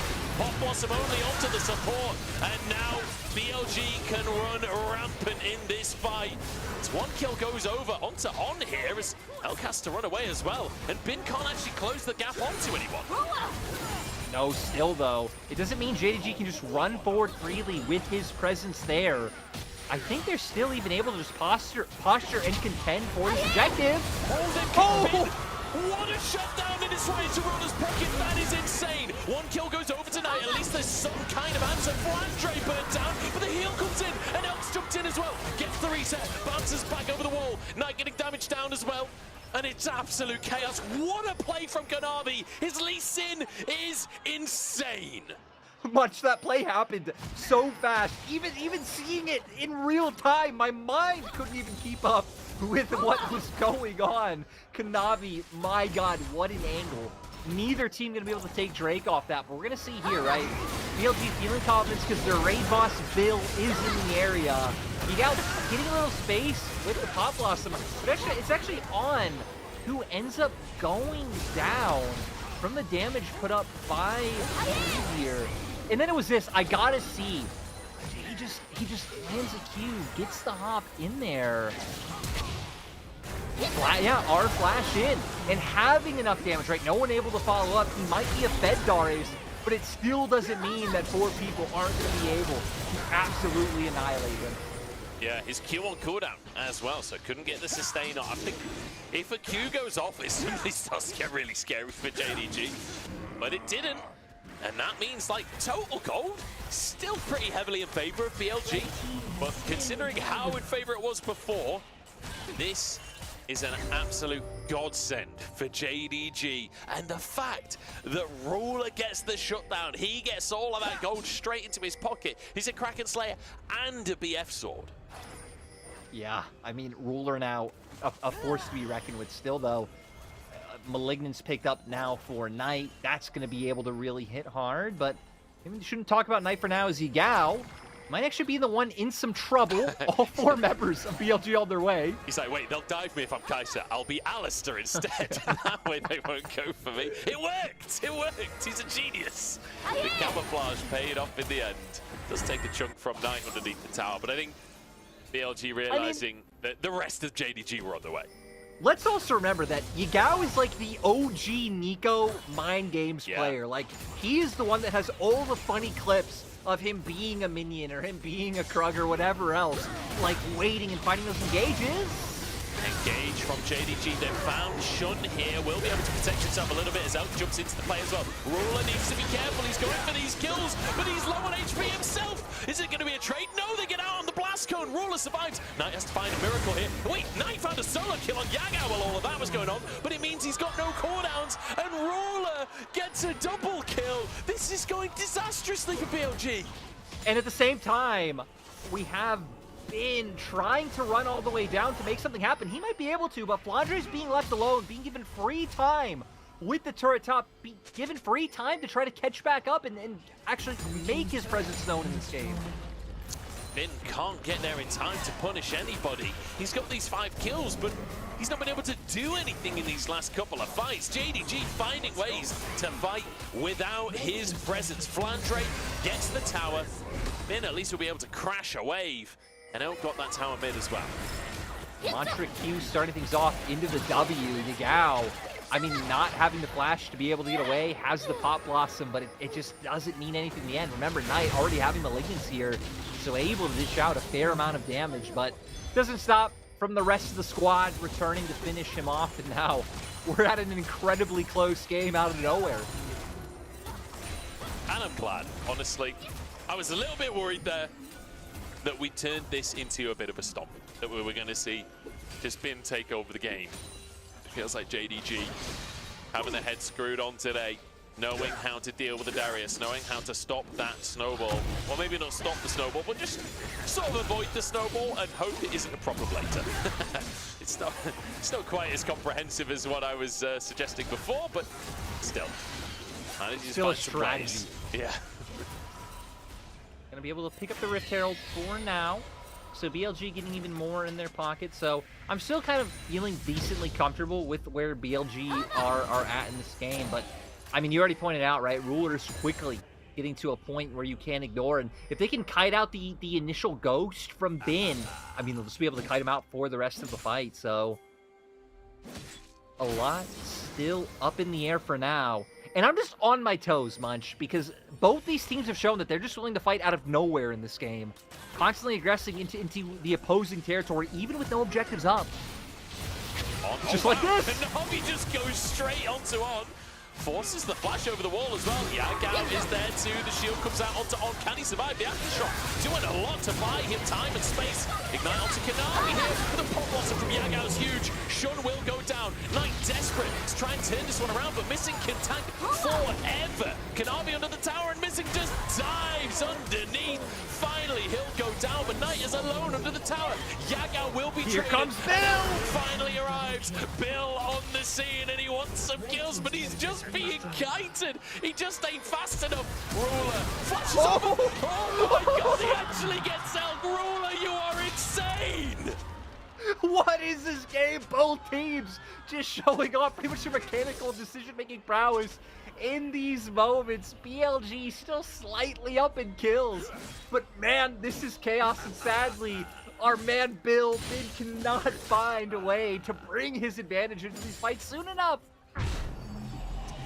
Bill right now, he's 5-1. He's dominated his lane, but it's just like when you're at the office and Stacy won't shut up about what she did on the weekend. She won't shut up about what Hernan's been doing, and he's losing his mind at this point. The rest of his team just can't do it. I'm just so happy for Kanavi though, because after having kind of a lackluster spring last year, his spring right now is so incredibly good. JG hard forcing with so much CC to keep him there. And Munch, it looks like we won't even get to be in this replay for too long, because we are fighting over Dragon. I love that as Missing's ult falls off, he's tanked so many tower shots in the last one, there's like half of his health. Here we go. DLG looking for the fight. On has Hex Flash, and he's going to look for the engage. Gets over the wall. It's going to be a 50-50 here as Missing starts a fight. goat himself, finding 5 with a pop blossom, and it might just be enough for JDG to take over this fight. Bin's still going strong, but I don't think he can get into the action. And in the meantime, Ruler is cleaning house. BLG have been eradicated. Ruler more like Emperor. How did this game flip on its head out of nowhere? Great job from Yagao to set that up. Ruler, the huge beneficiary, and now we can see all of them scurrying so quickly towards the Baron. They've got the gold lead, I think, for the first time this entire game, 3,000 in their favor. And on the Kai'Sa of all picks, a champion we haven't seen basically all year. 780 carry bans in this draft. And Look Ruler at still this. comes out on top. What a beautiful pop blossom from Yagao to just block things down. And look at Ben. He still can't get up to deal damage. Ruler just hammering on them the whole time. I'm a little bit surprised he wasn't more willing to go forward, but then Kanavi just continuing to chase down. Immaculate team fighting from JDG. I just can't believe how this game is going. I genuinely can't believe my eyes. We had a 5-0 Darius in 8 minutes. I'd basically just called it a loss at this point for JDG after Bin had that early game. And somehow, JDG have completely nullified him. He's had no impact on this game.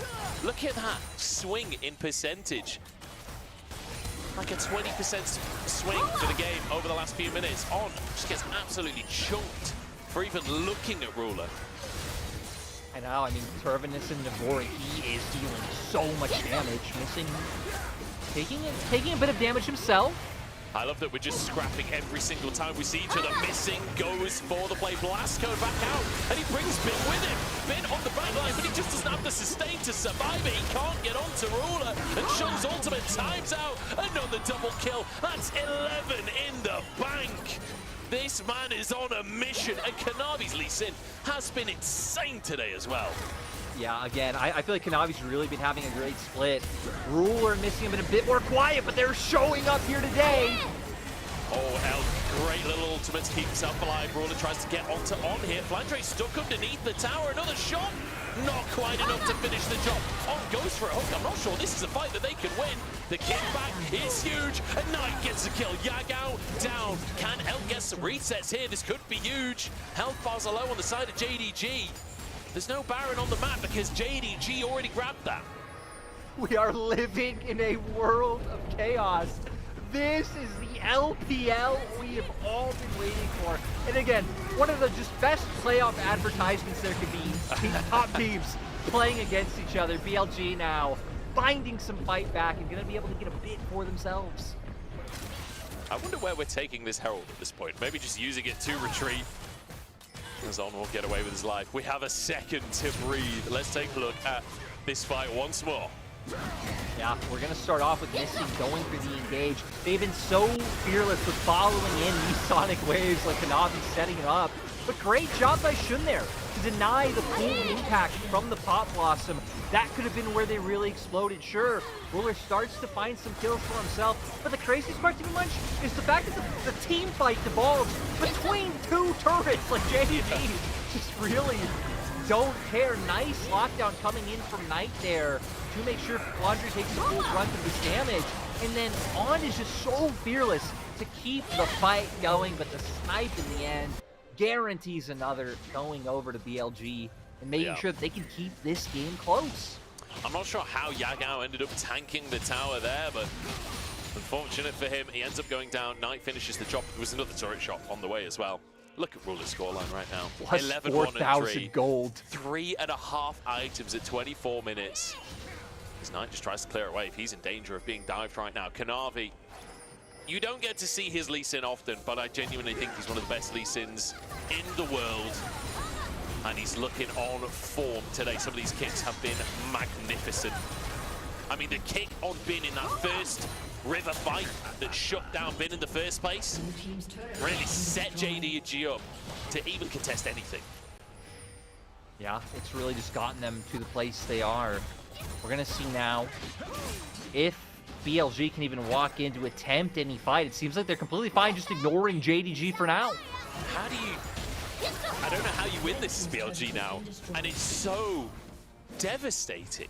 They have not beaten JDG all of last year. They played, what, 7 times? And never beat JDG. And now they get Knight. Now, 369 subbed out. Oh, subbed out. He swaps. Flandre joins the roster. It felt like this was the time for BLG. And then they lose to IG the other day. Suddenly there's rumblings like we're wondering what's going on with the team. And now, game number 3, Bin gets a massive lead, one of the best tops in the world that's known for dominating and carrying. And somehow it slipped between their fingers. You gotta feel that the pressure must be insurmountable on these players right now. I feel like it's either that or literally the exact opposite, where all 10 of these players, again, are such like high caliber players who've seen like the highest highs you could see in League of Legends. They're just like, yo, we know this is a regular season series. We go all out for the massacre in this game 3. And right, they all know playoffs in LPL is a different monster. Like, you cannot take any series from the regular season and kind of use it as a philosophy to follow, because at the end of the day, any players can just show up. The funniest thing about this series to me is that we haven't once said the fact that this is an MSI Finals rematch. How crazy is that? This is an MSI Finals rematch in the regular season. Almost making it to World Finals, but T1 made short work of that dream. And what's crazy is even with the roster changes, it doesn't affect the quality of match, because the mid laner swapped teams and JDG brought in a top laner that's a world champion. Like, the quality is still there. It's not like the caliber of player went down, you know. Maybe less of a carry in that top side for JDG, but still an exceptional player nonetheless. And to be fair, right, JDG were not using 369 as a carry. Like, no, they weren't. Flandre can come in and fill that role perfectly. I mean, when you think back to spring last year, the fact that 369 basically gave Bin a breakdown so he had to learn to play tanks says about the style of gameplay that 369 would bring to the table for JDG. Here we go, though. Baron started. JDG, the ones to start it. 4,000 gold lead for them as Missing just looks for the fight. Yagao alongside him here. Knight moving forwards, but the rest of the team are just continuing to do the objective. Missing might be sacrificed for the players. Shun's kicked out of the pit. It's 1 kill for a Baron, and Bin goes down as well. Ruler dives onto the back side of the play, but Shun jumps onto it. Flash over the wall. Shun's still surviving, and Elk is going. Maybe Elk can finally get his fight. Hook onto Ruler, but they don't have the damage. And Ruler versus the world. Elk with a triple kill right here. But Ruler is just going to run before. No, taken down. Brings 3 with him, but it just ain't enough. Elk finding the fight that he needed. JDG, I mean, they get the Baron, but in the end, the Baron doesn't equate to anything. Now trying to take everything they can, denying jungle camps, getting push going, and it's still anyone's game. This is obscene. This is ridiculous. This is everything you could want from JDG BLG. Yeah, we're going to see the kick out from the pit. It's actually Flandre who secures the Baron in the end, which is kind of a bit of a whoopsie for JDG with how that could have gone. But here, Ruler trying to follow in, but Shun forcing him to flash really feels like it turns the fight in BLG's favor. Look at all the free room that Elk decided to play with. But my God, it got dicey here with these low health bars. I genuinely thought Ruler was going to do it for a second, but Shun finds his way in and takes him down. And the fact that he just died still has 300 gold bounty is absolutely mental. And you know, I have to wonder what my neighbors are thinking at this point as I'm screaming at the top of my lungs. But there's just no other way to commentate this kind of game. Flandre, CC immunity keeps him safe. Bit of a weird ult from off, not gonna lie. You know what? He'll get another one of those soon. He's feeling fine. If there's a chance for an engage, you don't give up a chance for an engage in this game. On shown that sincerely levels, right? He was the first one to make that roam up towards topside. Is that damage? Oh my God. Not surprising. 10,000 damage in a single team fight. We're looking for Flandre. Elk Gets some damage down, chases after him as well. Flandre cannot withstand this, and the rest of the gang is here to meet him. A great pick for BLG. They've got to reset to stop the answer from JDG on the opposite side of the map. Knight's got to be careful.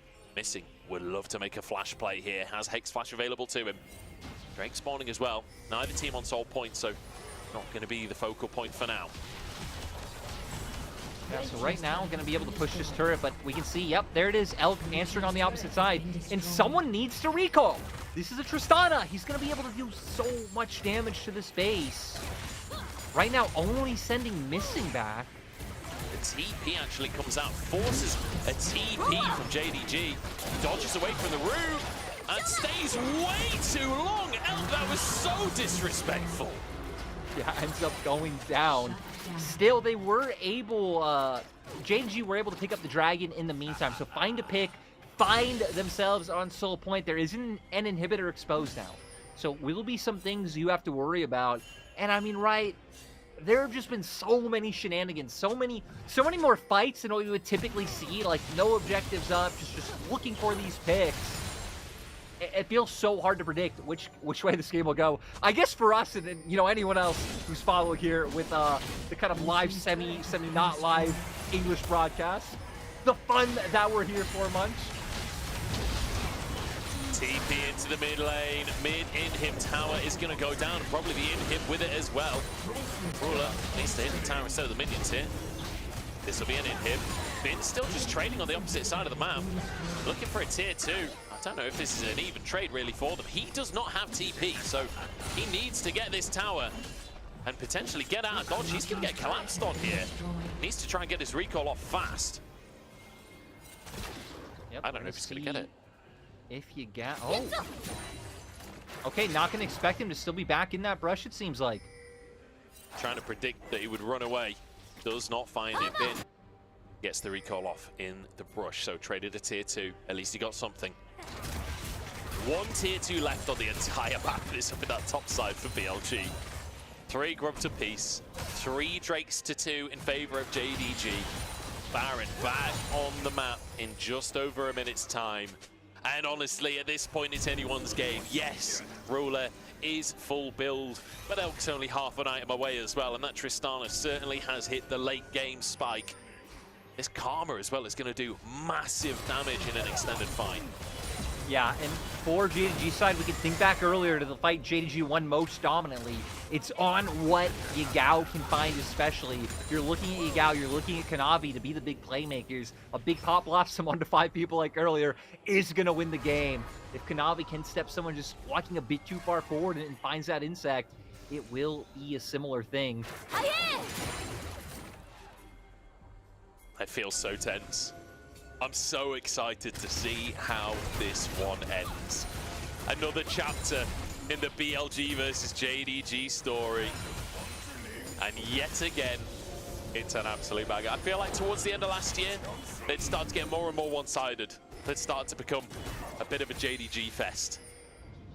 And I feel like now, the swap of the mid laners, the roster changes, have changed it up again. Bin gets altered by literally everyone on JDG, and it's enough to finish the job. He's taken out of the picture, and suddenly Baron is wide open. And for JDG, it's very easy for them to even just try to like go for the smite itself. You have the Alistar to be able to knock the Xin away. Looks like they're looking for the turn though. Yagao doesn't have Pop Blossom. 4v5 is the only answer for BLG, but they're just going to get engaged on after the Baron is taken. Chun trying to get away with his life. Elk hops over towards the rest of his team. Ultimate's not there for the side of JDG, so they don't hard force too much, but enough to show their strength. Yeah, and you know, we haven't really talked about scaling at all this game. It's not really something that's mattered, but I definitely edge it in favor of BLG having the Karma in mid to provide the support for Tristana. We can already see BLG kind of outranging them in some of these exchanges, which is making it hard for JDG to go in. JDG do have great hard engage, though. The last time around, though, it was wasted going for this pick here on the bin. I guess you can't say wasted when it does net them the kill. And Karen, great job waiting in that brush. Didn't expect it, and then Ruler You can't tell if God. he's playing League of Legends or Phasmophobia. He scans in the brush, there's one person, then suddenly the entire goon squad appears. Jumps on top of him. Not a lot he could do about that one. That's going to be his flash and his ghost on cooldown off the back of that play as well, which quite a big deal for Darius in the next fight. And Bin, after getting 5 kills in the first, what, like 8 minutes or something? He's not a single gotten kill another. since. He's not been able to have any impact. Yeah. Also want to point out, this actually happened a few minutes ago, but Ruler changing out the Terminus for the LDR, definitely going to help as the game progresses later to be able to cut down that front line and really just help burst anybody out. Yeah. I gotta say, I was kind of surprised to see the Terminus on Kai'Sa. I'm not really up to date on Kai'Sa builds, as she's not really been meta. I know Kai'Sa, one of those champions that always gets a bit weird when it comes to the builds. But like you're saying, swapping out, the fact that he's at the position where he's like chopping and changing his build to purely optimize at this stage just says how ahead he is. Yeah. We do have Elk finally getting full build himself, though, with the finish of that GA. So a bit more survivability there. And I think GA is especially useful when you're going up against a composition where, like we said, Yagao's Pot Blossom can make such a big impact, right? Because as long as you can survive past some of those initial cooldowns and then reposition, you will be able to do more in an extended fight. Certainly will, but it's about finding that extended fight, because these fights have not lasted long. No. Absolute Not at kill all. squad on the side of JDG. And I love that we see Kai'Sa back after 780 carry bans, but JDG still play the Kai'Sa way, you know? They're still playing for that individual pick that starts the fight off, using that killer instinct aggressively to take BLG apart. And now sieging into the base here. The gold lead is pretty monumental, but we're so late that I'm not sure it matters that much. It's much more about how this fight begins, but the Baron is making short work of this tower, and there's a huge wave crashing at the bot side. Bin's gonna go deal with that, but the second he shows on that bot wave, that could be the opportunity for JDG. Yeah, and JDG kind of need to look for aggressive action, right? They're playing Kai'Sa Nico up against Tristana Karma. The wave clear is there.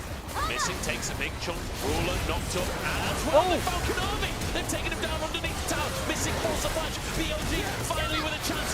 Yagao gets the ult off, but Elk flashes it, and suddenly he's the one to take over. Yagao down, missing, down, and BLG barrels to the mid lane.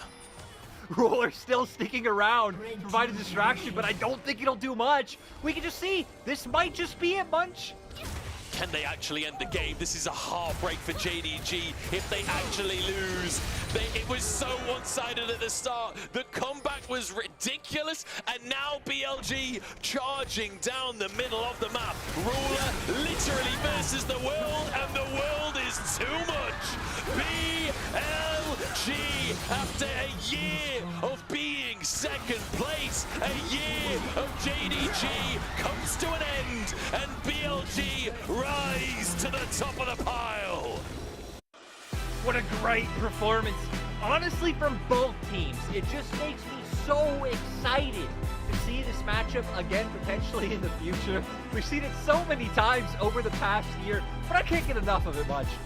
Absolutely delivering. BLG, I mean, they came out on top. Good performance by them. Elk in his repositioning around that last fight.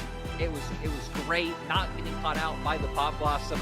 And Knight, the ping shot derby, makes his way up to 45 wins, 24 losses against Yagao. Knight is just too insane, isn't he? But I feel like that was Elk winning that final fight. You said the scaling of that Tristana, working out the range advantage that they had. And man, what a game. What a game. And I would say that was a better series than most of the BLG JDG series were last year. I feel like JDG started to really have BLG's number. Not anymore. BLG have finally shook the monkey off of their back. Yeah, and that's one of the things where the trade-up feels kind of nice, right? Because last year you kind of looked at BLG as like the younger, more experienced squad compared to JDG. And with the swap of mid laners of like more lane dominance from Knight, but still that team fighting from Yagao, it feels like it just evens out a lot nicer than it did last year and makes it, again, who knows who's going to win. Obviously, BLG pick up the win today. I don't want to take any of that win away from them. But seriously, it is so close up towards that top of the table. It's crazy. Absolutely incredible stuff. Let's look at our MVP. I honestly don't know who it's going to be at this point, and it is Elk that takes it. The goal difference in the negative at the end, but it just does not matter. That final fight was immaculate. It really was, right? Again, he had a lot of space to play with, but repositioning around that Pop Blossom was the key difference maker. We even started seeing it in some of the earlier exchanges that weren't picks, that if he was left alive, that they were going to be able to take over. So, I mean, they held on long enough to do so, but should they have been in a position to hold on after Bin got that start? I don't know, but let's go through the day, Munch, because it was a long one. We've been here. I mean, we've actually been here longer than 8.5 hours because, you know, we had to do some checks before that, but 8.5 hours of broadcast. Yep. My call time was 5 a.m. It's currently 3:30 in the afternoon. So it's been almost a 12-hour shift, 1.5 hours away. Let's take a look at the results then. 2-1 to TT, 2-1 to RA, 2-1 to BLG. Turns out right-hand side of the scoreboard, it's just OP. This is the same as the other day. I was going to say, I'm pretty sure when we casted 2 days ago, the right-hand side came out on top. But seriously, all of these series incredibly close. Like RNG, Ultra Prime, JG, they all could have been the victors. But TT, RA, BLG being on top. We will bring up the standings right now because now things a little bit more shaken up. BLG back on top there with Ninjas in Pajamas to where Munch the bottom, you know, being a little bit similar, I'm sure, but obviously with teams like RA coming out above RNG today, that is going to make a difference. It certainly is. Ninjas in Pajamas getting a little bit nervous up there. Let's take a look at the bottom side of the scoreboard as well, as RA have moved up in the world just a little bit. Actually, TT too. They started the day at 15th and they're still at 15th, which is kind of tragic, just from the fact that TT were able to also find the win. So, yeah, standings actually not changing too much down here, but more teams have wins. Let's take a look at what's coming our way tomorrow, as we've got some pretty I mean, look at that first matchup. EDG versus AL, and somehow EDG is the team that's 0-7 and AL is 5-2. What a crazy split this is in the LPL. 5-2, is that correct? That's crazy for AL. But no, it is 5-2 for AL. They are in 6th place, not 14th place, I will say. If they were in 14th with 5-2, I would be amazed at how well the rest of the table is somehow doing. Yeah. We have a lot of strong contenders in the LPL. Yeah, big time. Waymo versus OMG to follow it up, and then NIP versus LNG to round out the day tomorrow. Lyric, what a day it has been. I'm not going to lie, my brain is absolute mush at this stage, but technically, it already started as mush at the start of the day, because brains are kind of mush anyway. That's it from us. Thank you very much for watching, everyone. Thank you for sticking with us. If you have been watching the main stream, we do appreciate it. I've been Munch, that's been Lyric, and we'll see you guys next week. Thank you very much for watching. We'll see you in chat tomorrow, but if not, we'll see you in chat tonight.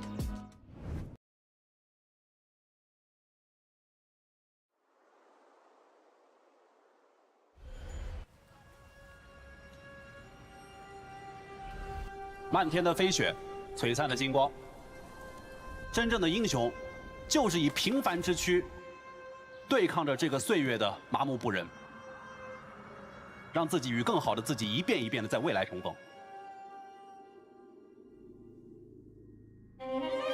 未来还可以继续吗？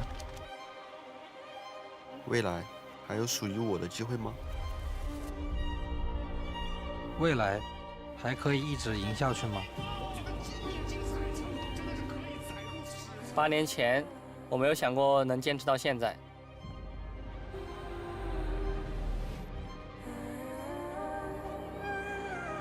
8年后，我不确定这是不是一个冒险的决定。做到了这一炮，我们终于做到了。新的目标在哪？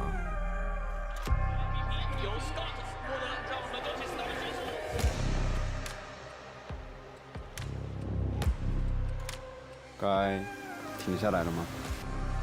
他们说我已经拿到了所有的荣誉。可我还想再拼一次，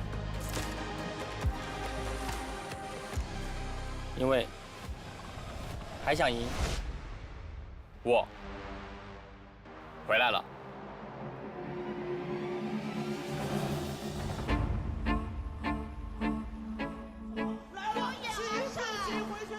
小浩说了一句，他说：“哎，现在感觉打的有点上头，有点想。”有人说，怎么赢了一场比赛就哭了？因为我知道自己为了那一场胜利付出了多少。队员们都比较的年轻，很敢打。在 LPL 的发挥真的是令人欣喜。无数次的训练之后，胜利的机会依旧稍纵即逝。拼尽全力，也未必会拿到自己想要的结果。努力不一定就有回报，但是不努力一定就没有机会了。这一次，我们会走出属于自己的那条路，燃烧自己，目标只有冠军。今年他们赢下了春天、夏天 MSI 在内的所有冠军。我享受在舞台上捧杯的那一刻。如果说比赛一定要有输赢，为什么不能一直是我们？抱歉，这次我们站在了对立面。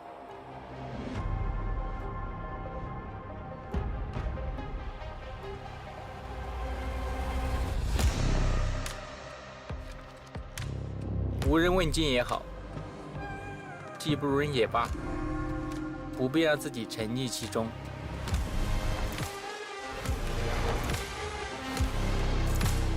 所谓的最强和第一，应该由谁来决定？我们所挥洒的每一份汗水，都是为了追寻不变的目标。成功就是从失败到失败，也依然不变的对胜利的渴望。